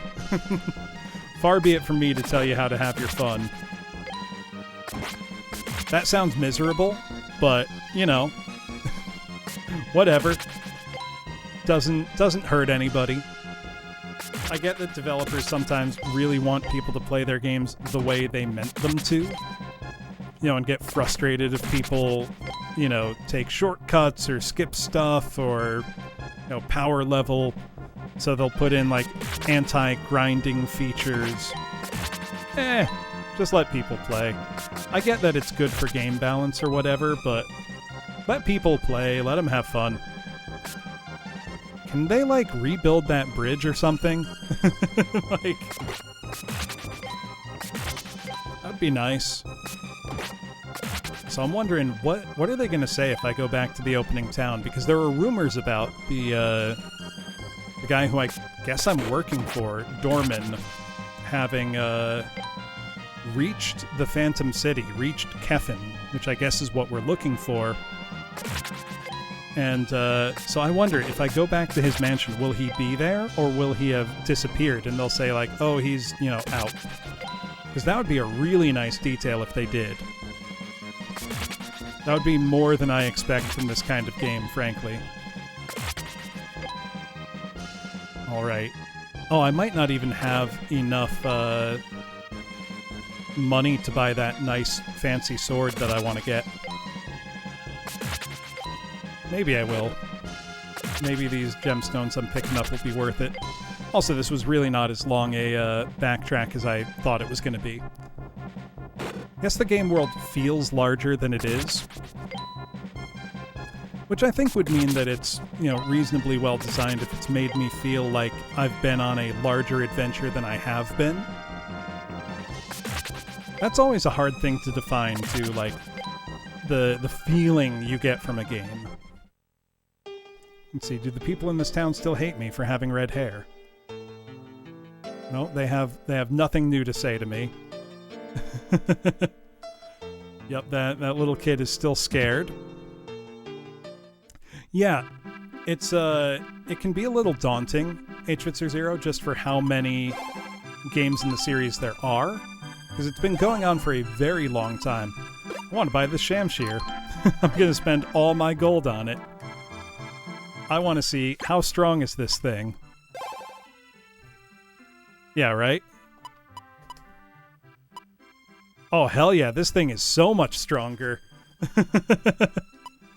This is going to be a massive jump in attack power. Well, I get that backtracking's now already worth it. Let's save. Just in case, like, somehow my power goes out or something, I want to make sure I have that. Back a redhead, what do you want? Their local legend, apparently, is that a redhead coming to their town adventurer is a portent of doom or something.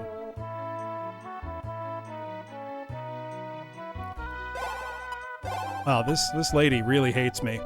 Yeah, so I would recommend H.Zero from the ones on Steam, Ys 1 and 2 Chronicles, and Ys Oath and Felghana. Oath and Felghana is a remake of Ys 3. But Ys 1 and 2 Chronicles are really, really good. They're the first two games in the series kind of remade in a slightly more modern presentation. Okay, this sword's a little slower. Seems like it has longer reach, maybe? Oh, and it hits twice. Okay, this thing's sick. That does so much damage. Yeah. When NPCs can just hate you for no reason, or for a reason. Okay, this new sword is sick. This is worth 36,000 gold or whatever. I'm gonna be pissed if I go to the next town in the game and they have a way better weapon, though. Actually, that's something that never makes sense in games, where, like, you just get further into the game and somehow magically everyone's got better stuff now. It's like, what sense does that make? Like, why would this town have dramatically better weapons than somewhere else? It's why whenever a game can figure out a way, to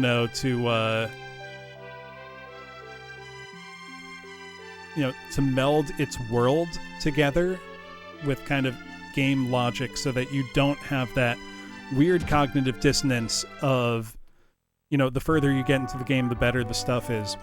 I would love to see a game come up with a way around that. Do you know what I mean? Like, a solution for that problem. Fantasy racism. Let me see. Let me go talk to the big head honcho if he's still around. Wait, let me talk to Nina. She's a member of this story that I haven't talked to since the beginning of the game now. That I think we're supposed to care about as a character. Yeah, knife ears. Ugh. Let's see. Nope, she's got nothing new to say to me. That's fine. Let's go talk to, like, the big doorman guy again and see if he's even here. I would be very impressed with the game if they had the presence of mind to have him be absent. Which they probably don't. Because he was mentioned as I got further into the story, but I doubt they're going to be that consistent with themselves internally. He's probably going to be right at his desk. Yep. I want you to know I greatly appreciate you searching for the crystals. That's a little disappointing that they didn't think to, move him elsewhere. Or say, you know, oh, the master is unavailable at the moment. Only for you to discover, you know, he's off doing some shady stuff somewhere else. Alright, so I need to go find a floodgate key to progress into the ruins. Let's do it. So now I've just got to backtrack. It's not backtracking if I'm going forward, is it? I've got to go... got to go get current with the game. So let's go east again. Thankfully, the world is not overly large. So it will not take us very long to get back there. It's really just a few screens. And we got a sweet new sword out of the deal. So, all things considered, pretty solid detour we just took. And now I just, like, smash through everything in a single hit. This is awesome. I should also go back into the woods and talk to that alchemist lady again, because I think I have enough elements to get myself a new spell. And that would be nice. I think her house is right up here, like maybe this next screen up. I believe. Oh wow, something didn't die in a single hit. I'm impressed. Also, it's definitely worth still killing these goons, because even if they're not giving me experience, which I don't think they are, if they are, they're giving me very little. But I do get money out of it. And I do always need that. Unfortunately, both in games and in real life. You wish you didn't, but you do. Oh no, where'd she go? Oh, there she is. Stein disappeared 3 years ago. He used to come by here quite often.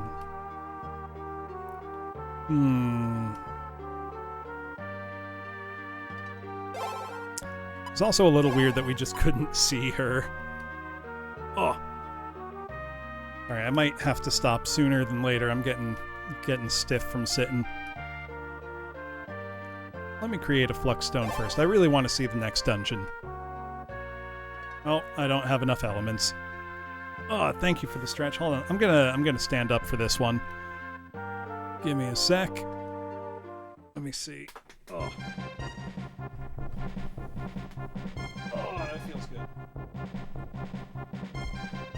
Oh. Thank you for that. There we go. Now I believe this is the way forward. Yes, it is. Are these guys giving us any experience? I think they're giving 1 experience each at this point. So effectively, no, they are not giving experience anymore.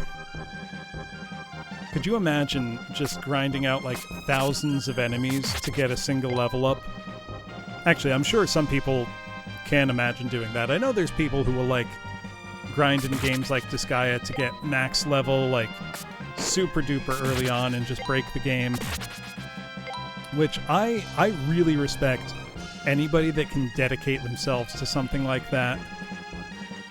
I don't think I would have the patience for it. Or like max leveling like Eris in Final Fantasy VII, when you know like you're not gonna have her in your party for that long. Ugh. Alright, that's the woodcutter town. Up is the Northwood. We don't need to go. We went there already. And just keep going east, and then we'll go north to that waterfall cave, because I think that's where the guy we need to talk to is. There we go. This did not take us long at all. That whole tangent. Oh, and we killed this stuff in like 1 or 2 hits now. That's what I'm talking about, Glail. Like, people who can do that are simply built differently. I don't think I would ever be able to do that. I wouldn't have the dedication or drive to keep going for something like that. Honestly, maybe doing it on stream would help. Because then at least, I mean, you have people to talk to, maybe you're doing it for a goal. Maybe it's like a charity event or something. You know, where you see how long you can go for. I don't know. I can imagine doing it in that context, maybe. He had a goal, all right. Spite. Well, if that was his goal, he surely achieved it. These little bee things are super annoying. That's nuts, Cheechin. Like, that's also the kind of thing that's, like, great about playing games as a kid, is not knowing stuff and finding a way around it anyway. Which I realize sounds stupid, but I think you know what I mean. Also, there was our level up.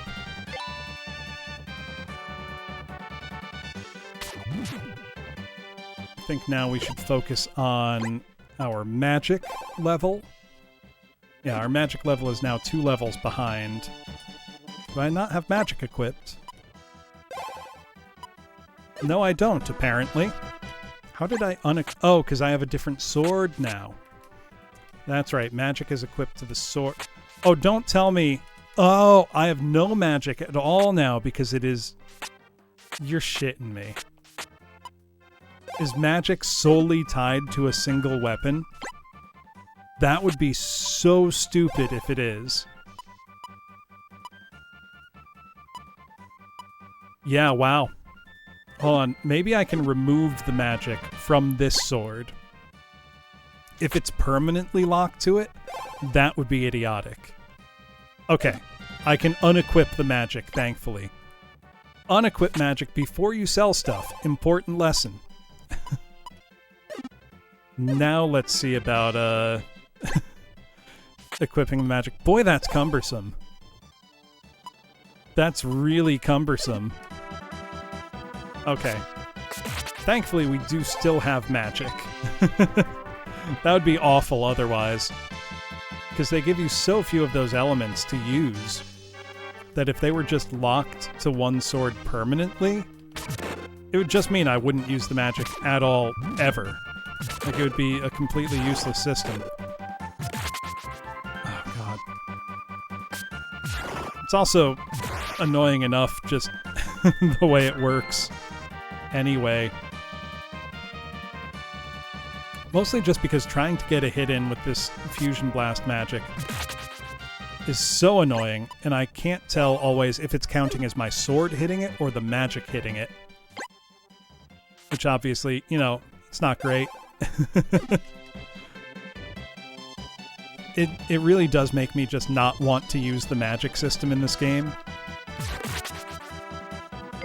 Like, I don't know if that was magic or my sword that did that. Did I fall down? Where did I fall down? Oh. Okay. I didn't even realize that was, like, an alternate path. Also, just holding R to charge up your magic is kind of weird. Doesn't feel great to do. You can let go of R once it's charged. But it's still pretty cumbersome. Pretty weird feeling. Gotta staunch the poison with some antidote real quick-like. Thankfully, I have a ton of it. Could you imagine just carrying around, like, multiple vials of anti-venom and just getting bit by poisonous things and being like, ah, it's no big. Like, I brought my anti-venom with me. So, the Ys games that didn't get localized, Tachikuro, are Ys 4. There were 2 different versions of Ys 4 that didn't get localized at all. One on Super Famicom, and one on TurboGrafx CD. The Super Famicom one was Ys 4 Mask of the Sun, and the TurboGrafx one was Dawn of Ys. Neither were localized. There was a modern remake called Ys 4 Dawn of Calcutta for the Vita, or Legend of Calcutta, whatever it was called. That is a retelling of Ys 4. so that's the way that story has been localized, but Ys 4 didn't get a release back in the day, and neither did this Ys 5. Everything else, Ys 1, 2, and 3, 6 onward, all got localized in the West. So it was really just 4 and 5 that didn't. But there's 2 different Ys 4, which is why it's worth mentioning. Because it's not quite what you would expect. I'm also not sure if there will be someone in this cave now. I kind of suspect there might be. So I'm going to check it out in case I'm going the wrong way. We'll find out later. But yeah, the majority of the Ys series was localized in one way or another. Not always in ways that maybe make a ton of sense. So for example, Ys 1 got a release. Hey, thank you for the follow, Bujarov. Ys 1 had a release on the Sega Master System. Ys 2 didn't have any standalone releases at all in the West, but was rather part of Ys Book 1 and 2 as a combination on the TurboGrafx CD. Ys 3 was released in the West on TurboGrafx CD, Super Nintendo, and Sega Genesis. Then nothing for 4 and 5. Then Ys 6 was released on PS2. Ys 7 was PC and PSP. Ys 8 was PS4 and Switch. Ys 9 is on everything, I believe. PS4, Switch, PC. So there's no shortage of ports of Ys 1 and 2 that have come out since, like remade ones, the Ys 1 and 2 Chronicles games that are on every platform you can think of. Ys Origins also was PC and has since had releases on PS4 and Switch, I believe. Basically, if you can think of a platform, you can probably play Ys on it in one form or another. It's a series that's been... Oh, come on, I hit the jump button. It's a series that's been around for a long time, more than 30 years now. And in that time, it's gained quite a strong cult following. Yes, so there's no official PC versions of Ys 4. I don't think Calcutta got a PC release. I think that might just be Vita and PS4. I'm not sure. I would need to check. Ys 5, the only releases at all were the 2 original Super Famicom versions, because there was a release a year later called Ys 5 Expert, which is the same exact game, just made a little harder, which probably... I can understand why they made that now. This game is quite easy, especially by the standards of the Ys series. Then there was a PS2 remake of Ys 5 that came out in 2005, released by Taito, that was pretty low budget, not really good, and Falcom hasn't done anything with it as a series at all since then. So that's been pretty much it for Ys 5. And I can... This sounds bad, but I can kind of understand why. It doesn't stand out big time in terms of how the series plays, I don't think. You know, if anything, it's just kind of like... Oh, that's a weird attack. It's a pretty average action RPG for Super Famicom. You know, I don't want to give the impression that it's bad, because it's definitely not bad. It's just, it feels ruthlessly average, is I think the way I would describe it. It's just... it feels like they were trying to almost copy, like, Secret of Mana from, you know, the way it looks, the way it plays. Yeah, the music's pretty, but it's not Ys music. Okay, Memories of Calcutta is on PC. Okay, so there is then some form of Ys 4 on PC. So there's nobody up here. Someone mentioned someone to the north knowing about stuff. I'm wondering if they meant the marshland then? You know what? I might look at my good old friend Game FAQ's guide and see where this person I'm supposed to talk to is. It's not that the music in this game is bad, Cuckoo, it's that it doesn't live up to the style and quality of the rest of the series. So, for example, here's kind of what I mean. Let me pause the music in this so you can hear, like, kind of what I expect out of the Ys games to sound like. So this is from the TurboGrafx version of Ys 3. I mean, obviously it helps that it's a CD soundtrack, so obviously that's going to sound better in some ways. But it's just immediately got more personality.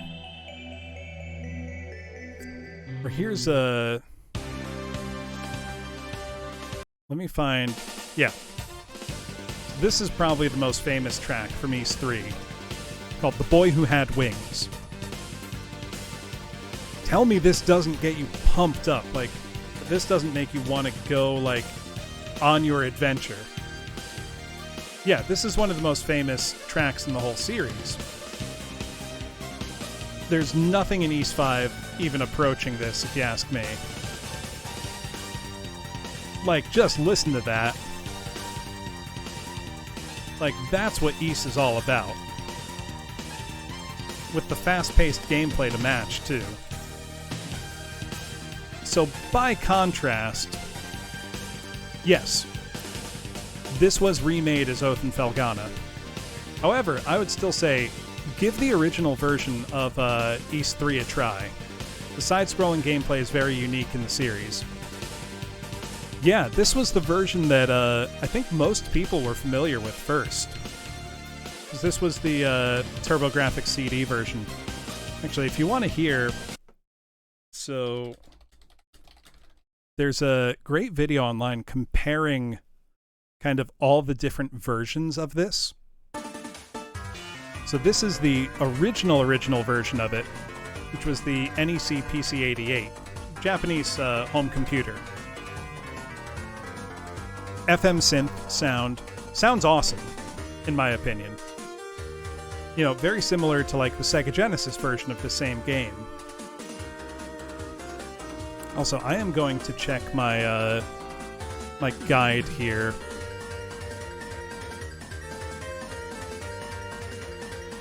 Yeah, you kind of see what I'm saying. Let me see.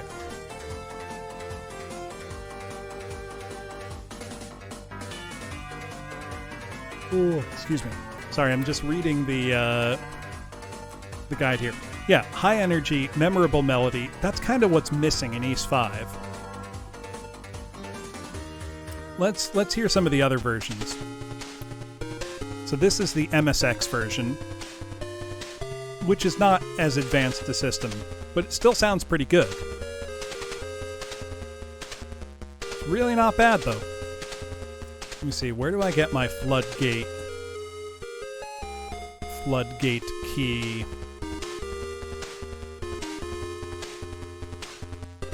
Let me see if this guide says anything about it.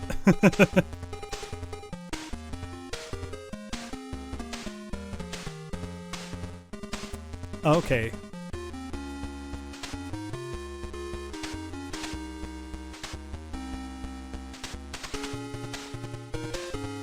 Okay, I need to go talk to somebody, apparently. Might be in a house along the river. Let me see. There's somebody that needs to get me a key to go into the ruins. It's not entirely clear where I will get said key, but... Yeah, so this was the MSX version. Oh, this is where I get the key, never mind. This is the Sharp X68000 version. No, so this actually plays just along the road to the very first dungeon in the game, Cuckoo.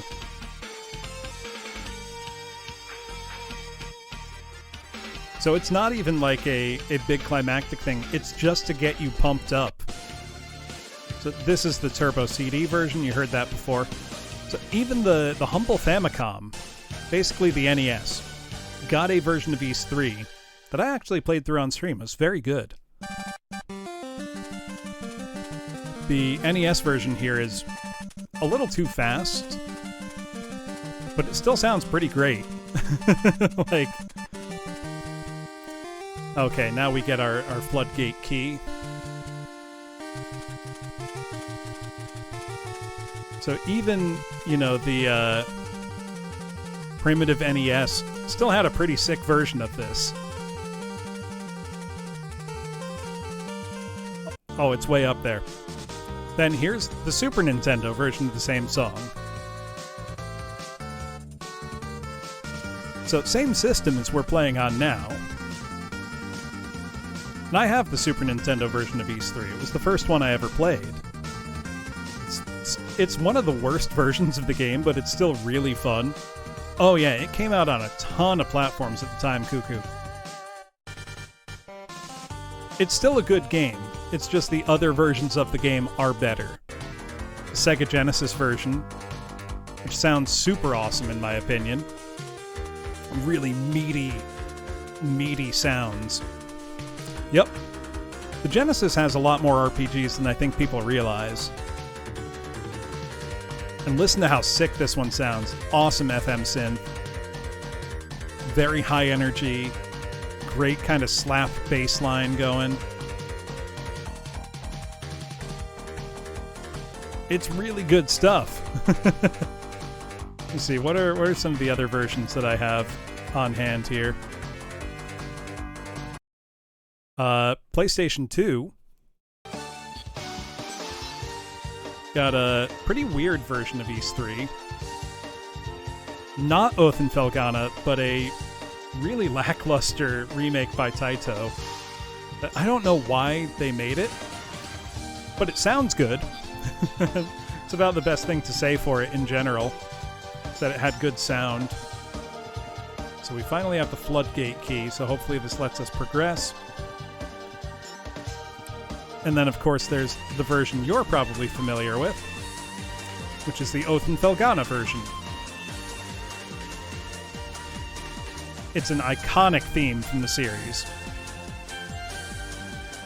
So you can see why, then, this is disappointing. It feels... It's not that the music is bad.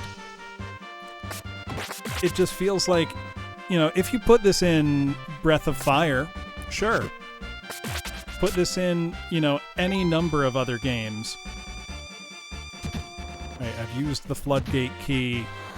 We've flooded... Yeah, it's very generic. And I think that's the biggest complaint to Level at Ys 5 in general, is that it's a generic feeling game, which is, in my opinion, one of the worst things a game can be, especially an Ys game, because they are typically, Ys games feel so distinct from any of... Did the water seriously... Oh no, it only flooded part of the way. Interesting. But yeah, Ys games have a feel all their own, generally. Now this switch will work. I see. Yeah, exactly. If this was in Ys 3, it would be like, what is this? This doesn't fit. Oh, Lagoon has a great soundtrack. Cuckoo. That's the only good part of Lagoon, really. But, credit where it's due, Lagoon's got a good soundtrack. Even though the graphics in Lagoon are pretty sparse, I still like their overall style. It's just, if I could make, like, a few small tweaks to Lagoon... One, make the attack swing farther out. Two, scroll the screen sooner. Boom, I just took it from, you know, a trash game to one that's actually pretty alright. That's all you need to do. That would be it. You know, you could leave everything else more or less as is, and that would make such a big difference in the game's overall quality. I am tempted to play through Lagoon on stream at some point, because I think it would be fun to look at it and see all the things wrong with it. It's mostly the problem with Lagoon is that it's a totally brain-dead game. There's not a lot of challenge in it. You just, go place to place, do the thing, and that's it, There's not much else there. So am I missing some obvious puzzle element that I need? I thought I hit the switch, which should have lowered the water level, so I can't pick that up for some reason. What am I missing? Yeah, the challenge comes from your pitiful, pitiful sword. Which, if that's where the challenge in your game is coming from, you've messed up. You've messed up badly. What am I missing here? Oh, excuse me.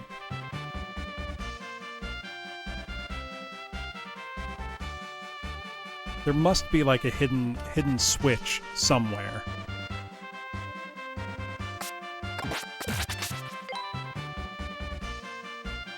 Is there anything? Oh! Oh! I got it. That was a passageway. I should have been able to figure that out. Okay, now I think I can get on that platform and ride it downriver. Yep, okay, there is indeed a raft that has been summoned. Also, I feel like I may be just a tad over-leveled for this part of the game now. There we go. Yeah, we did it. That's, I guess, a fun little dungeon so far. Please let there be more to it. I swear, if the boss is another, like, pitifully easy challenge, I'm gonna be sad. Waterway entrance. Wait, did that just bring me back to the start of the ruin? It did! Interesting. I wonder then, can I like change the direction on the raft somehow? I have to go ride the raft again anyway. Let me check how my experience is doing. Am I gaining experience? Is the question. 8298. Let's kill an enemy and see what it says.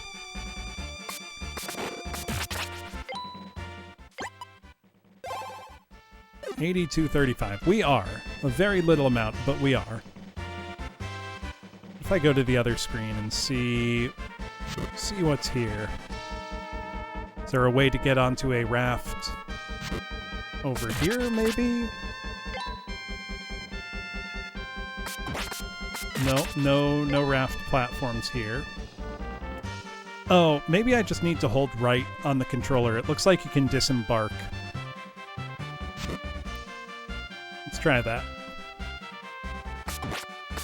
So if I can embark at one of these, surely I can get off at one. I think I'm just going to need to hit right on the D-pad when I go down to the next screen. Let's find out. It's taking a little while, though. Nope. Can I raise a switch back up? Let me see. What's it say here? Step on it, hold right. If you aren't holding right, you'll be dumped off at the beginning of the area. Okay. So hold right, don't tap it. That's a little annoying. Oh well. Just get some free experience on the way. That is kind of satisfying, being able to jump over an enemy completely. Alright, so get on and just hold right the whole time, and hopefully progress to the next part of the dungeon. It's killing me that this music, it's got no identity, it's got no feeling, it's got no... If you just played this for me and told me, imagine what kind of setting this is used in, I would never have said, like, ancient ruin where you can lower and raise water level by switches.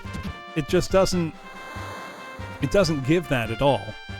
None of the music has a sense of place. I know I'm really ragging on this game's music. And again, like, if I just listened to this in a vacuum, like, if I just put this on while I was doing laundry or something, I'd be like, oh, that sounded pretty nice. Yeah, there's nothing about this music that tells me what it's for, you know? Yeah, no feeling of combat, no feeling of, oh, I'm in, like, a cool dungeon and progressing the game and all that. It's just like, nope, you're in the forest still. Like, what is this? Come on.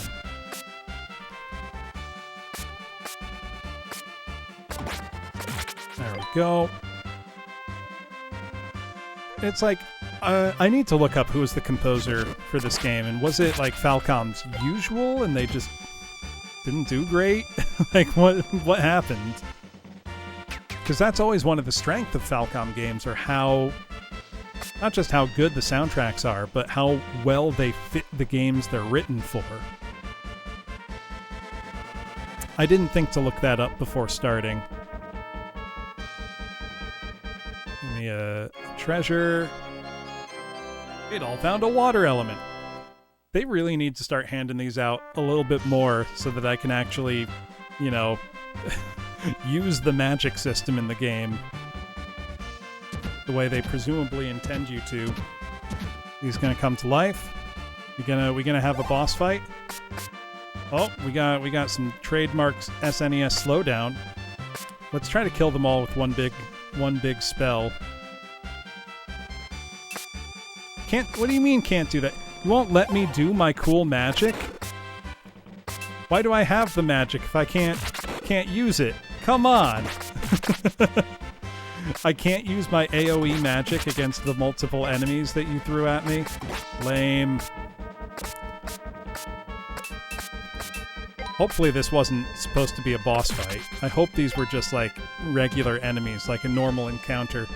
Because that would be pitiful if that was supposed to be... Okay, good. If that was supposed to be like a high-stakes fight, that would have been embarrassing.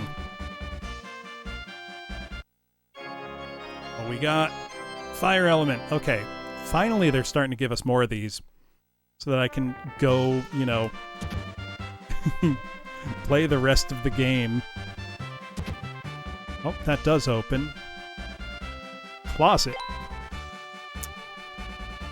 Adol, that's a chamber pot. You just took piss. You just took piss out of that chamber pot and called it magic, Adol. That's not good. Right, what we got here. Did my HP get restored by that room? I think it did. Weird. I'll take it. I'm not going to complain, but... Can I not progress? Which way do I go? Am I missing something? I must be. No, I hit that switch. I must be missing something obvious. If you see something that it looks like I am missing, please feel free to let me know. I do not mind being backseated a little bit. Especially when I'm literally asking. Okay, that was the switch I just hit. Is there any gap in the wall? No. There's this, which does not appear to have a switch. I do not appear able to jump up. Maybe I unlocked something else and I need to go, elsewhere? I don't know.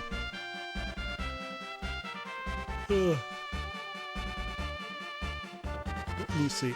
Oh, I think there was a path that was blocked by pillars earlier, so I think I need to just backtrack.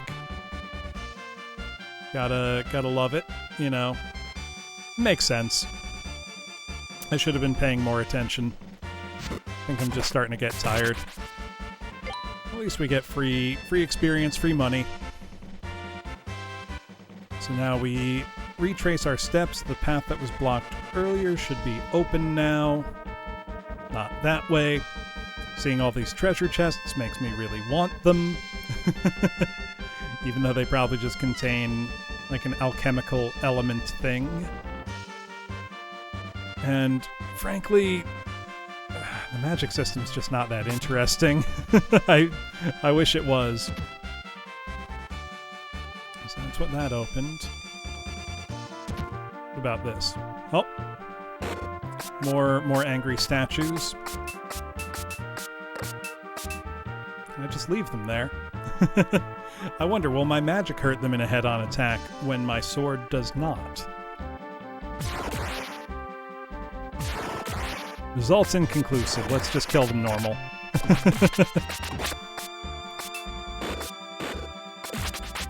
There we go. At least these guys can actually hurt me. Unlike half the enemies in the game at this point. There we go. Come on. Show your back to me. There we go. Alright, so that room was just trapped. But that's alright. We got some good sapphires, I think, out of it. Ooh, is this a platforming challenge? I think it is.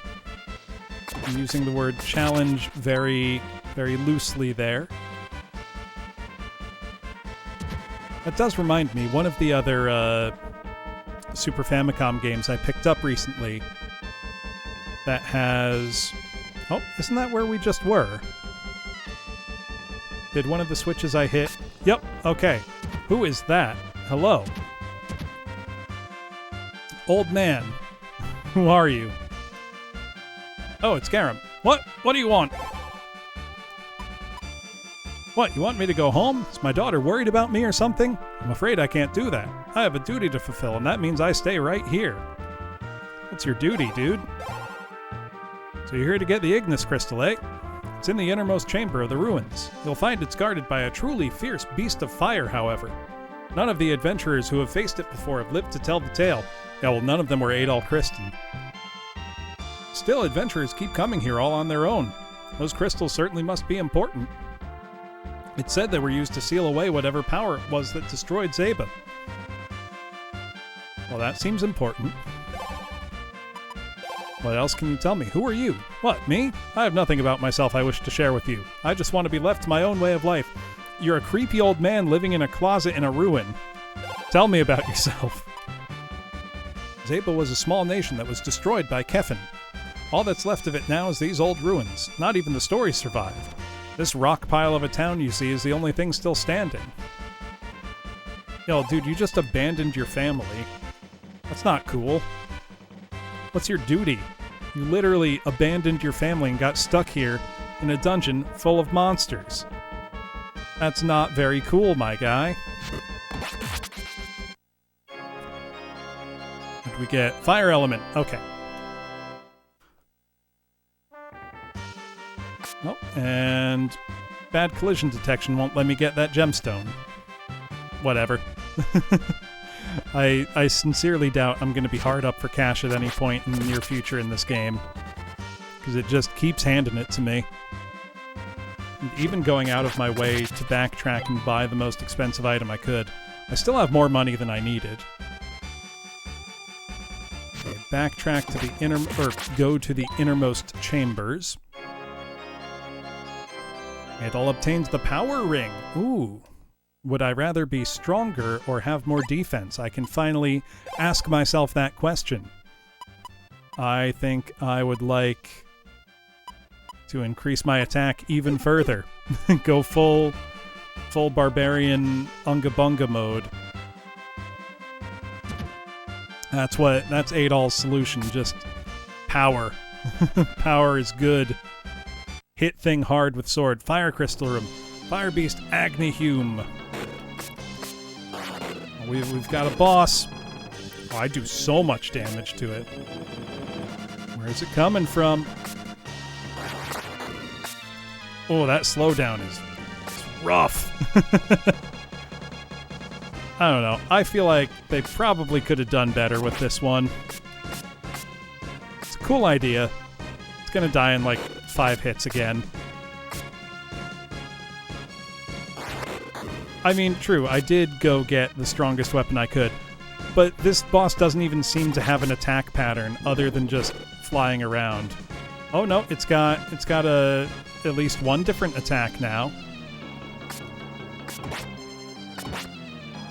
This is pretty easy though by Ys series standards. I mean, you played Oath and Felghana, Cuckoo. Just think, you know, those bosses. Did you get any of them on your first try? Probably not. Well, I'm not even going to use a healing item. I don't need to. It's not doing enough damage to justify that. Oh, you haven't played any yet. Oh, okay. Well, if you do, I can almost guarantee you will lose to the first boss you fight in Oath and Felghana. That's not a bad thing. That's a good thing. You need to learn the boss's attack patterns, and that's a lot of fun. That's, you know, half the fun of these kinds of games. This is pathetic. It's not even attacking. It's just running around. Not in this game, apparently, Eddie. I can see why Falcom pretty much had to release an Ys 5 expert version shortly after this. Yeah, this was they were all stupidly easy so far. And where was the like, epic boss fight music? Oh, they're insane, Hazmat. And I mean that in, like, the best way. Alright, we got the crystal. What do you want, old man?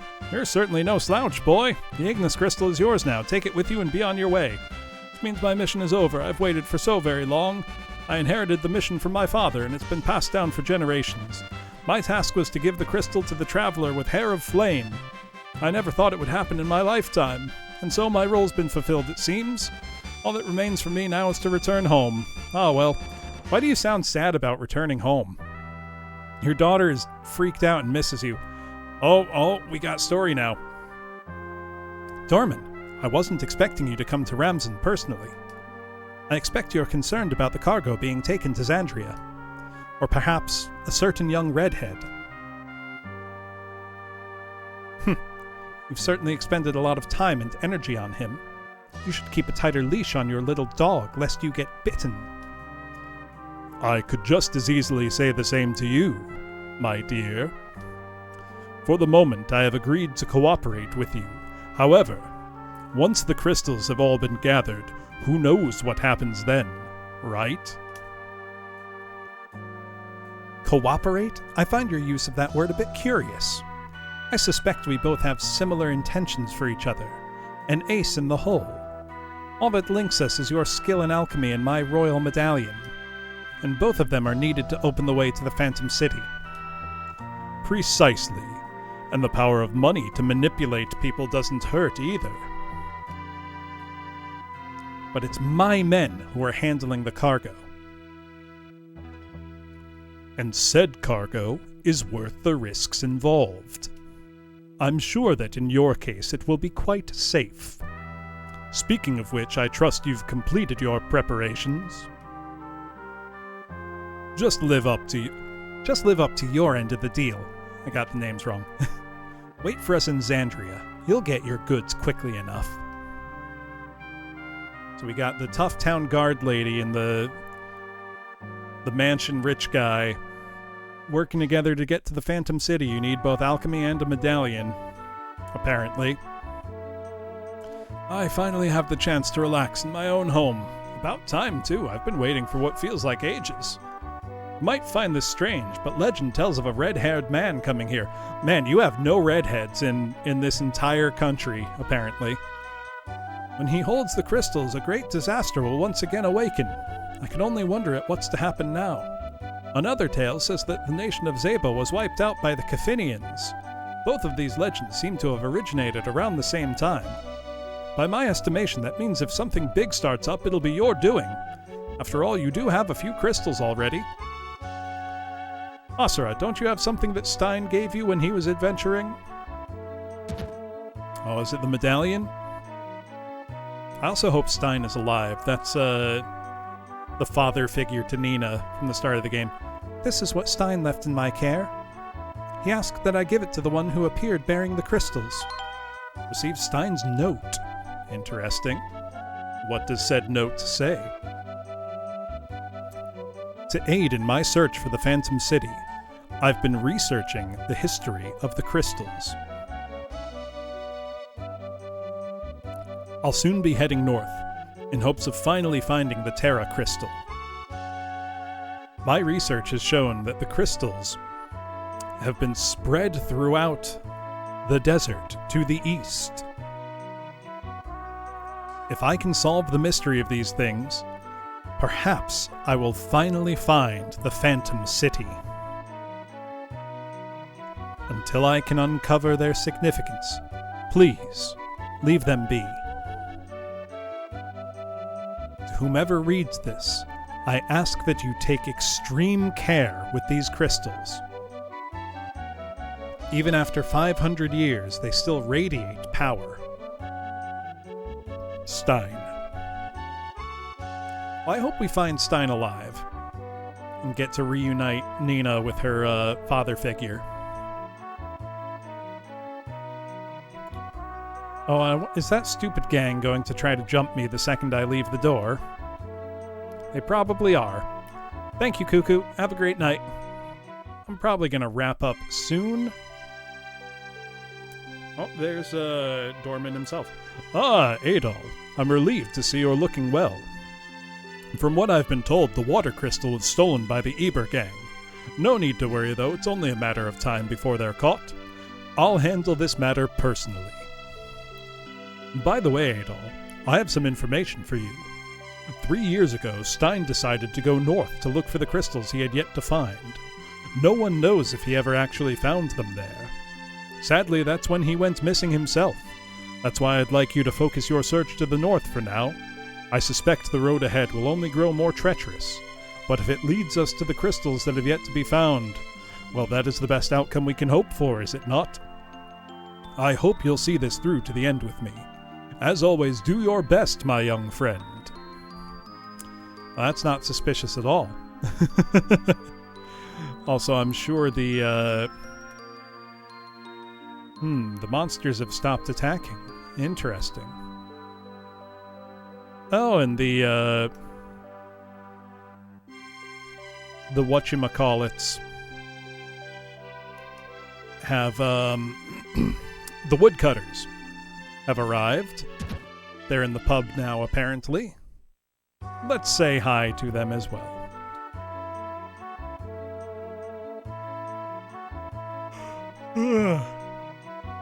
Oh, excuse me.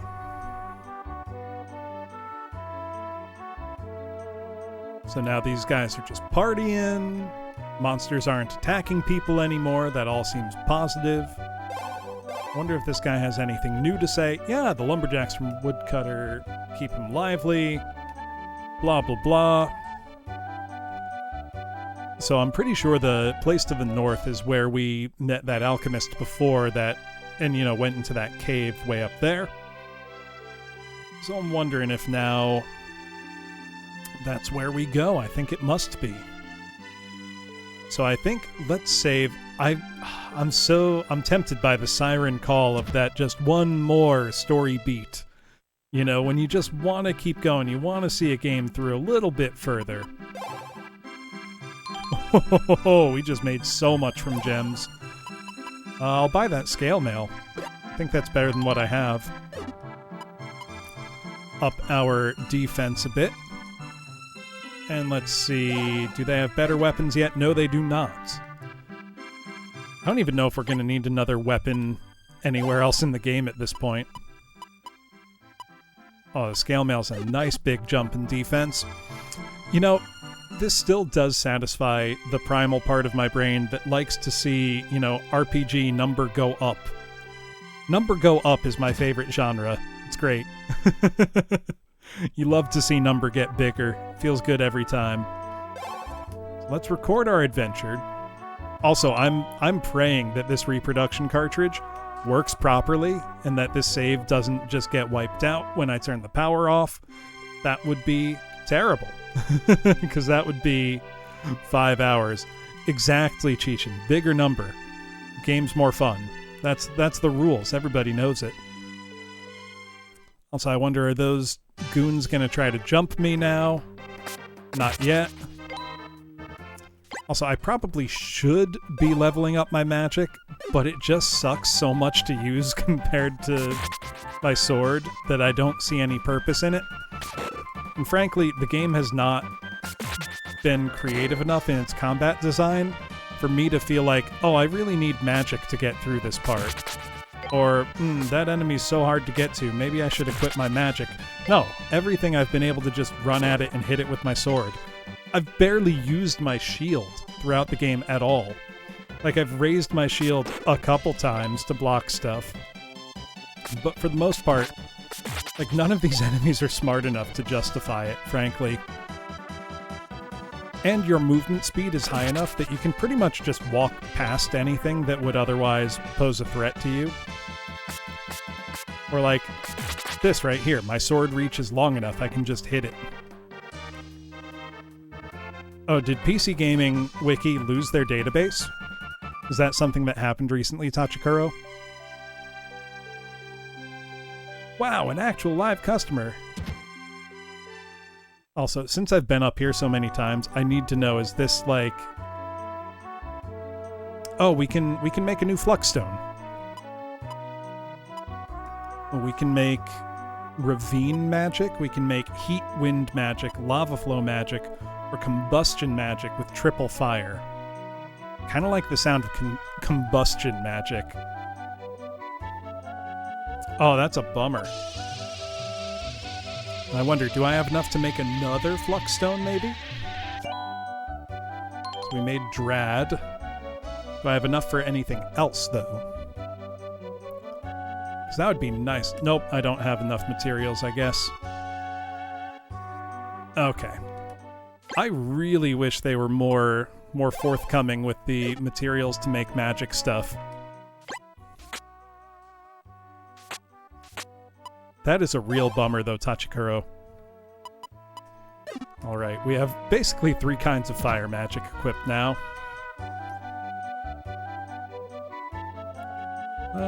Okay. Let's just go to the cave behind the waterfall, see what it is, and then call it a night, I think. So it is almost 11:30 now. I have played for longer than I meant to. Which, I suppose, is to this game's credit. And I will say, I want to finish it. You know, I'm having enough fun that I want to see the rest of the game, basically. It's the way I would put it. So let me get... I want to see what combustion magic looks like. Oh, that's sick. So that's like a huge whole screen blast. Okay, that's cool. I like that. You don't usually get magic of that caliber in an Ys game. Usually you get, like, a fireball. You know? Something small and conventional. So I'm on board for a big screen-filling magic attack. I can live with that in my Ys game. It's the, I get that they wanted to show off the kind of realistic waterfall sounds they made for this game. But man, I can't help but think, like, in any other Ys game, there would be an awesome, like, musical theme here or something, you know? Instead of just the white noise of a, waterfall. Well rendered, I guess. It looks and sounds good. But man... After putting on, you know, The Boy with Wings from Ys 3, and then just hearing this game's soundtrack again, really puts into relief just how good other Ys game soundtracks are, versus this just being fine, versus it being okay. Again, it's not even bad if you put it on, you know, in the background and I didn't know what it was from, I'd be like, yeah, that was some pretty nice sounding Super Nintendo music. But if you said, hey Bloom, is this from Ys? And played this, I'd be like, no, what the hell are you talking about? Where's the sick guitar solo? Where's the driving riffs? Where's all of it? Oh, look at that. This is open now. Well, if this is the next dungeon, then I guess... Oh, we got the weird creepy guy again. I've been waiting for you. I was doing more. I've been waiting for you. As you can see, this is where the Earth Crystal Terra has been kept. It would appear that it has been taken to Saravat's cabin. I would guess he uses it to test the skills of the adventurers who come to him. I'd also like to see just how strong you really are. You should be able to reach him easily enough. Take heed, however. Go charging in and you won't make it back alive. Go ahead and see him.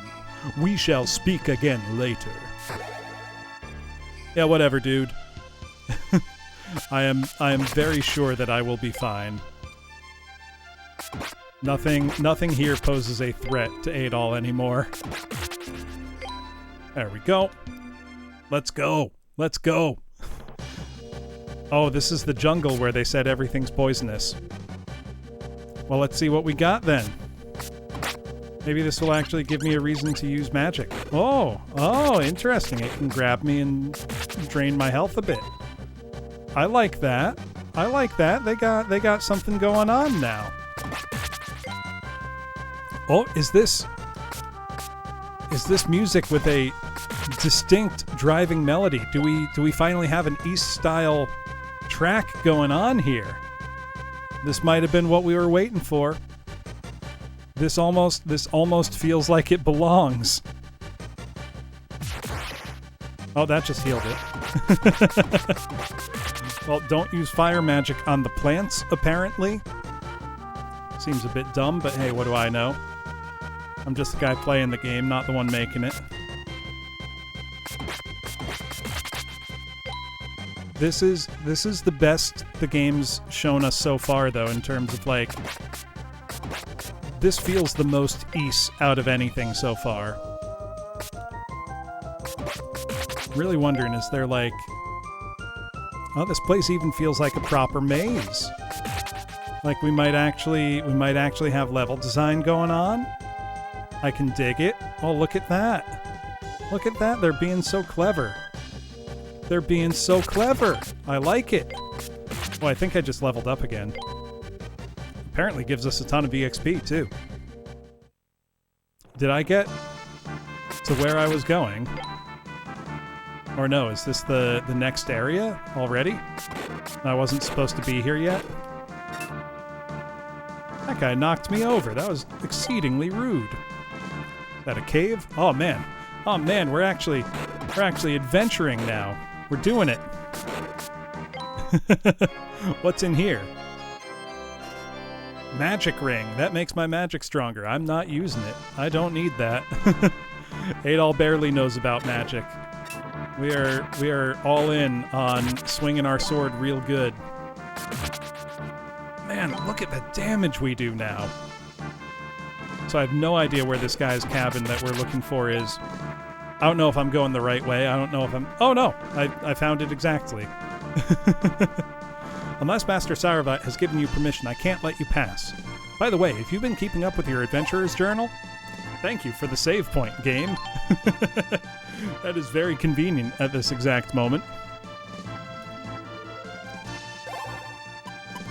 Let's see, did that restore my health? That little going to a save point? It did not.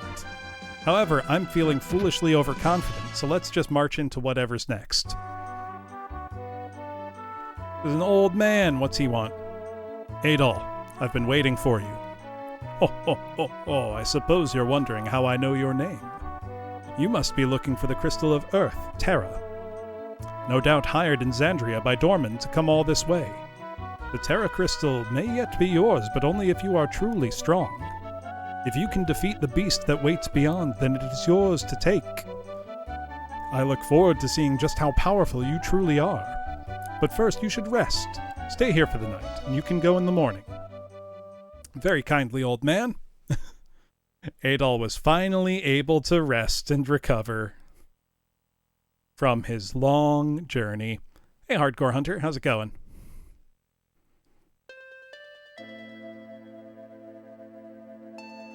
Oh, we've got story. Oh. This is that creepy Stoker guy. Oh, we're getting a flashback. Foresta, what of the crystal? It's undamaged, Stoker. Damn it, there's no end to these fiends. Stoker! This is how Foresta got herself entombed in ice and Stoker gave up his humanity. I'll be fine, you see to the crystal. Foresta! Ah! The crystal shall not be yours, Foresta! No, you mustn't use magic here! Oh yeah, they did say using magic in the presence of a crystal can cause, unintended effects. I'd say the cutscenes are alright. I'd say solidly above average for Super Nintendo RPGs. Oh. Huh? Foresta! Very sad. Very sad. Why do I get the feeling this guy's evil, though? Foresta. Ooh, peppers sound good right now. There you are. Long ago, I also studied here. Master Saravat was the one who taught me. I've lived for almost 600 years. Foresta sealed herself in a cocoon of ice to protect the Lumen Crystal. All because my own power has never been strong enough. Freeing her is now my only concern. If you study here for a while, you will grow more powerful. I would have you do so, and solve the riddle of the Phantom City. Okay, maybe Stoker's not a bad guy. Morning has broken. We shall meet again. He's just a massive Chunibyo, like edgelord. Good morning, Adol.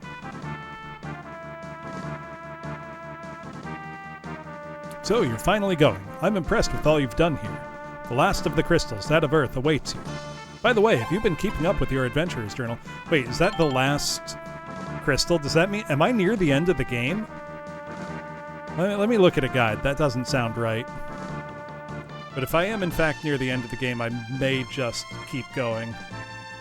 We'll see. Let me look at a... Let me look at the walkthrough, see how many kind of chapters it has.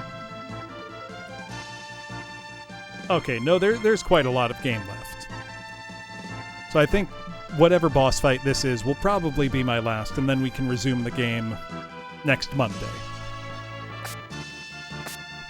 We've got... Oh, shit. Those are really strong. Can I kill those? Or do I just need to avoid them? I think I might just need to avoid them. Yeah, you want the heat and the flavor to be balanced, you know? Okay, I think I just gotta not walk into those whirlwinds. Let me let my health recover. Oh. And then we will be on our way. It's very convenient that these games just let you do this to recharge your health. Ooh. Cheese, peppers, fresh bread. That's the life right there. Maybe have like some olive oil on hand. That would be the good stuff. Near the river, that's probably not it. Oh, I think I just need to like dodge these things. Well, that's not hard. I say as I get hit. Where am I going? It's the bigger question here.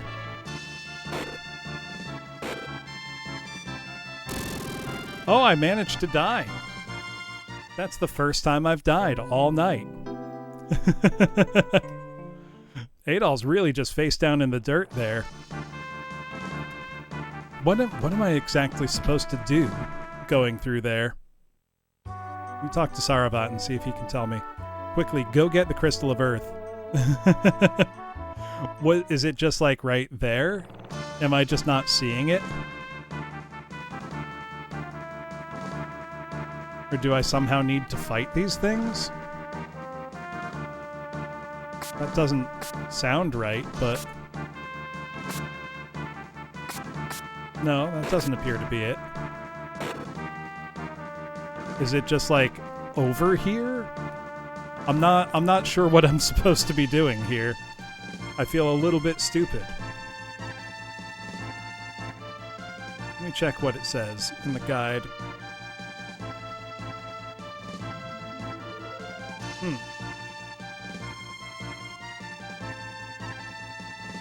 What does it say?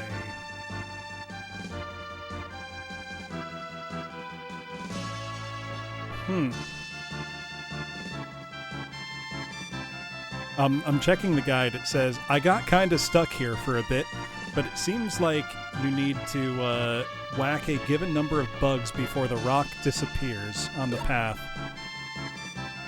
I guess I'm just missing something. Let me explore a little more. We got a gold coin, which is just some extra money. I like money. Is the path just... Oh, it was literally just right there and I didn't see it.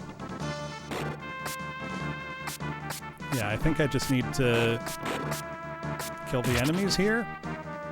And then the path will open up, question mark.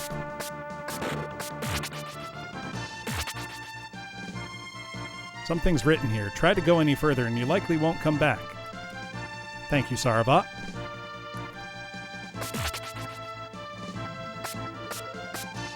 So basically we're just getting attacked by mosquitoes.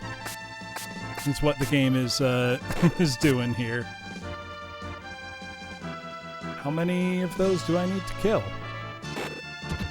Oh, I heard the rock drop. There we go.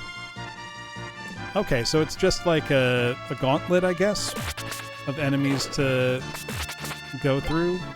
Is that a wind spirit? Guess so.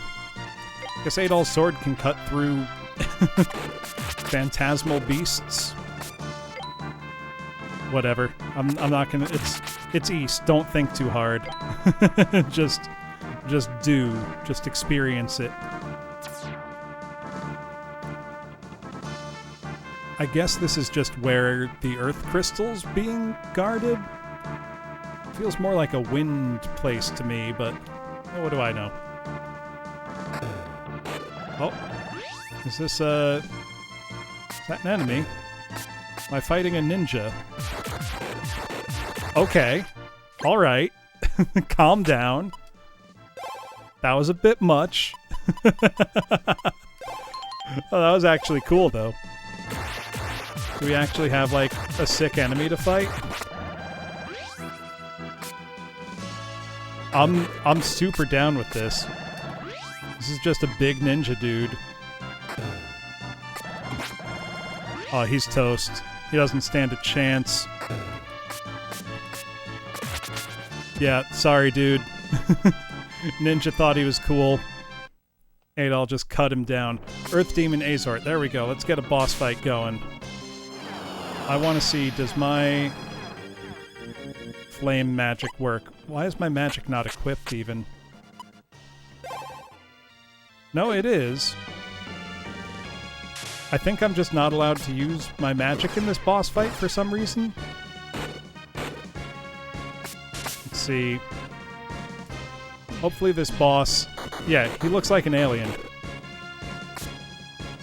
Where do I hurt this guy from? Can I... Oh, I have to jump. Duh. Seems obvious now. I also am taking there we go. Is this guy going to be as brain dead as all the other bosses have been?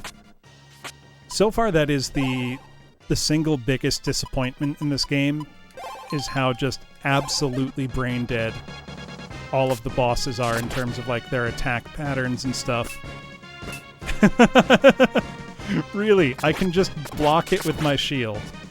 It just makes a pitiful dink sound, and I've blocked the boss's attack. Oh, come on. Come on. Do better. I shouldn't be able to first try clear every single boss in the game. That's too easy. It can't be that easy. Every single boss has been like this. Adol obtained the Terra Crystal. Oh, come on, game. Give me something to sink my teeth into. Yes, you are strong indeed. So now you have 3 of the 6 crystals. Yeah, why are the monsters a threat? They're what sealed away the evil power of Kefin. Since the Lumen Crystal has been moved, that seal has been weakened. This is why the desert in the east has spread and why the beasts have multiplied. As Kefin's power grows, the more damage is done. At this point, putting the crystals back where they were will avail us nothing. If there's any way to prevent this catastrophe, I suspect it can only lie within the heart of Kefin itself. 3 crystals still remain. Unfortunately, Dorman already possesses 2 of them. No doubt he plans to awaken Kefin from its slumber. When you find the next one, you'll need to somehow get the last 2 from Dorman. Then perhaps you will have the power to save us all from wretched fate. So when you say somehow, I'm just gonna put this out there, Saravat. Killing a dude to get what you need to save the world is not a bad thing. That's a totally fine thing to do. He's an evil guy trying to reawaken, like, ancient evil. It's okay to kill him and take things from him. I'd go so far as to say it's morally correct to kill him. I doubt I could teach you much. You strike me as too much of a free spirit. Off you go then. No, never put Adol on a boat.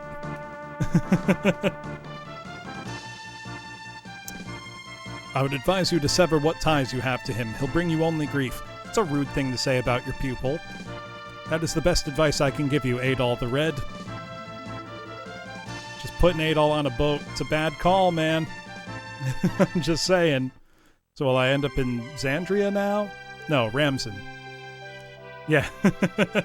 Oh no, we're through Ramsen, and now we're going to Xandria. Felta. Okay. I don't think we went there at all before. Oh, come on. You put Adol on a boat, and then there's a storm. Come on. Let the man have a single successful boat trip. That's not fair. In East 4, he does have a successful boat trip. Adol, please, man. Hey, lady, you're just gonna ignore the man drowning? There we go. Hey, come on. Are you okay? Please, wake up. Adol washed ashore in the town of Felta, where a girl came to his aid. He awoke soon after. If I was Adol at this point, just throw up your hands. Just leave. Oh, good. You're looking much better. I have to ask, how do you wind up unconscious on the beach? Adol explained he'd been struck by a sandstorm while riding downriver. I see. Well, you're lucky to be alive then. Oh, I'm sorry. I haven't even asked you your name. Adol gave his name. Adol? It's a nice name. I like it. My name is Effie. I live here with my father, Mujaba. He's out checking on the current state of the desert at the moment. There have been a lot of monster attacks in the desert lately, so I worry. But he's more concerned with the safety of the town, so he always makes his rounds. We don't have much to offer here in Felta, Adol, but feel free to stay a while. And really, you still should get some more rest, too. I mean, yeah, I was face down unconscious in water like 10 minutes ago. I think Adol needs, like, a solid week of bed rest. Man almost drowned. Was that an alchemist? Calico the Alchemist. I don't have enough elements to create a flux stone. And the library does not have any books Adol wants to read. Let me find a place to save my game, and then I think this is a natural stopping point to call it a night. And then I think we'll have a nice conclusion to this next week. Okay, this is the closest we've had to, like, a real town theme in a while. Oh, let me check if I can get some good weapons or something, though. Greed doesn't wait. Let's see. Yeah, we got hella gems. What can I buy? Nothing better than what I have already. That's lame. Have better stuff. It's later in the game. You're supposed to give me better stuff. I've had the same weapon for like 2 hours, and it's the best you have to offer. You know that doorman fellow in Xandria? Oh, you do know him. By the looks of you, I'd say you've seen your fair share of travel, no?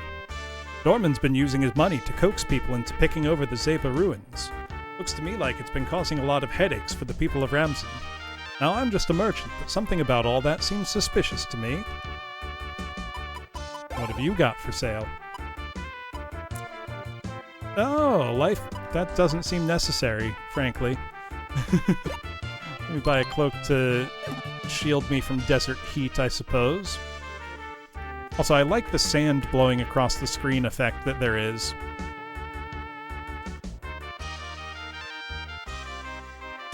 Let me go to the inn and save my game, and then we'll find somebody to raid and call it a night. I am quite tired now. Town may be covered in sand, but guests are always welcome here. Let us save our game, then. I'm gonna double save. I'm gonna save in slot 2 as well, just in case. I really hope that this cartridge is working properly, but let us call it a night there, class. Thank you all for coming by. So I do not have that much more planned for this week. Unfortunately, I have a very busy week outside of normal streaming. However, on Wednesday will be the usual Doom with Bloom. I will be finishing up the Intergalactic Xenology trilogy for Doom 2, and then starting and probably finishing the new Doomer Boards project, which that's only 12 maps. It shouldn't take terribly long. But that will be Wednesday at 6 p.m. Eastern, which is now standard time. We rolled the clocks back here in the US. So let me see who is online. If I have time, I may try to do a guerrilla stream Friday or Saturday. I wouldn't bet on it, but I would like to if we can. Let me see who is online that we can go raid into. Let me see. We've got a lot of options, actually. Let me see. Leon is playing Faith. We've got... Ooh, Shimada is playing Guilty Gear Strive. It's been a long time since I've raided into Shimada Tiger.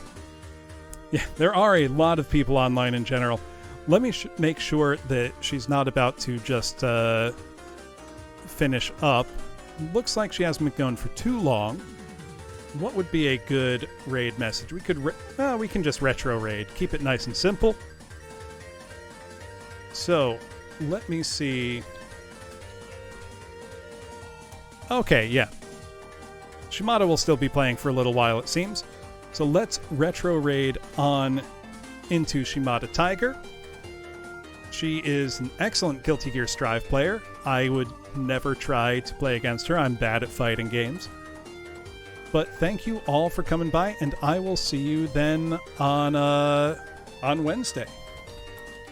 Let me just make sure we've got that set up right. Yes, we do. Okay. Thank you so much, everybody, and I will see you soon. Have a good night, everyone.